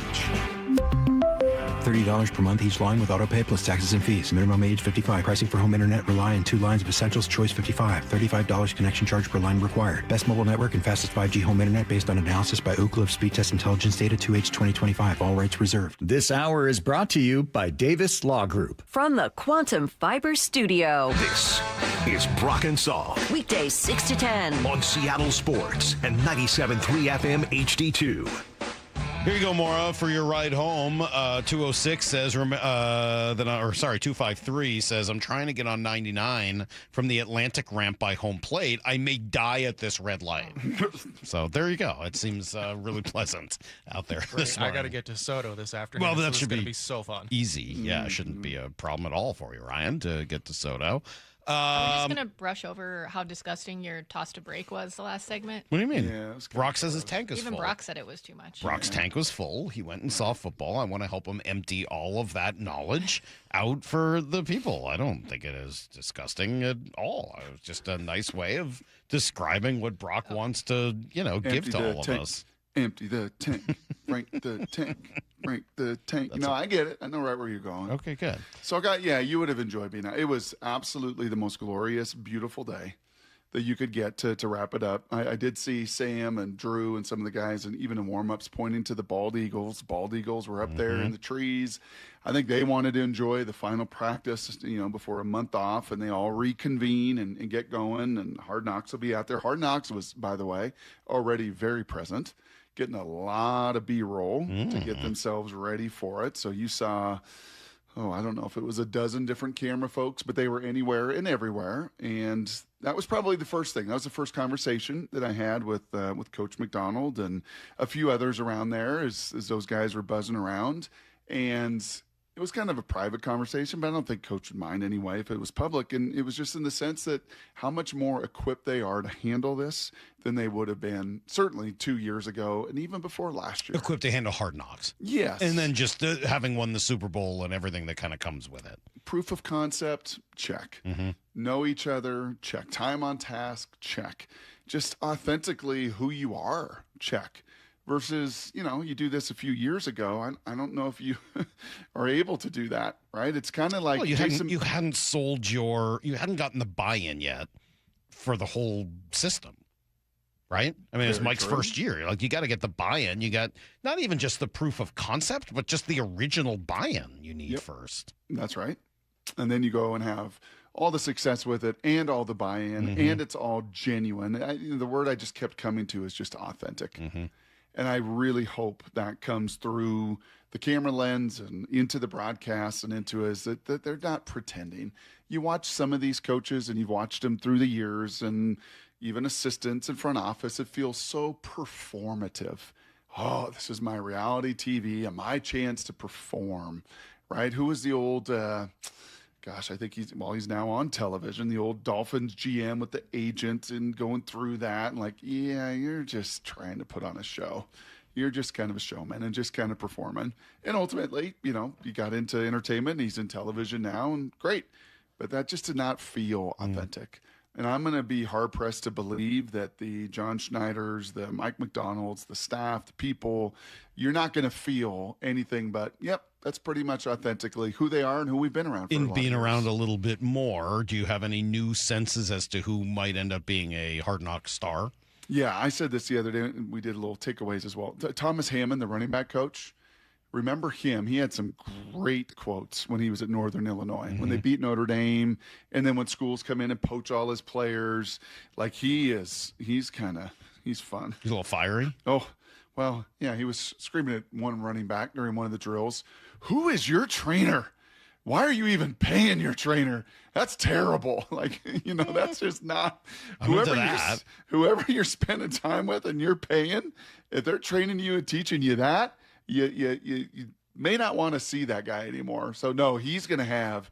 I think the microphone's going to like him because he's going to have a little less of a filter. Player wise, anyone else jump out to you? Yeah, I think A.J. Barner. A.J. Barner will probably walk a little bit of that Travis Kelce line of is this performance or is this who you are? I think he's naturally, now he was not up and active. I made this point too. Zach Miller was out at practice on Thursday. That's fun. Yeah, it was really cool. I haven't heard in forever. Yeah, and his son was probably 10 and had a vice grip of a handshake. I'm like, oh, does your dad, I was joking. I was like, oh, does your dad, are you doing forearm curls and vice grips? And Zach's like, yeah, actually, yeah. I got grips for him. Like, yeah, you do. Like, those are pretty strong hands right there. But even seeing A.J. Barner around Zach Miller was like, oh, Zach is, he was a big guy. Huge. And he's still a big guy. But A.J. Barner, Arroyo, Callerup, they did not make him look big at all. He's in this tight end room, he would not have stood out the way he stood out in that tight end room during the Super Bowl. Tight end room's fun, huh? Yeah. It's interesting because there's not a star in there. They don't have a Travis Kelce that we know of, at least right now. They don't have they're probably not going to have a Pro Bowler, but between its depth. A.J. Barner does what he does last year and takes a little more of a step. He's going to be a fringe right there. All right, maybe. Within the conversation. I'm certainly not trying to denigrate those guys. What stands out to me about the group is its depth and sort of the unique skill sets they each have. Correct. Mix and match of their different talents. Yeah. I mean, Nick Callerup is not going to get a tremendous amount of publicity, but that's a big dude who's powerful, physical, and moves people on the line of scrimmage. Yep. And then obviously we know, we haven't seen the full Arroyo yet, but this is a second-round pick. He's got some real talent, especially in the receiving part of the game. Yep. I mean, of guys that I'm expecting to make a big leap next year, isn't he among the top guys on the list? He is, and it was good that he suited up. did the walkthrough the day before and then decided to kind of suit up and get going. Not that he decided, he and the staff decided, like, I'm at no more of a risk after a little soft tissue tightening up the week before. And he's got to be available, right? That's kind of the next step for him. But yeah, total Baskin Robbins of flavors there. In chatting with Fleury afterwards, I got some time with him and Matt Hasselback, which was kind of fun. And Matt was picking his brain on some different stuff and just kind of introduced myself to him. And he is not an overwhelming presence. He is not Mike Martz. He's not Mike Holmgren. He is not this domineering, like I'm in charge. He is very much in the Mike McDonald like mode of we are all groupthink and we're all doing this thing together and we're shaping this thing together. And yeah, I'll be the tip of the spear calling it, but he is much more big guy though, like 6'3", 6'4", like bigger guy, but just a very, very level, easygoing presence. Any exceptional power sources jump out to you? Usually you're checking out all the power sources. Mike, I don't really look at that stuff. That's not true. You're a liar. Yeah. You're a lying liar. Am I a lying liar? Yes, in that regard. Yeah. I did, a Seahawk person came up to me because I had made the comp to Sean Alexander, to Jadarian. Right. And the said Seahawk person was like, were we talking about this? Did you hear me talking about this? I'm like, no, we did not talk about this. And even saying it, I know is kind of, it's not taboo by any means. Sean it just brings up some of the polarization. The polarization. But that has nothing to do with his body type or his style or of his running. Movement. Right. That shouldn't be polarizing at all. Yeah. So just kind of the way Jadarian moves, there really is. Like I had said that on even after the little walkthrough, and then watching it more full speed on Thursday. So can you describe that a little bit more? What is it about that style of movement? How do you describe that? It's kind of hard to describe, but you remember when Golden Tate walked by us, and he just kind of has that weird gait. Yeah, just kind of a different little gait. Yeah, I don't want to say like stiff, but it's more, I don't know, linebacker than it is track running back. And Jadarian got a little bit of that. Like it's more rugged than it is smooth. And so he's not Ricky Waters. No, and combine that with like an upper body mass that is Robert Turbin light. Like he is jacked up top. And then the legs just kind of like especially from like the knee down, Sean was the same way, like really thin out. Like you would not look like from knee down and think that body is attached to it. But it is, and there's a whole bunch of strength and a whole bunch of power, but there also is just, I guess the best way to put it, and this was a description that the Seahawk person was saying about Sean too, it was just kind of the way Sean would like full speed weave and navigate, and it wasn't always textbook, and it wasn't like but he just found a way that through contact balance, you're not going to bring him down. And when the ball got inside the 20-yard line, Sean Alexander was one of the most prolific running backs in the NFL in his era, certainly. I mean, he had a nose for the end zone, and certainly hope this kid does as well. Loudest player? I mean, that is very naturally Spoon. He's very loud. Ernest Jones is going to do some talking. Julian is going to do some teaching. You did see some of that. Honestly, it felt like a training camp practice. And a lot of times the last practice of the OTAs and the whole off season are about protecting myself. Let's just get in, let's get out. Maybe it's a little bit shorter. Maybe it's cut a little bit shorter. This was not. This was after a Wednesday walkthrough. We are going to ramp this back up to 100, and it's going to be very competitive. Ton of 2-minute, ton of red zone, ton of situational, good on good, scrimmage environment. And yeah, guys were getting after it. Leonard, almost at every level you have that, right? You've got Leonard, you've got Ernest, you've got Spoon, you've got Julian, like each and every level of it, willing to communicate. E-Man Worry made a play that was just stupid. Which Julian? Julian Love. Oh, Julian Love. Okay. Yeah. Why sorry. Are you blanking? Sorry. What? You want me to say Love? No. Never mind. Don't worry about it. No, Julian Love. So each of them do that in their own ways. Your boy E-Man Worry made a play that was like, whoa. You don't even have to look, right? They got those big screens on the sidelines, which is really cool. So you can watch the play and kind of like I do with the DV Sport in the broadcast booth. I get to look at it right before the next play. Yeah. The guys so will you get come to turn around over for that. It's awesome. Everybody gets to turn around and watch it. So in real time, you're like, who made that play? You know who made that play. There's only one guy in the field that can make that play. They ran this little end-around toss to Rashid Shaheed from the slot, and it looks like it's a walk-in touchdown, and then there's just this absolute blur of a human being that is Nicky Manwari. I said, as a takeaway on Friday as well, that this whole thing with him working on the edge, I thought was just, this will be like a pitcher working on a pitch. Like, this will be a cool little back pocket thing. Maybe it comes up during the season. No. Yeah. I was told pretty clearly. I bet he's good at it. He's great at it. Yeah, I bet.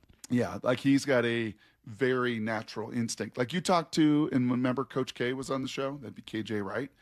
And you look at KJ Wright and you're like, you should be a really good edge rusher. Like you've got go gadget arms. You get your hands on that tackle first. You should be quicker and lighter and all of that than that tackle. Like that was just not something that came natural and instinctive to KJ. He just was not a great edge rusher and pass rusher. That was just not in his bag of tricks. Much more better in space and utilizing all of his length that way than it was in just hand-to-hand combat on the edge. Not for Nick. Like they really feel like he's got a giftedness at it and a skill set with it, and you're going to see him line up in some of those nickel situations on the edge. Here's why I was asking about Julian, and then I had a little like, wait a minute, did I get it wrong? My first thought was Julian Neal. And I was like, are we already at a point where like rookie's getting first name status? That's pretty impressive, but it felt a little early. Yeah, no, he's quiet. So I was trying to think, Julian Love. Okay, obviously that makes more sense, but Julian Neal was where my mind went first. Yep. Any speed? Oh, by the way, Byron Murphy also. Like we don't give him enough credit for the power source. Like that thing is just, it goes without saying, when you're a fire hydrant that he is with the techniques that he plays. But don't forget about that guy. All right. After watching the offense, will Sam Darnold be better, worse, or the same as last year? Yeah, I think he's going to be better, Mike. That was probably my single biggest takeaway of this practice. And you saw it in the walkthrough the day before, even though it was, truly like a walkthrough, a very light jog into some things and not terribly competitive. You saw it in this one. Like, that's the franchise quarterback. Like, nothing else. You travel to 31 other mini camps. You watch the starting quarterback on 31 other teams. Sam Darnold's one of the 10 best on the planet right now. His timing, his precision, his accuracy, his anticipation, his red zone awareness. Like, that ball is out. And that ball is out. And that's a tight window. And that ball's out. And I love that some of these highlight reels, and we'll get to see more of them leading into this year, and even this month where there is, very light, anything NFL-wise, people start to put together their lists and put together their throws. And you watch the highlight reel of Sam Darnold last year, truly. You watch just his highlight reel, and you're like, that's one of the 5 to 10 best quarterbacks in the league. Eliminating the low light reel. That's how it becomes not a Seattle conversation. It becomes in the national narrative with everybody.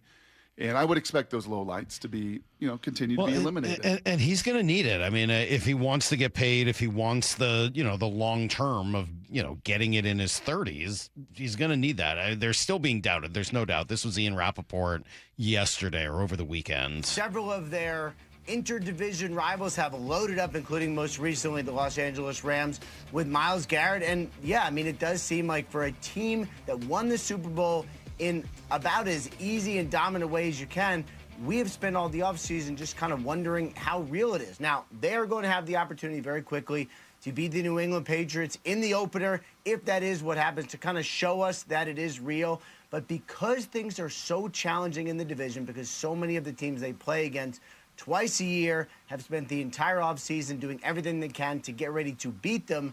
And the fact that Seattle is going to have to counteract that with players who are young and getting better that maybe we haven't quite heard of yet, they're going to have to keep proving themselves over and over again. So the proving yourself element, I think, is a good conversation. We'll get back to that in a second. Are all of their rivals loading up? I mean, the Rams are. Did the Niners have some crazy, awesome offseason that I missed?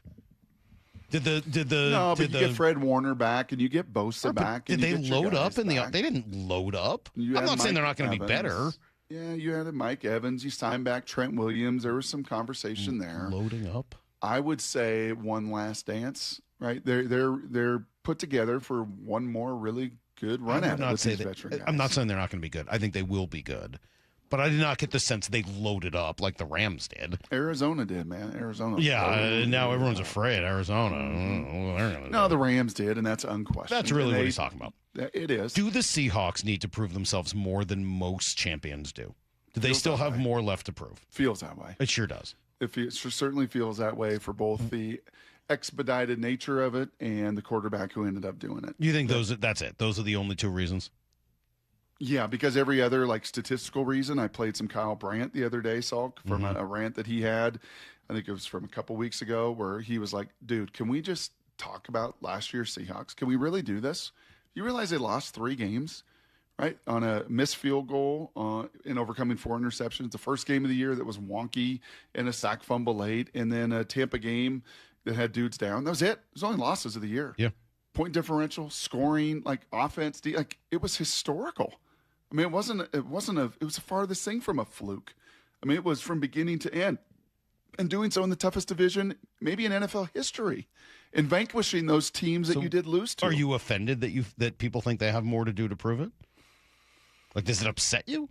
Not really. It upsets me more, back to Sam Darnold and your question to me. It upsets me more because when you watch Sam, he is incredibly skilled. He throws an unbelievable deep ball. He has total control. The things he's asked to do at the line of scrimmage, just the command that he has. And now, again, you just throw in, I think, the confidence that comes from, I've done it. I've lifted that trophy. Mm-hmm. And this is my team. And there's just no doubt about that. So he was humming. And oh, by the way, if the Rams did load up, then what do you have to do? Well, Rashid Shaheed's got to take a step. You know who looked really good? Rashid Shaheed. You know who should be better with a year under Cooper Kupp as well? Just as JSN was? Mm-hmm. Rashid Shaheed. And oh, by the way, Torrey Horton scored 6 touchdowns and was a revelation before a shin injury totally has derailed him. But why can't he be back and healthy and going and be an explosive playmaker as well? So, and Cooper Kupp's still around. So you're not 1 or 2 or 3, you're 4 or 5 deep at receiver. So yeah, that's going to be a group that's got to then take that step just as the Rams have loaded up. Keep going. I got more I'm to just say. trying to figure out whether or not I'm going. offended by that or not. I'm not sure yet. I don't know yet whether or not that bothers me or whether I think I got to think a little bit more through that one. How are they going to take some of that pressure off JSN? Teams are going to spend a year, an off season, trying to figure out how to slow down Jackson Smith and Jigba. Do they need to try to take some of the pressure? Mm-hmm. Do they need to react? And if so, how do they do that? It's very difficult to do that because you saw that through the entirety of last year. And maybe one of the positive trade-offs of JSN not being the prototypical 6'2", outside, Julio Jones, number 1 receiver is, try covering him in the slot. Try moving him around as much as they consistently move him around. And then that too, if Sam was really good, part of the reason he was really good is because he was throwing a bunch to JSN. And you just watch his body control, Mike. It is, I don't know. I mean, it's just like watching an outfielder.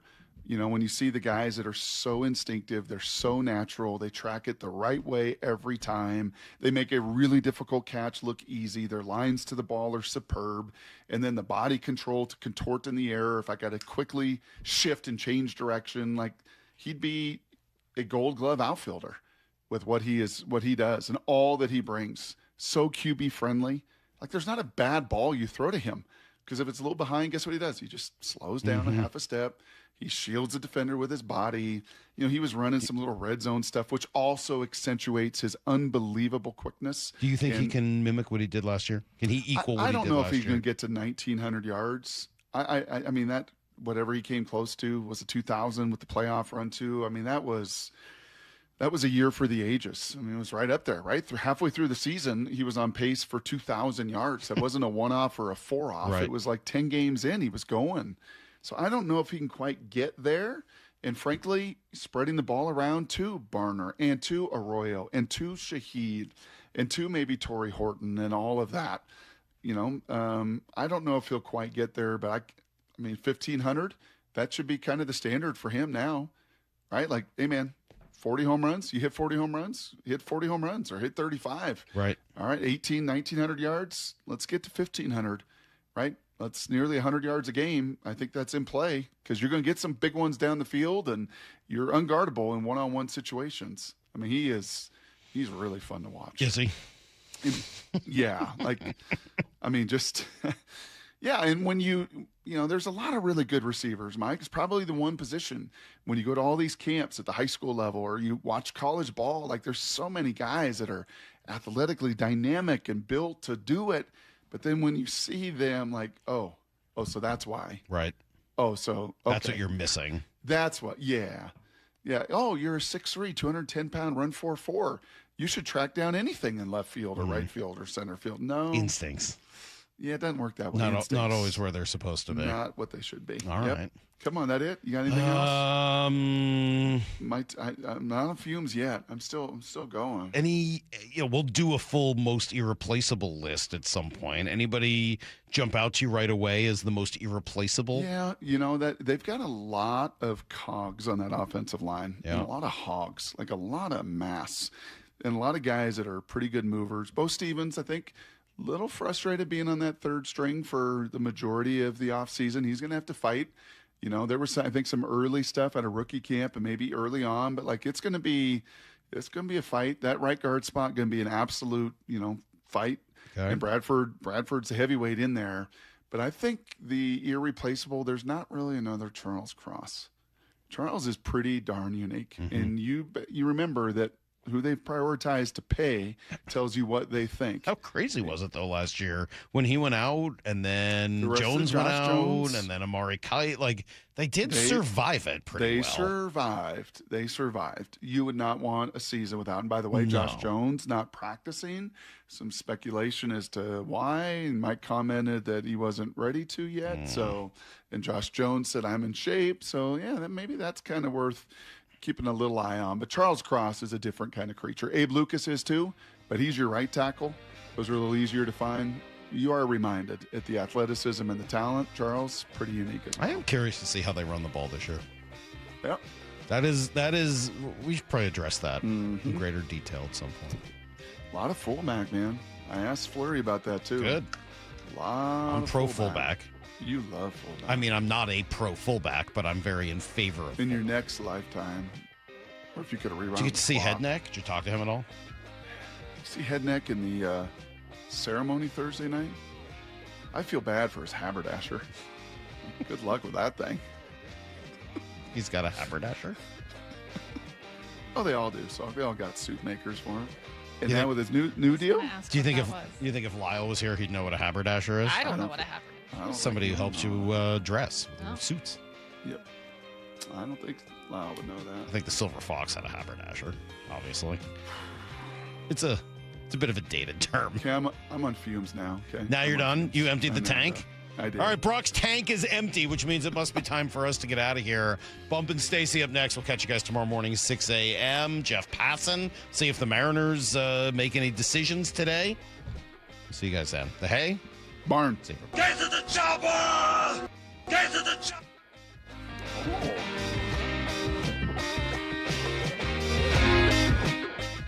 Stick around for Bump and Stacy coming up next at 10. That's right. That's what this news feels like. Committee for so there's going to be a committee to decide whether they're going to make an announcement and when they're going to make an announcement. Give Seattle a team. Bump and Stacy with Michael Bumpus and Stacy Rost next at 10. I hope you guys are prepared to be embarrassed by my behavior. We're going to be on Hard Knocks for sure. We're definitely going to be on Hard Knocks because I will drag us in front of these cameras. On Seattle Sports. Hey baseball fans, Rick Witters with Cressy Door. At Cressy Door, we offer top-of-the-line garage doors, garage door service, and garage door repairs. Residential or commercial, please consider Cressy Door for all of your garage door needs. Cressy Door. Hey Seattle, Jake Bobo from Techline Roofing. Are you in the market for a new roof? With the strongest workmanship warranty in the business, Techline Roofing has you covered. Take advantage of our easy financing and our summer special. Trust Techline. When it comes to your home's water, Culligan makes it better. Say goodbye to hard water, odors, and rusty iron stains. Plus, a Culligan Whole House PFAS system is the only system certified to reduce 99.99% of forever chemicals and over 70 other harmful contaminants. Start with a free water test and let Culligan recommend the right solution for you and your water. Ask about 12-month, no payment, no interest financing too. Visit Culligan.com. Impurities may not be in your water. The throw to first, and it's in time. Holy smokes, what a play by J.P. Crawford. At T-Mobile Park, you've always got the best seat in the house. But if you're looking for a truly golden view, look no further than the seats on the first baseline, a.k.a. Trident Town. Post up behind the Mariners dugout, and you get a great view of Logan Gilbert, Brian Wu, and our entire rotation at work. Swing and a miss. Fastball upstairs, blew it by him, strike 3. Not to mention the best view of the best home run celebration in baseball. When the Trident goes up, you know a party's going down. It is gone! Julio! Mariners baseball. Trident's up. Don't miss the Mariners take on the Red Sox this weekend. The fun kicks off with a fireworks night on Friday presented by T-Mobile. Then take Dad to a game for Father's Day weekend, featuring a special ballpark-wide celebration on Sunday presented by Muckleshoot Casino Resort. Get your tickets at mariners.com.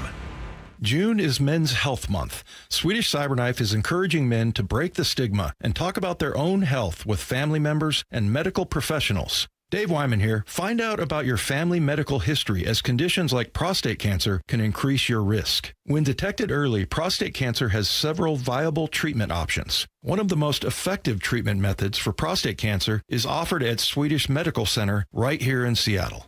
Swedish Cyberknife requires only 5 short treatment sessions, each lasting less than an hour. It's non-surgical, non-invasive, and patients can typically maintain their usual day-to-day lives. This June, during Men's Health Month, make sure to place an emphasis on discussing your health with family and medical professionals. Ask about family history of medical conditions or disease. To learn more about Cyberknife for prostate cancer treatment, go to swedish.org/cyberknifeprostate. Treat prostate cancer with Swedish Cyberknife. Cyberknife is a registered trademark of Accuray Incorporated and is used with permission.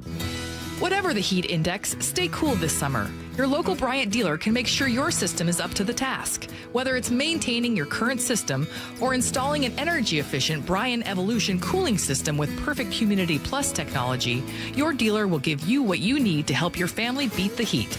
Learn more and schedule an appointment with a factory-authorized dealer today at BryantNorthwest.com. That's BryantNorthwest.com. Bryant, whatever it takes. I got to ride in the brand new all-electric Arc Sport, and it was a luxury EV on the water. Stacy here. You hop aboard immediately and feel like you're someone important. Luxury finishes, clean, tech throughout. Driving it is smooth, and it has that impressive kick you expect from an EV. Charging it is really easy, and not paying for gas is a huge plus. Book a free demo and see it for yourself in Lake Union, Lake Washington, and Lake Sammamish. Schedule your demo at arcboats.com/demo. If you can't make it to them in Kirkland, they'll come pick you up. arcboats.com/demo. Hey, when was the last time you inspected your crawl space or your attic? What's the last time you went in there just to see what kind of shape they're in? Oh, never? Yeah, same. I don't want to go in there. Most homeowners completely avoid those areas, but it is important to check on them regularly. It's why you call Crawl Pros. They'll come out and go where you don't want to. Hey, it's Mike Salk here. And yes, when Crawl Pros came out to my place, they realized we had a little problem with our insulation. So they've set about fixing it, and they did a great job. But if you've got the same problem, they'll also look to see what kind of energy rebates are available. Right now, local utility companies are incentivizing homeowners to make their home more energy efficient with proper insulation. And some homes qualify for several $1,000s in savings with these utility rebate programs. So don't just assume your crawl space and attic are in great condition. Do what I did. Call Crawl Pros today and schedule a free corner-to-corner inspection and find out if you've got water intrusion, mold, rodent issues, or even damaged insulation. Schedule your crawl space